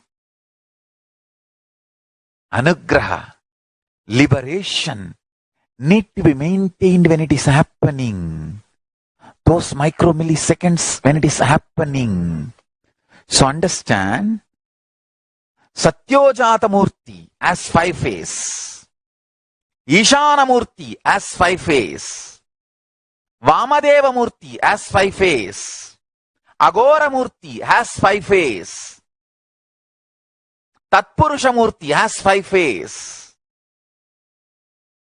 So, Tatpurusha Murti as is 5 face, Agora Murti has is 5 face, Vamadeva Murti has is 5 face, Satyojata Murti has his 5 face, Ishana Murti has his 5 face. All these 5 Murtis, 5 faces put together is 25 faces of Mahasannidhanam. Understand? All these 25. I'll repeat, listen. Creation created. Manifestation manifested. 1 face. Sustenance manifested. 2nd phase. Destruction manifested. 3rd phase. Pulling out of delusion manifested. 4th phase. Liberation manifested. 5th phase. Then manifestation sustained. 6th phase. The sustenance is sustained. 7th phase. Destruction, rejuvenation is sustained. 8th phase. Pulling out of delusion is sustained. 9th phase. Liberation is sustained. 10th phase. Listen. Then rejuvenation, destruction, rejuvenation is manifested. 11th phase. Rejuvenation is sustained. 12th phase. Rejuvenation is rejuvenated is 13th phase. Rejuvenation is pulled out of delusion. 14th phase. Rejuvenation is liberated is 15th phase. Same way, continue. Pulling out of delusion, Prabhava. Prabhava manifested, 16th phase. Prabhava sustained, 17th phase. Prabhava rejuvenated, 18th phase. Prabhava is pulled out of delusion, 19th phase. Prabhava is liberated, 20th phase. Then again, listen, Anugraha. Liberation manifested, 21st phase. Liberation sustained, 22nd phase. Liberation is rejuvenated, 23rd phase. Liberation is pulled out of delusion, 24th phase. Liberation is liberated, 25th phase. Listen, these are the dimensions of Paramashiva. Understand? Meditate on this. That is enough. If your inner space can meditate on this, that's enough. All negativities will be burnt away. The most subtle grooves which will be formed in your brain by meditating on this will manifest the state, space, powers of Paramashiva. Beautifully, Bhagavan now explained the state, space, and being of Paramashiva in all of us. Here we have Bhagavan himself, Paramashiva himself has come down as our Guru to understand Bhagavan, how he has manifested this avatar space. His Divine Holiness, Nithyananda Paramashivam, is a reviver of Kailasa, an ancient enlightenment civilization, the great cosmic bounderless Hindu nation. His Divine Holiness, Nithyananda Paramashivam, is an avatar from Hinduism and a supreme pontiff of Hinduism. His Divine Holiness, Nithyananda Paramashivam, made science of power manifestation, yoga, temple-based university, user-friendly for the modern world. And he survived the worst prosecution in the multi-level by anti-Hindu elements. Kailasa, led by His Divine Holiness Nithyananda Paramashivam, and his Hindu diaspora are working for global peace. His Divine Holiness Nithyananda Paramashivam is a founder of Nithyananda University, which has extended campus in 150 countries. His Divine Holiness Nithyananda Paramashivam is 293rd Guru Mahasannidhanam of Shamala Pita, Sarvanya Pitam, and Swaragapura Adinam, and present Maharaj of Suryavamsa Surangi Samrajyam. We'll have a small clipping of Bhagavan himself, how he has manifested this reality from the he has manifested from a village boy to how he has manifested in Kailasa. A small clipping we'll be playing now.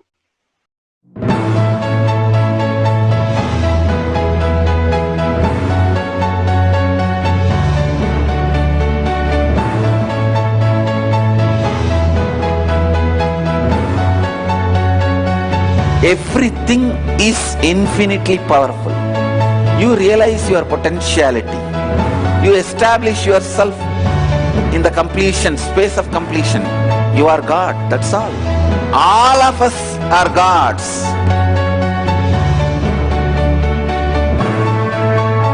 The first experience is that I was able to see everything around me, above me, the whole 360 degree.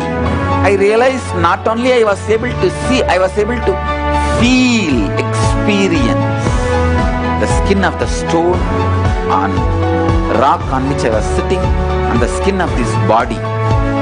Both carry me equally. In both I exist equally.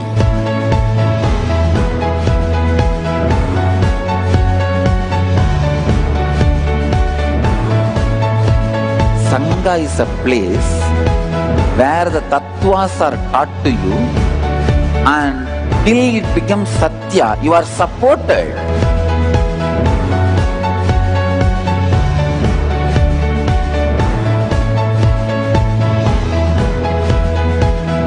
Akhadas are basically founded by Sadashiva himself. All is ganas, Shiva ganas. Exactly the word gana means. In your length, breadth, depth, if you are filled by Shiva, you are Shiva gana. All the Shiva ganas formed the first Akhada. Later on, much later, Kapila Muni organizes Mahanirvani Akhada. Then all other Akhadas.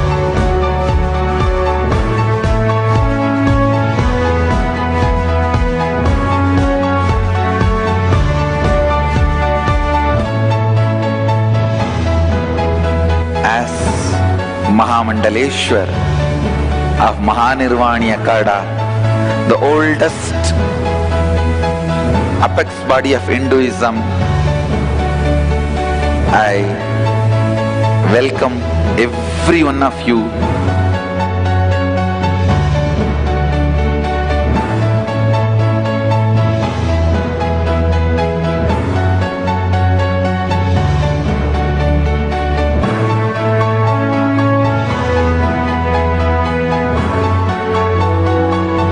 What I am teaching is from original Agamas Yogapada.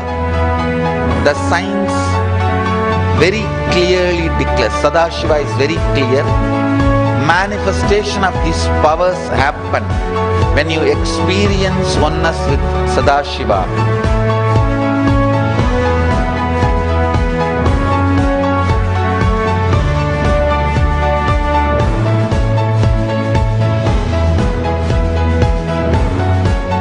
When you choose your Guru, the best thing is find a person who is enlightened, experienced, who can play with energy, who can directly transmit experience to you, and who is in tune with the original Shastras, the source of the knowledge.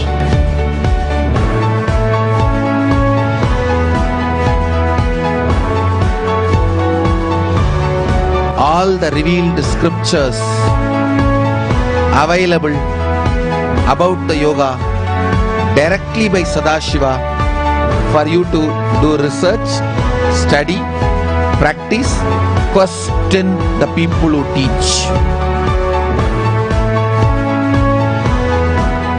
Let us go on contributing.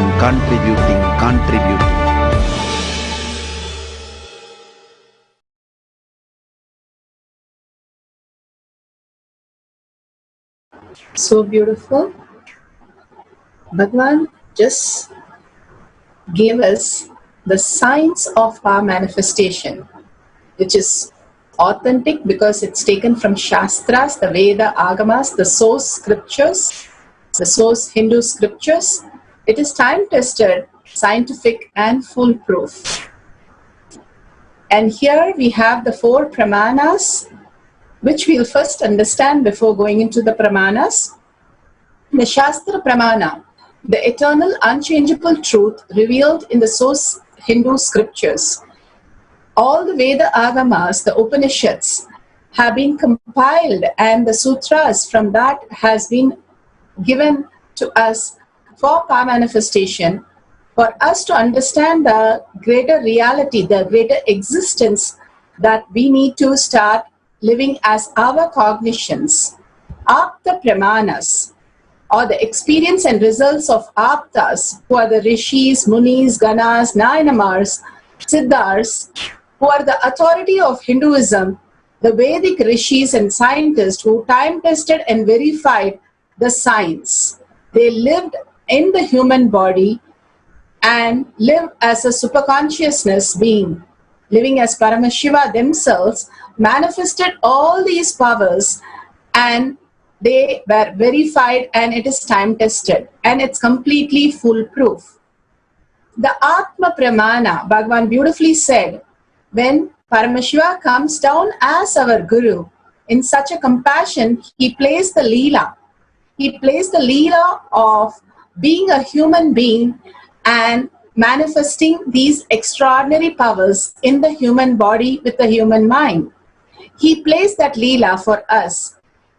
That is Atma Pramana. His Divine Holiness, Nithyananda Paramashivam, the Millennium Avatar, personal experience of power manifestation. Shakshi Pramanas are the millions of disciple devotees, followers, initiated by Bhagavan himself to experience these great powers. Just now we had the Meenakshi Tirukalyanam. Just seeing his presence, people are initiated into the higher powers. More and more they are in feeling connection with him, more power starts manifesting. First we'll go to the Shastra Pramana today. the power to teleport powder over long distance. This is from Shiva Sutra 3.18. Swamatha nirmanam apadayati. This is from the Shiva Sutra 3.18. Experience that this objective world is a product of his subjective consciousness. He can create and manifest any object or matter or occurrence that he thinks or desire in this universe within the time and space. So beautiful, Bhagavan has clearly said how the objective world and how the subjective consciousness.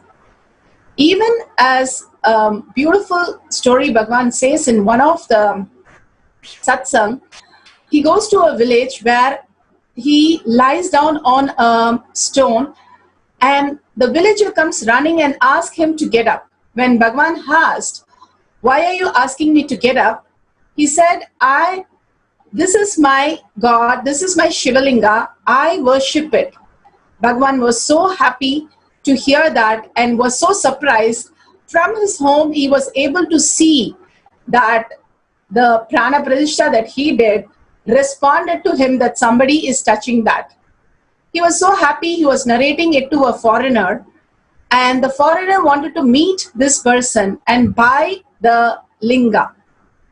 So he went to this person again, but with Bhagavan, the foreigner and Bhagavan went to this person where he was worshipping this linga. The foreigner asked whether he can buy the linga, and simply the villager gave the linga for a small cost. Swamiji was very surprised. Bhagavan was very surprised, asked him, "Why did you give it when you were so particular about I cannot even lie down on the linga?" So beautifully the man describes, "That is perfectly okay. I did the prana pratishta in the linga. I can always do in any other stone and make it linga, and it becomes mine." So beautiful, Bhagavan describes how we human beings live as divine beings and understand everything is a consciousness. And everything can be connected into that world when we are into the oneness space with that. More and more, how we perceive this outer world is a product of how we understand, cognize, believe the inner space that we have, we hold to create and manifest the reality. More and more living through our Agnya, we understand that Bhagavan himself is constantly manifesting through us. Whether we believe it or not, whether we understand or not, whether we want to relate it or not, we are in the superconscious space manifesting this world continuously. When we align and understand and take the responsibility of the subjective consciousness is creating the objective world. Now as scientists also, they are coming close to how these are perceived. Bhagavan beautifully says they have come only up to the level of length and breadth. If they understand the space component of quantum physics, they will understand how this objective world is created in time and space. So beautiful. How we are manifesting constantly our reality. We can create anything out of anything is what Bhagavan says. So beautiful. These subjective consciousness creating as an objective world. The Shastra Pramana is being also verified by the Aptas. Let's go to the Apta Pramanas. Apta Pramana, Mukunda Chakravarti Bhagavan has spoken in detail about him, how he went to Indraloka, fought the war for him, and Lord Indra wanted to give a gift. But Mukunda Chakravarti said, "I have everything more beautiful in my place. What could you give me?" Then he asked for the Tyagaraja deity. And Lord Indra gave the Tyagaraja deity, and he was able to bring the deity from Indraloka to our Bhuloka. He manifested, he teleported the whole deity to our loka. Such a beautiful space of enlightened master living as kings and ruling the world and manifesting all these powers was our regular lifestyle. After the Apta Pramana, we'll go to the Atma Pramana. Bhagavan himself in Trishul Adinam during the yoga session appeared, and you can see the shadow which is even merged with the other person's shadow, so beautiful. And it was perfect. When they took the picture, they were so shocked because in real eyes they could not see him.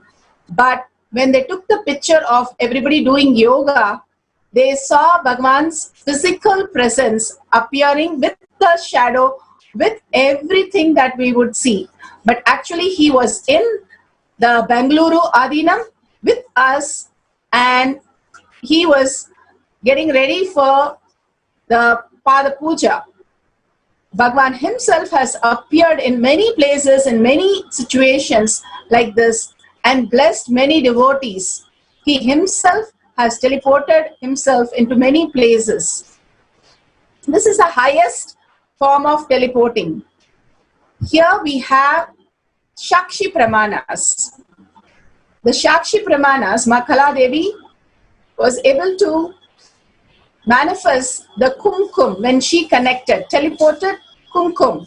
She was chanting Mahavakya and looked, and she saw tiny bits of kumkum at Kalabhairava's feet. So beautiful. All these devotees all over the world are able to see the teleporting happen. So during teleportation, this Nathalia Mat said, from one plate to another plate, she was teleporting Vibhuti, but finally she saw the sacred rice, green, yellow rice appearing in the second plate. Simply the manifestation happens, and it's so beautiful how the matter becomes energy and energy again becomes matter when you're in deep connection with Bhagavan himself. Bhagavan beautifully narrated once how Devi teleported and built the Gopuram, North Gopuram, Amaniyaman Gopuram in Tiruvannamalai temple. He said so beautiful, Amaniyaman, the person who wanted to build, she went to Mysore Maharaja and she asked for funds to build the North Gopuram of Tiruvannamalai temple. And when Maharaja's guard did not allow her inside, she appeared in another body inside the courtyard where Maharaja was sitting, and she said, I'm in two places and I'm asking you to help me with this Gopuram to be built. Maharaja, when he came to know this, he immediately surrendered and said he will be responsible, and offered everything to build the North Gopuram. It is called Amaniyaman Gopuram because Devi herself appeared in two places to build the North Gopuram of Tiruvannamalai temple. So there are many instances. The Trilanga Swami in North, he has appeared in many places, in three places, many times, and people were so amazed to see his physical presence in multiple places. All these teleporting is possible when we are in deep oneness with Bhagavan. So before we go into the instruction, let's go to few of the beautiful mantras that Bhagavan himself have given us to understand, to cognize, and start living those. So let's go to the Shakti Pada. And we'll listen from Bhagavan himself about these beautiful words. First is the Shakti Pada. We keep saying the word Shakti Pada. What is Shakti Pada? Becoming one with the cosmic soul. Shakti Pada, the process. It is the presence just sitting that makes the individual soul one with the cosmic soul. When you are in the oneness continuously with Bhagavan, suddenly you realize that you are the Paramashiva who is manifesting everything in your life. Now we'll have a small clipping of Shakti Pada by Bhagavan himself, explaining it beautifully.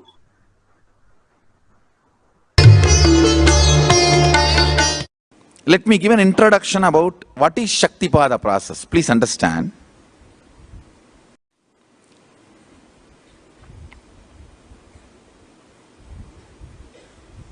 You would have seen or heard about how the chicken sits on the egg and hatches. Of course, in the modern countries, this does not happen. Machine sits on the egg and or egg sits on the machine. In those days, originally when hens and chicken were getting produced on the planet Earth, the hen used to sit on the chicken and hen used to sit on the egg, and the chicken will come out of the egg. See, same way, Sadashiva sitting means the ultimate cosmic energy sitting on the individual soul and making the individual soul into cosmic energy is Shaktipada. Hen sitting on the egg and making the chicken happen, same way. You may think, how come, what is going on here? That hen is only sitting just by the body heat of the hen, the egg is becoming chicken. Because no surgery is done and nothing goes inside. It's only sitting. Same way, it is just sitting. It's only the presence, the Shaktipada makes the individual soul into cosmic soul. Beautiful. Bhagavan himself described it. Here we have the oneness, the most important part of the power manifestation. The oneness is the currency. How you have the currency of the outer world, money, the biggest delusion that you think it's the most important. Here, the oneness is the greatest currency, and Bhagavan lived only in this currency throughout his life. Here, Bhagavan reveals what is the oneness. It is not the imagination, visualization, or declaration. It is the true nature, who you are, what you are. If you think you are male, female, how much you feel one with that concept. The oneness is that much you feel with Paramashiva. When the great rishis, munis, when we ask them who they are, they simply will reply that they are Paramashiva. They do not tell that they are so-and-so and they refer them as a person, but they just refer themselves as consciousness. We have seen many references to that. Now we'll have Bhagavan himself explain how the tiredness and boredom can be broken with ferociousness to enter the space of oneness with Paramashiva.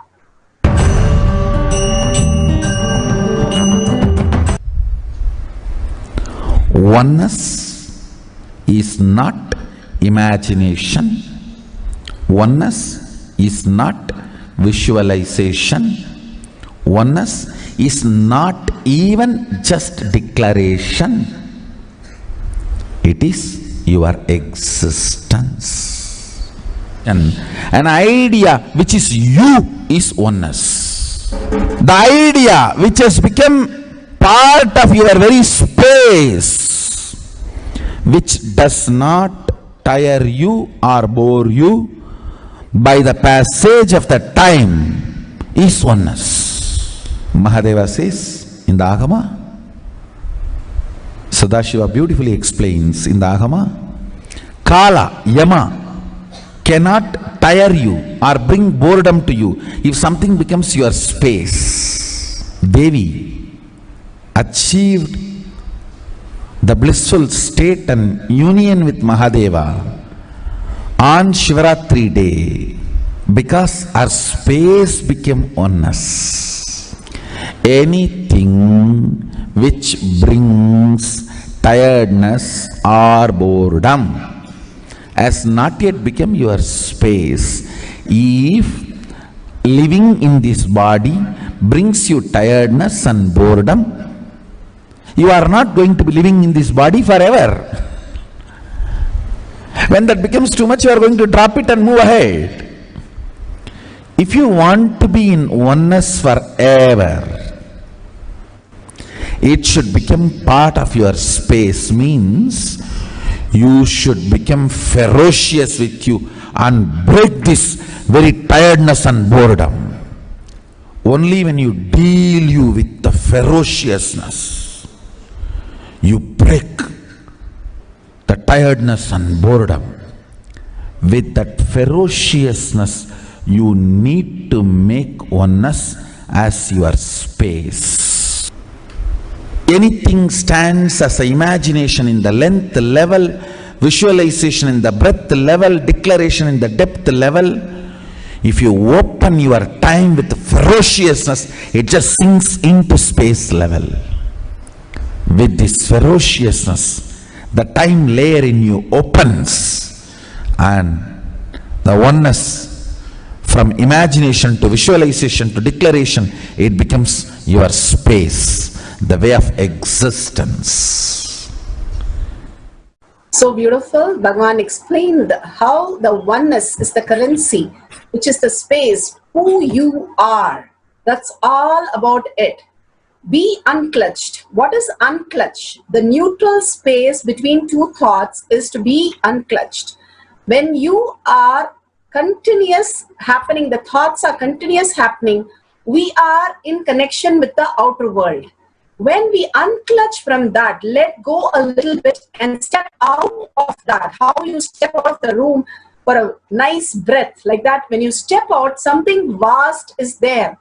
And which is the space of unclutch, which is silence, which is the bliss, which is the ultimate space that you can experience. Now we'll listen to Bhagavan's words itself, because each of the words become the mantra.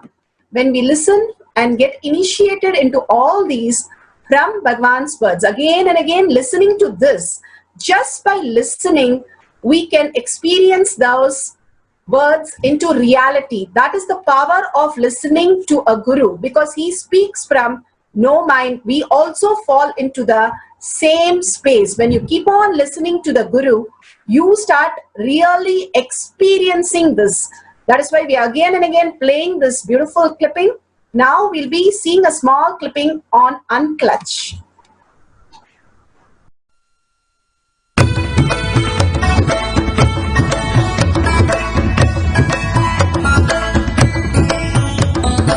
The thoughts, every thought is independent, illogical, unconnected and unclutched, because the gap between two thoughts is too small.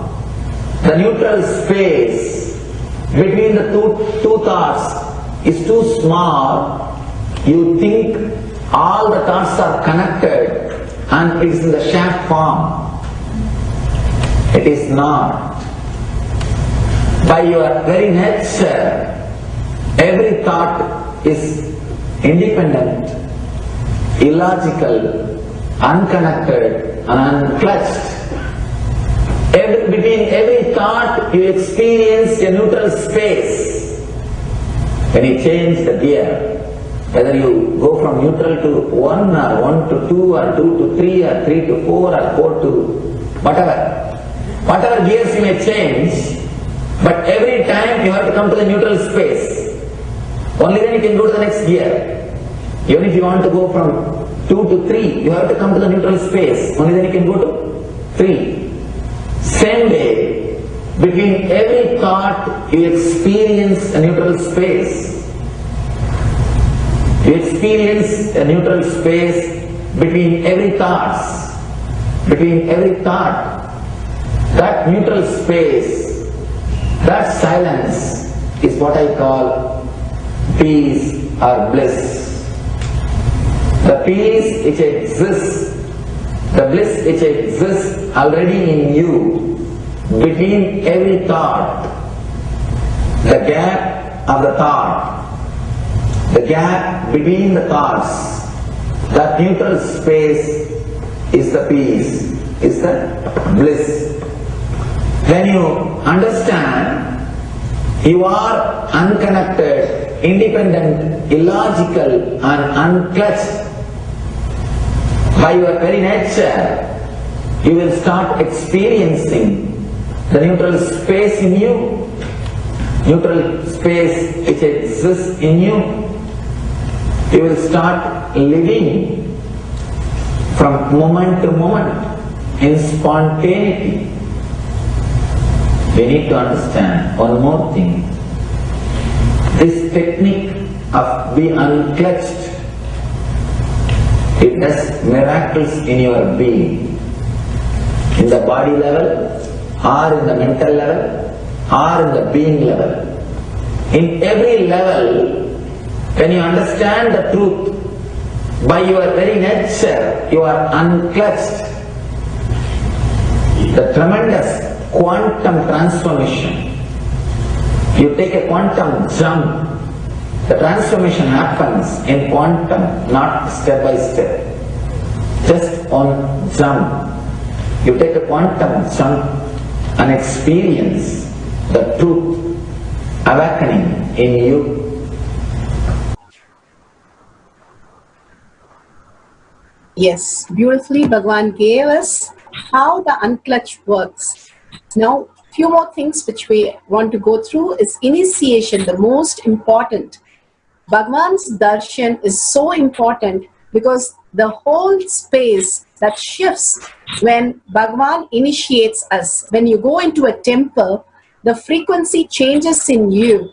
That is why you experience the peace inside. Suddenly your thoughts just drop to a very low level. That is the frequency increase in you. That is exactly which happens when you see Bhagavan in even a flyer or even one small corner.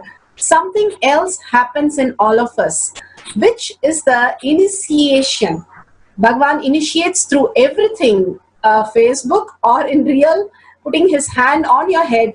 Everything is an initiation. Every word is an initiation.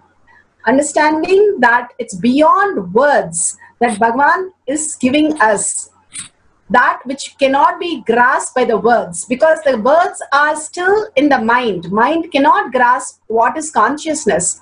How the wave cannot understand the ocean. The ocean is too large for the wave to understand. It can only just merge. It's not a work, but it's just an experience. Same way, when we move from the words to the experience beyond that Bhagavan has initiated us into the higher reality. So we will hear a small clipping on initiation before we go into the instruction for power manifestation.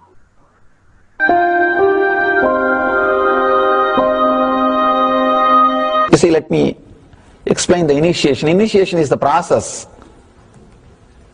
beyond your intellectual understanding. The transmission of lamp happens. Now, you understood something intellectually.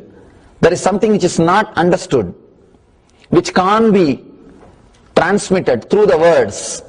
That is transmitted. That's what we call initiation. Sometimes I tell people that unless you are initiated, the techniques do not create the result. The reason is you do not grasp completely whatever is expressed through words. Initiation is like it just transmits whatever need to be transmitted beyond logic and beyond words. People ask me why to wear this bracelet or this mala and all those things. This all will remind you. Why bracelet in the hand? It will remind you, before eating, did you meditate? It's a constant reminders. Before eating, let you be reminded, did you do the meditation? That is why this bracelet. That is why this mala. That is why this external things. Sometimes this external things does a big job of reminding you constantly. That is why take the help of external things also, nothing wrong. People ask me, why we can just be spiritual without having external things? If you can, really you are welcome. But I don't think anybody who speaks in that way is successful. I have never seen people becoming successful avoiding the external things, just having internal things. And it is just nice way of escaping from yourself. So we listen to the initiation, which is Bhagavan's presence itself. The initiation is which makes the whole thing open up in us. The next dimension, next reality opens up in us. Bhagavan speaks about Mahavakya as the password, because most of us, we are not integrated. Even though he keeps talking about it, we have some incompletion or some pain or something which is going on in the outer world, which is standing much more important to us than ourselves, the higher consciousness that we are to realize ourselves. So to bring that consciousness back to the higher reality, Bhagavan has given the greatest technique, Mahavakya, which opens the Dvadashanta. There are 12 energy centers in your body, and it opens the Dvadashanta like a key, which opens a huge temple and opens into a new space for you. Same way, when you start chanting the Mahavakya continuously, you open that into the higher reality. So we'll be going to chant the Mahavakya continuously as we do the power manifestation, which increases the integrity. Bhagavan's integrity with Paramashiva is very high. So he is able to flow in us. But when we raise the integrity in us with Bhagavan, it flows through us as Shakti. So that is where the Shakti starts manifesting.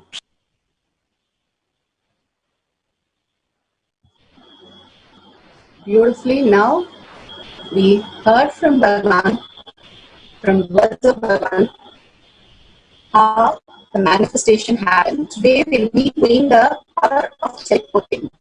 You can take a cup of paper, have basma, kumkum.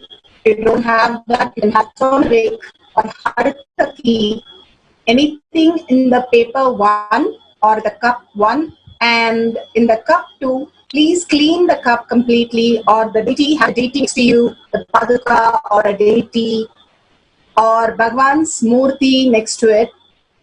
You can teleport from cup A to cup B, or you can have it in one palm and you can take it to the other palm.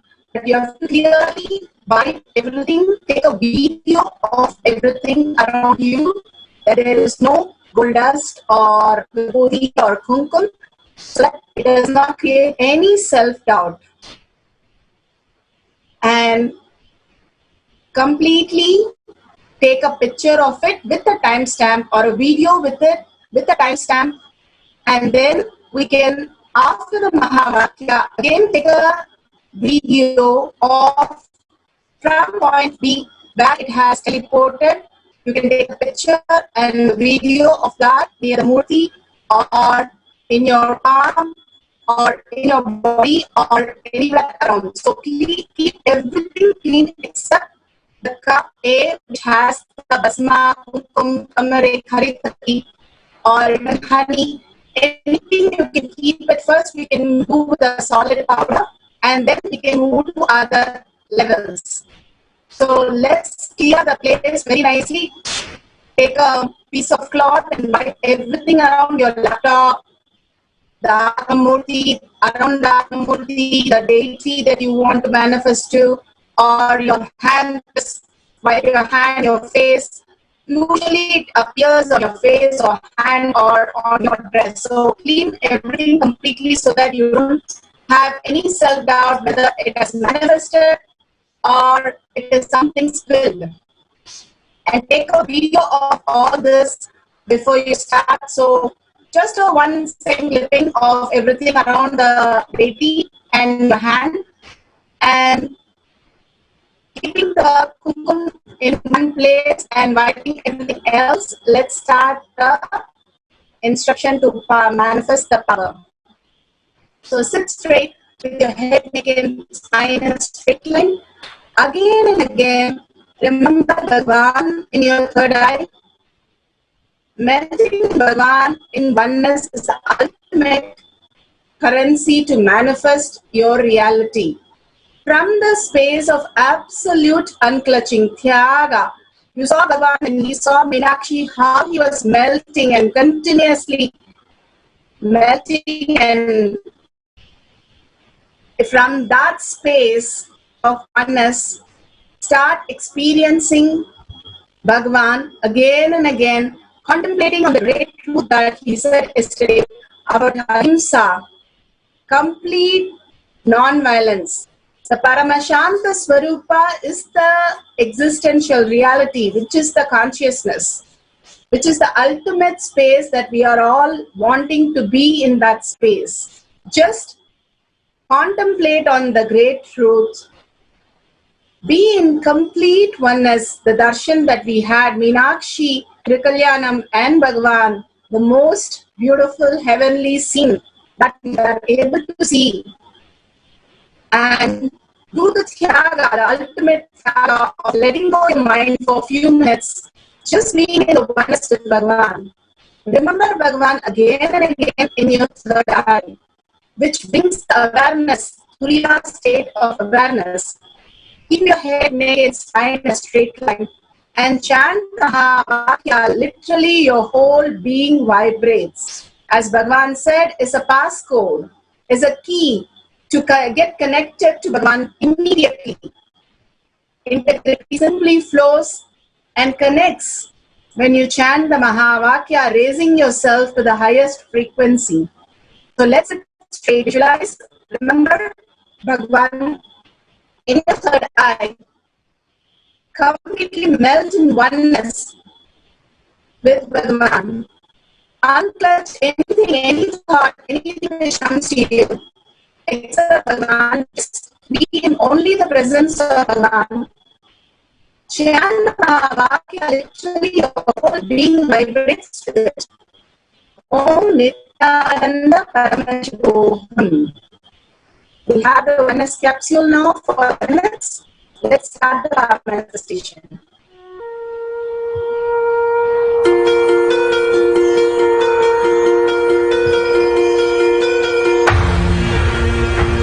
See yourself as 25-headed, 50-handed Paramashiva, as eternally 16, youthful. Commit with Paramashiva. Only he exists. Anything else is delusion. Now, sit straight. We'll enter into the process. Nithyananda Paramashivam.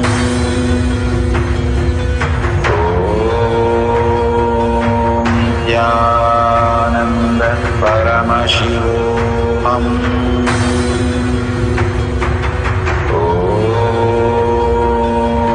Nithyananda Paramashivam.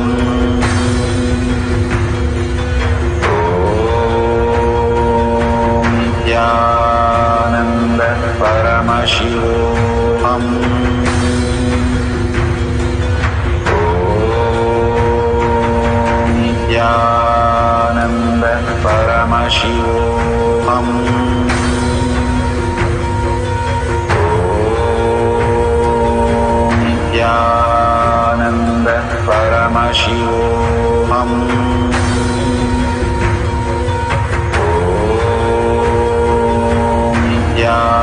Nithyananda Paramashivam.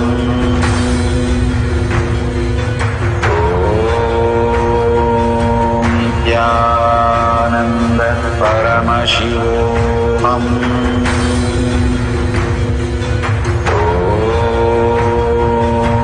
Nithyananda Paramashivam. Nithyananda Paramashivam.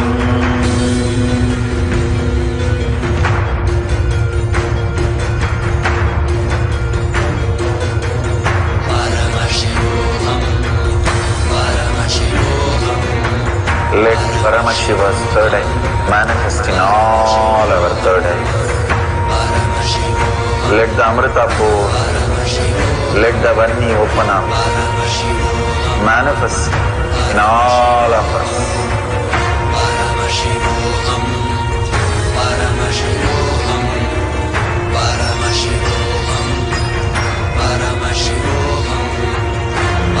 Paramashiva overflow, manifest the powers in all our third eyes. Om Nithyananda Paramashivam. Om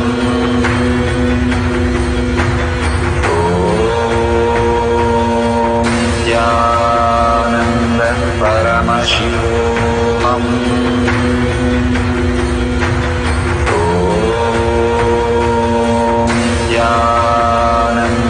Paramashivam. Om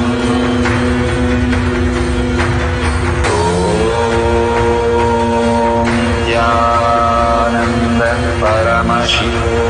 Om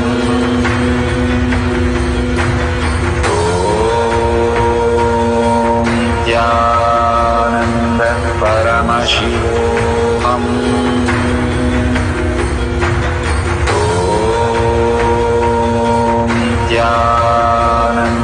Paramashivam. Om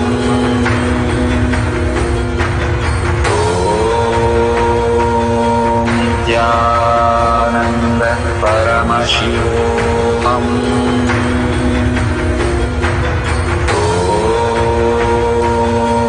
Nithyananda Paramashivam.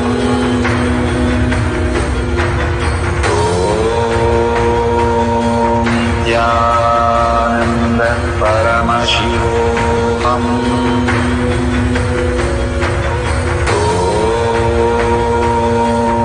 Nithyananda Paramashivam.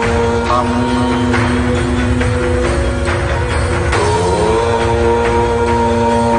Nithyananda Paramashivam.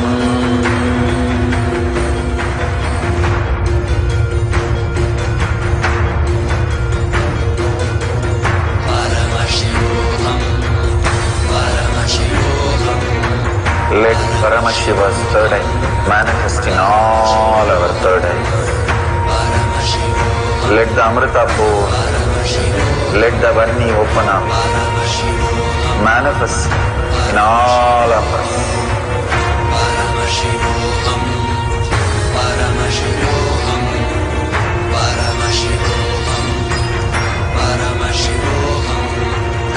Let Paramashiva overflow, manifest the powers in all our third eyes. Om Nithyananda Paramashivam. Om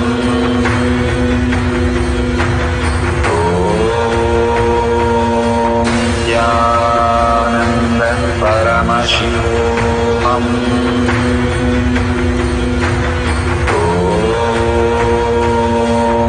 Nithyananda Paramashivam. Om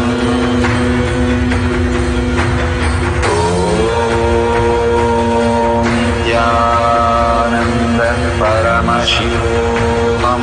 Nithyananda Paramashivam. Nithyananda Paramashivam. Om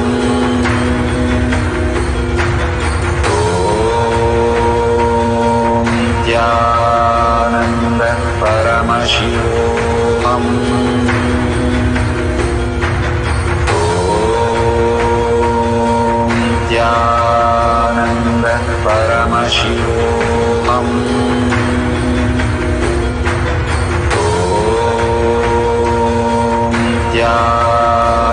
Nithyananda Paramashivam.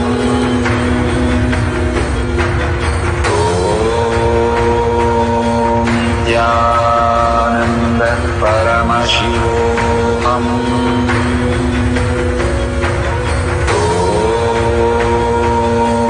Nithyananda Paramashivam. Om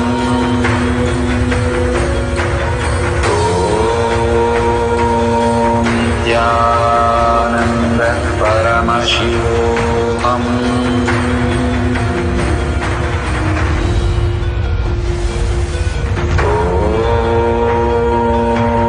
Nithyananda Paramashivam. Om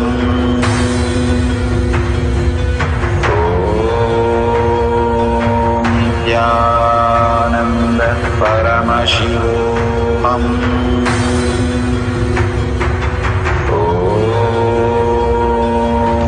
Nithyananda Paramashivam. Om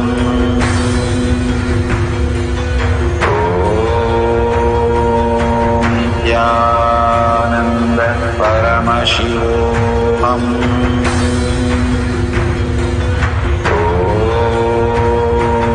Nithyananda Paramashivam. Om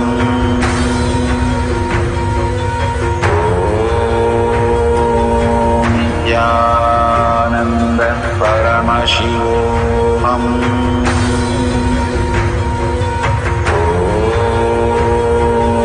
Nithyananda Paramashivam.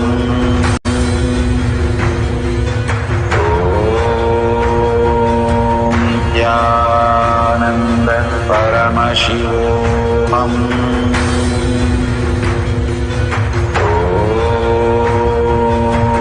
Nithyananda Paramashivam.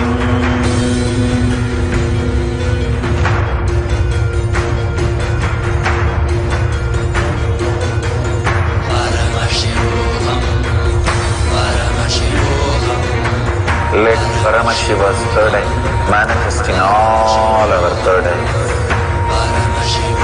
Let the Amrita pour, let the Vani open up, manifest in all of us.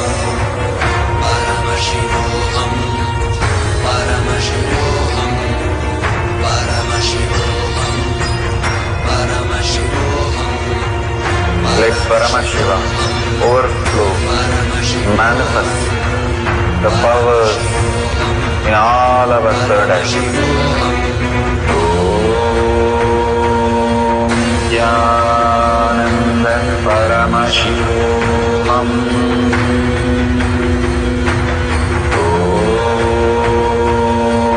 Nithyananda Paramashivam.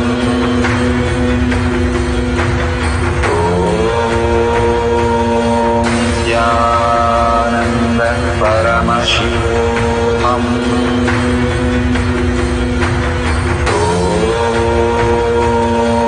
Nithyananda Paramashivam. Om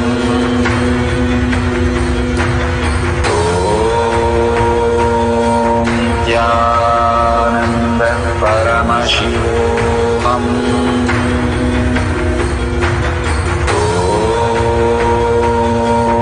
Nithyananda Paramashivam. Om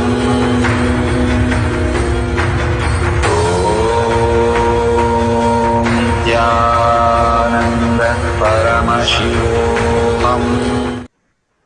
Nithyananda, so beautiful that you're all seeing the mineralization happening from one cup, it's teleporting to another cup. Now you can teleport to from one hand or on deity, or you can teleport to a long distance and have the will persistence. You seeing it happen in all places. How Bhagavan, when he says, like San Jose or Malaysia will have the kumkum, and immediately in his paduka, on his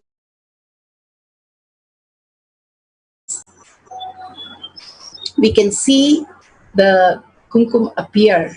Same way, Bhagavan himself will manifest from one cup to another cup or another place at the distance also in the same way. So have the clear will persistence, your sankalpa, that Bhagavan himself, when you connect to him in deep oneness, how he was enjoying the Meenakshi Tirukalyanam today, you enjoying the whole scene and seeing that again and again in your inner space, holding the oneness space, melting in that oneness space, chanting the Mahavakya, visualizing Bhagavan in your third eye, remembering your third eye again and again, bringing your awareness to the third eye, simply manifest your reality. So let's start the second cycle. You can manifest to your partner at a long distance, or you can do it in your own place also. Make sure you take a photo. If you can take a video with a timestamp, that is the most best thing. Then you can share it. So go ahead, take the picture, wipe everything clean. And again, let's start for next cycle for 10 minutes and hold the complete oneness space in deep gratitude and completely start chanting. The whole being vibrates with the Mahavakya. Om Nithyananda Paramashivam.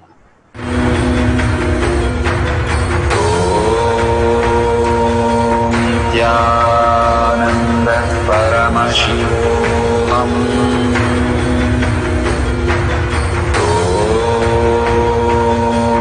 Nithyananda Paramashivam.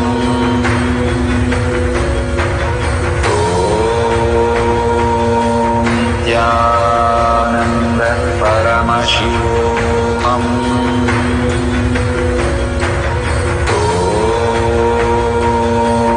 Nithyananda Paramashivam.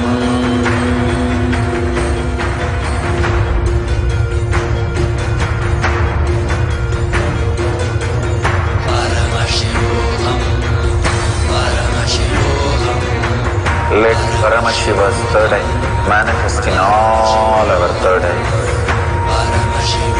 Let the Amrita pour, let the Varni open up, manifest in all of us.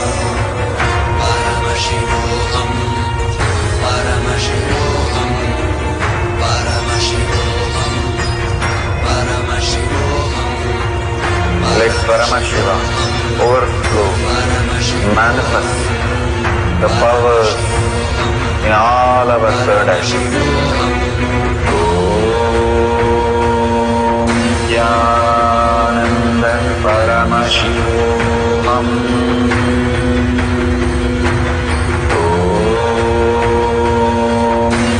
Nithyananda Paramashivam.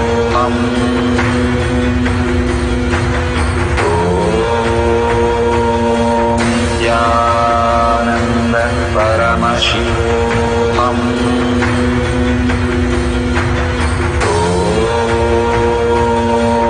Nithyananda Paramashivam. Om Nithyananda Paramashivam. Nithyananda Paramashivam.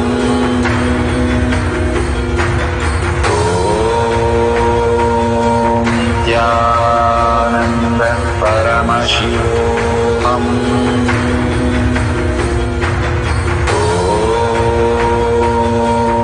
Nithyananda Paramashivam.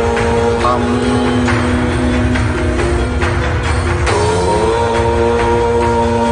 Nithyananda Paramashivam. Nithyananda Paramashivam.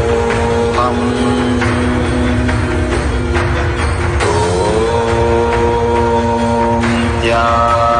Nithyananda Paramashivam. Om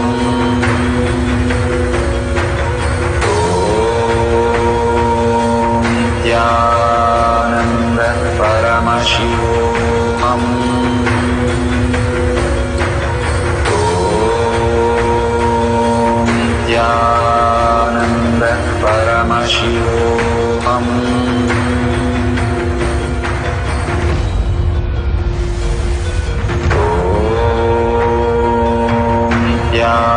Nithyananda Paramashivam. Om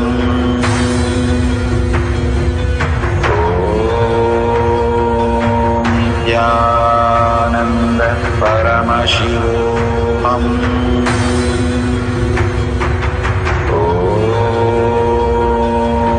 Nithyananda Paramashivam.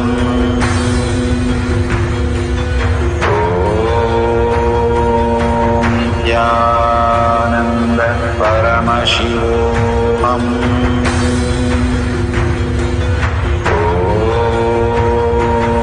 Nithyananda Paramashivam.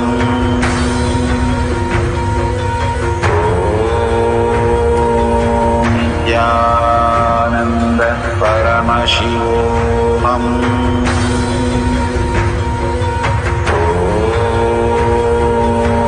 Nithyananda Paramashivam.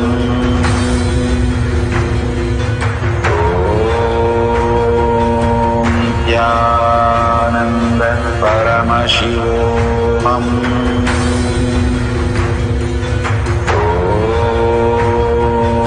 Nithyananda Paramashivam.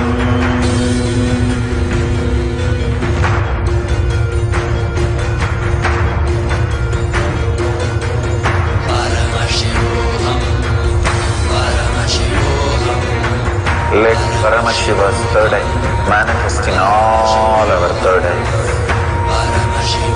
Let the Amrita pool, let the Varni open up, manifest in all of us.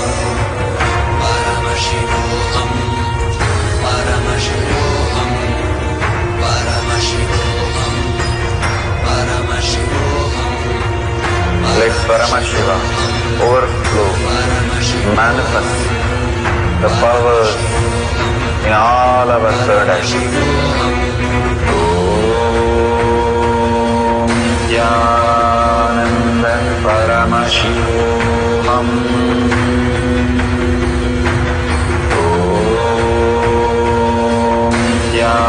Nithyananda Paramashivam.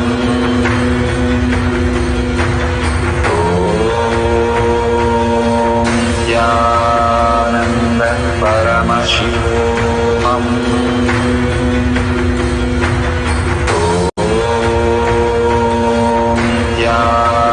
Nithyananda Paramashivam.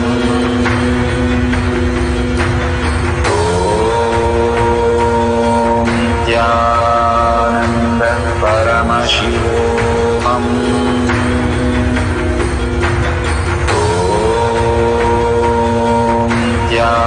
Nithyananda Paramashivam.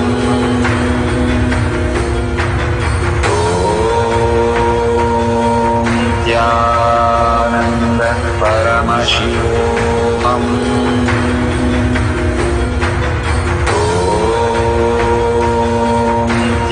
Nithyananda Paramashivam.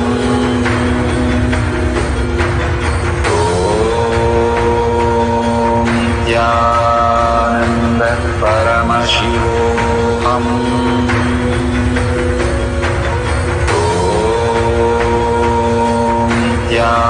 Nithyananda Paramashivam.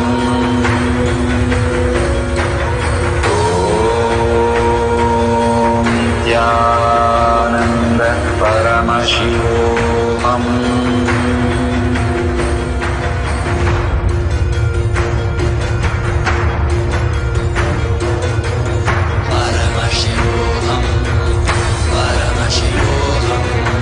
Let Paramashiva's third eye manifest in all our third eyes. Let the Amrita pool, let the Varni open up, manifest in all of us.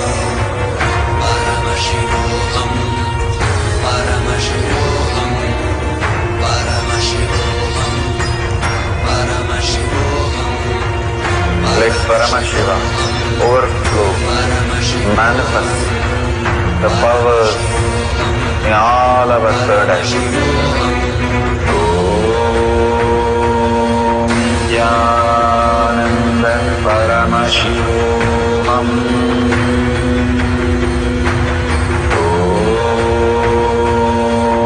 Nithyananda Paramashivam.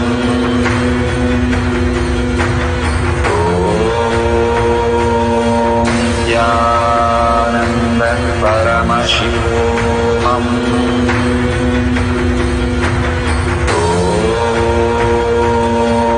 Nithyananda Paramashivam.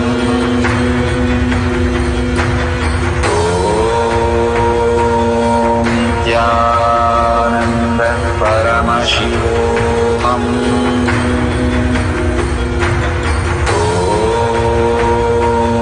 Nithyananda Paramashivam. Om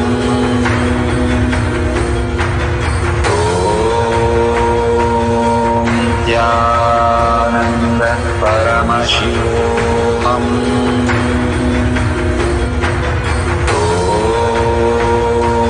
Nithyananda Paramashivam.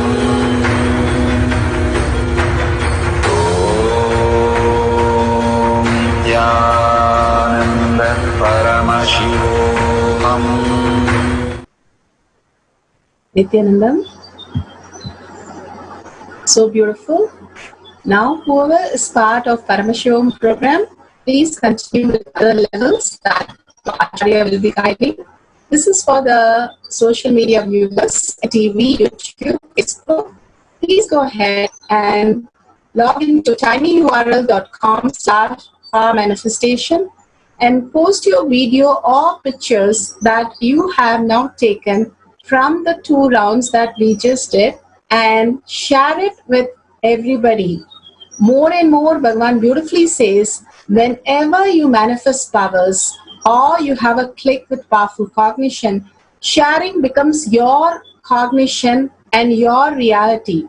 From understanding, it starts merging into your cognition and belief system. So more and more you share with the world what experience you had, more and more you will be in ecstasy, living those experiences again and again and manifesting that. And causing that more and more people, their reality by bringing them to Bhagavan, showing all these great power manifestation is the ultimate gift you can give to anyone and cause your reality finally. Causing is literally the liberation itself. Again, please share your video, photo in the chat, in the comments, and go to tinyurl.com/power-manifestation and post your powerful cognition and power manifestation. Thank you so much. With this, let's surrender all that Bhagavan has given today, the powerful cognition, the darshan, the diksha, and the beautiful space of oneness for us to manifest the powers. Surrender to Bhagavan's lotus feet, whether you are manifested or not, whether you understand or not. Always surrendering to Bhagavan's feet raises us to next level of human consciousness. So with a deep gratitude and prayerful space and a deep seeking, ask Bhagavan to make this as your reality, manifesting as your cognition, as your reality. With that, let's remember Bhagavan in our third eye and end with the Purna Mantra. Om Purnamada Purnamidam Purna Purnamudashyate Purnasya Purnamataya Purnamevavashishyate. Om Shanti Shanti Shanti. Hari Om Tat Sat Sarvam Bhagavate Sri Nithyananda Paramashivam Paduka Arpanamastu. Om Nithyanandam. Thank you so much. See you all in the satsang and more power manifestation sessions. Nithyanandam.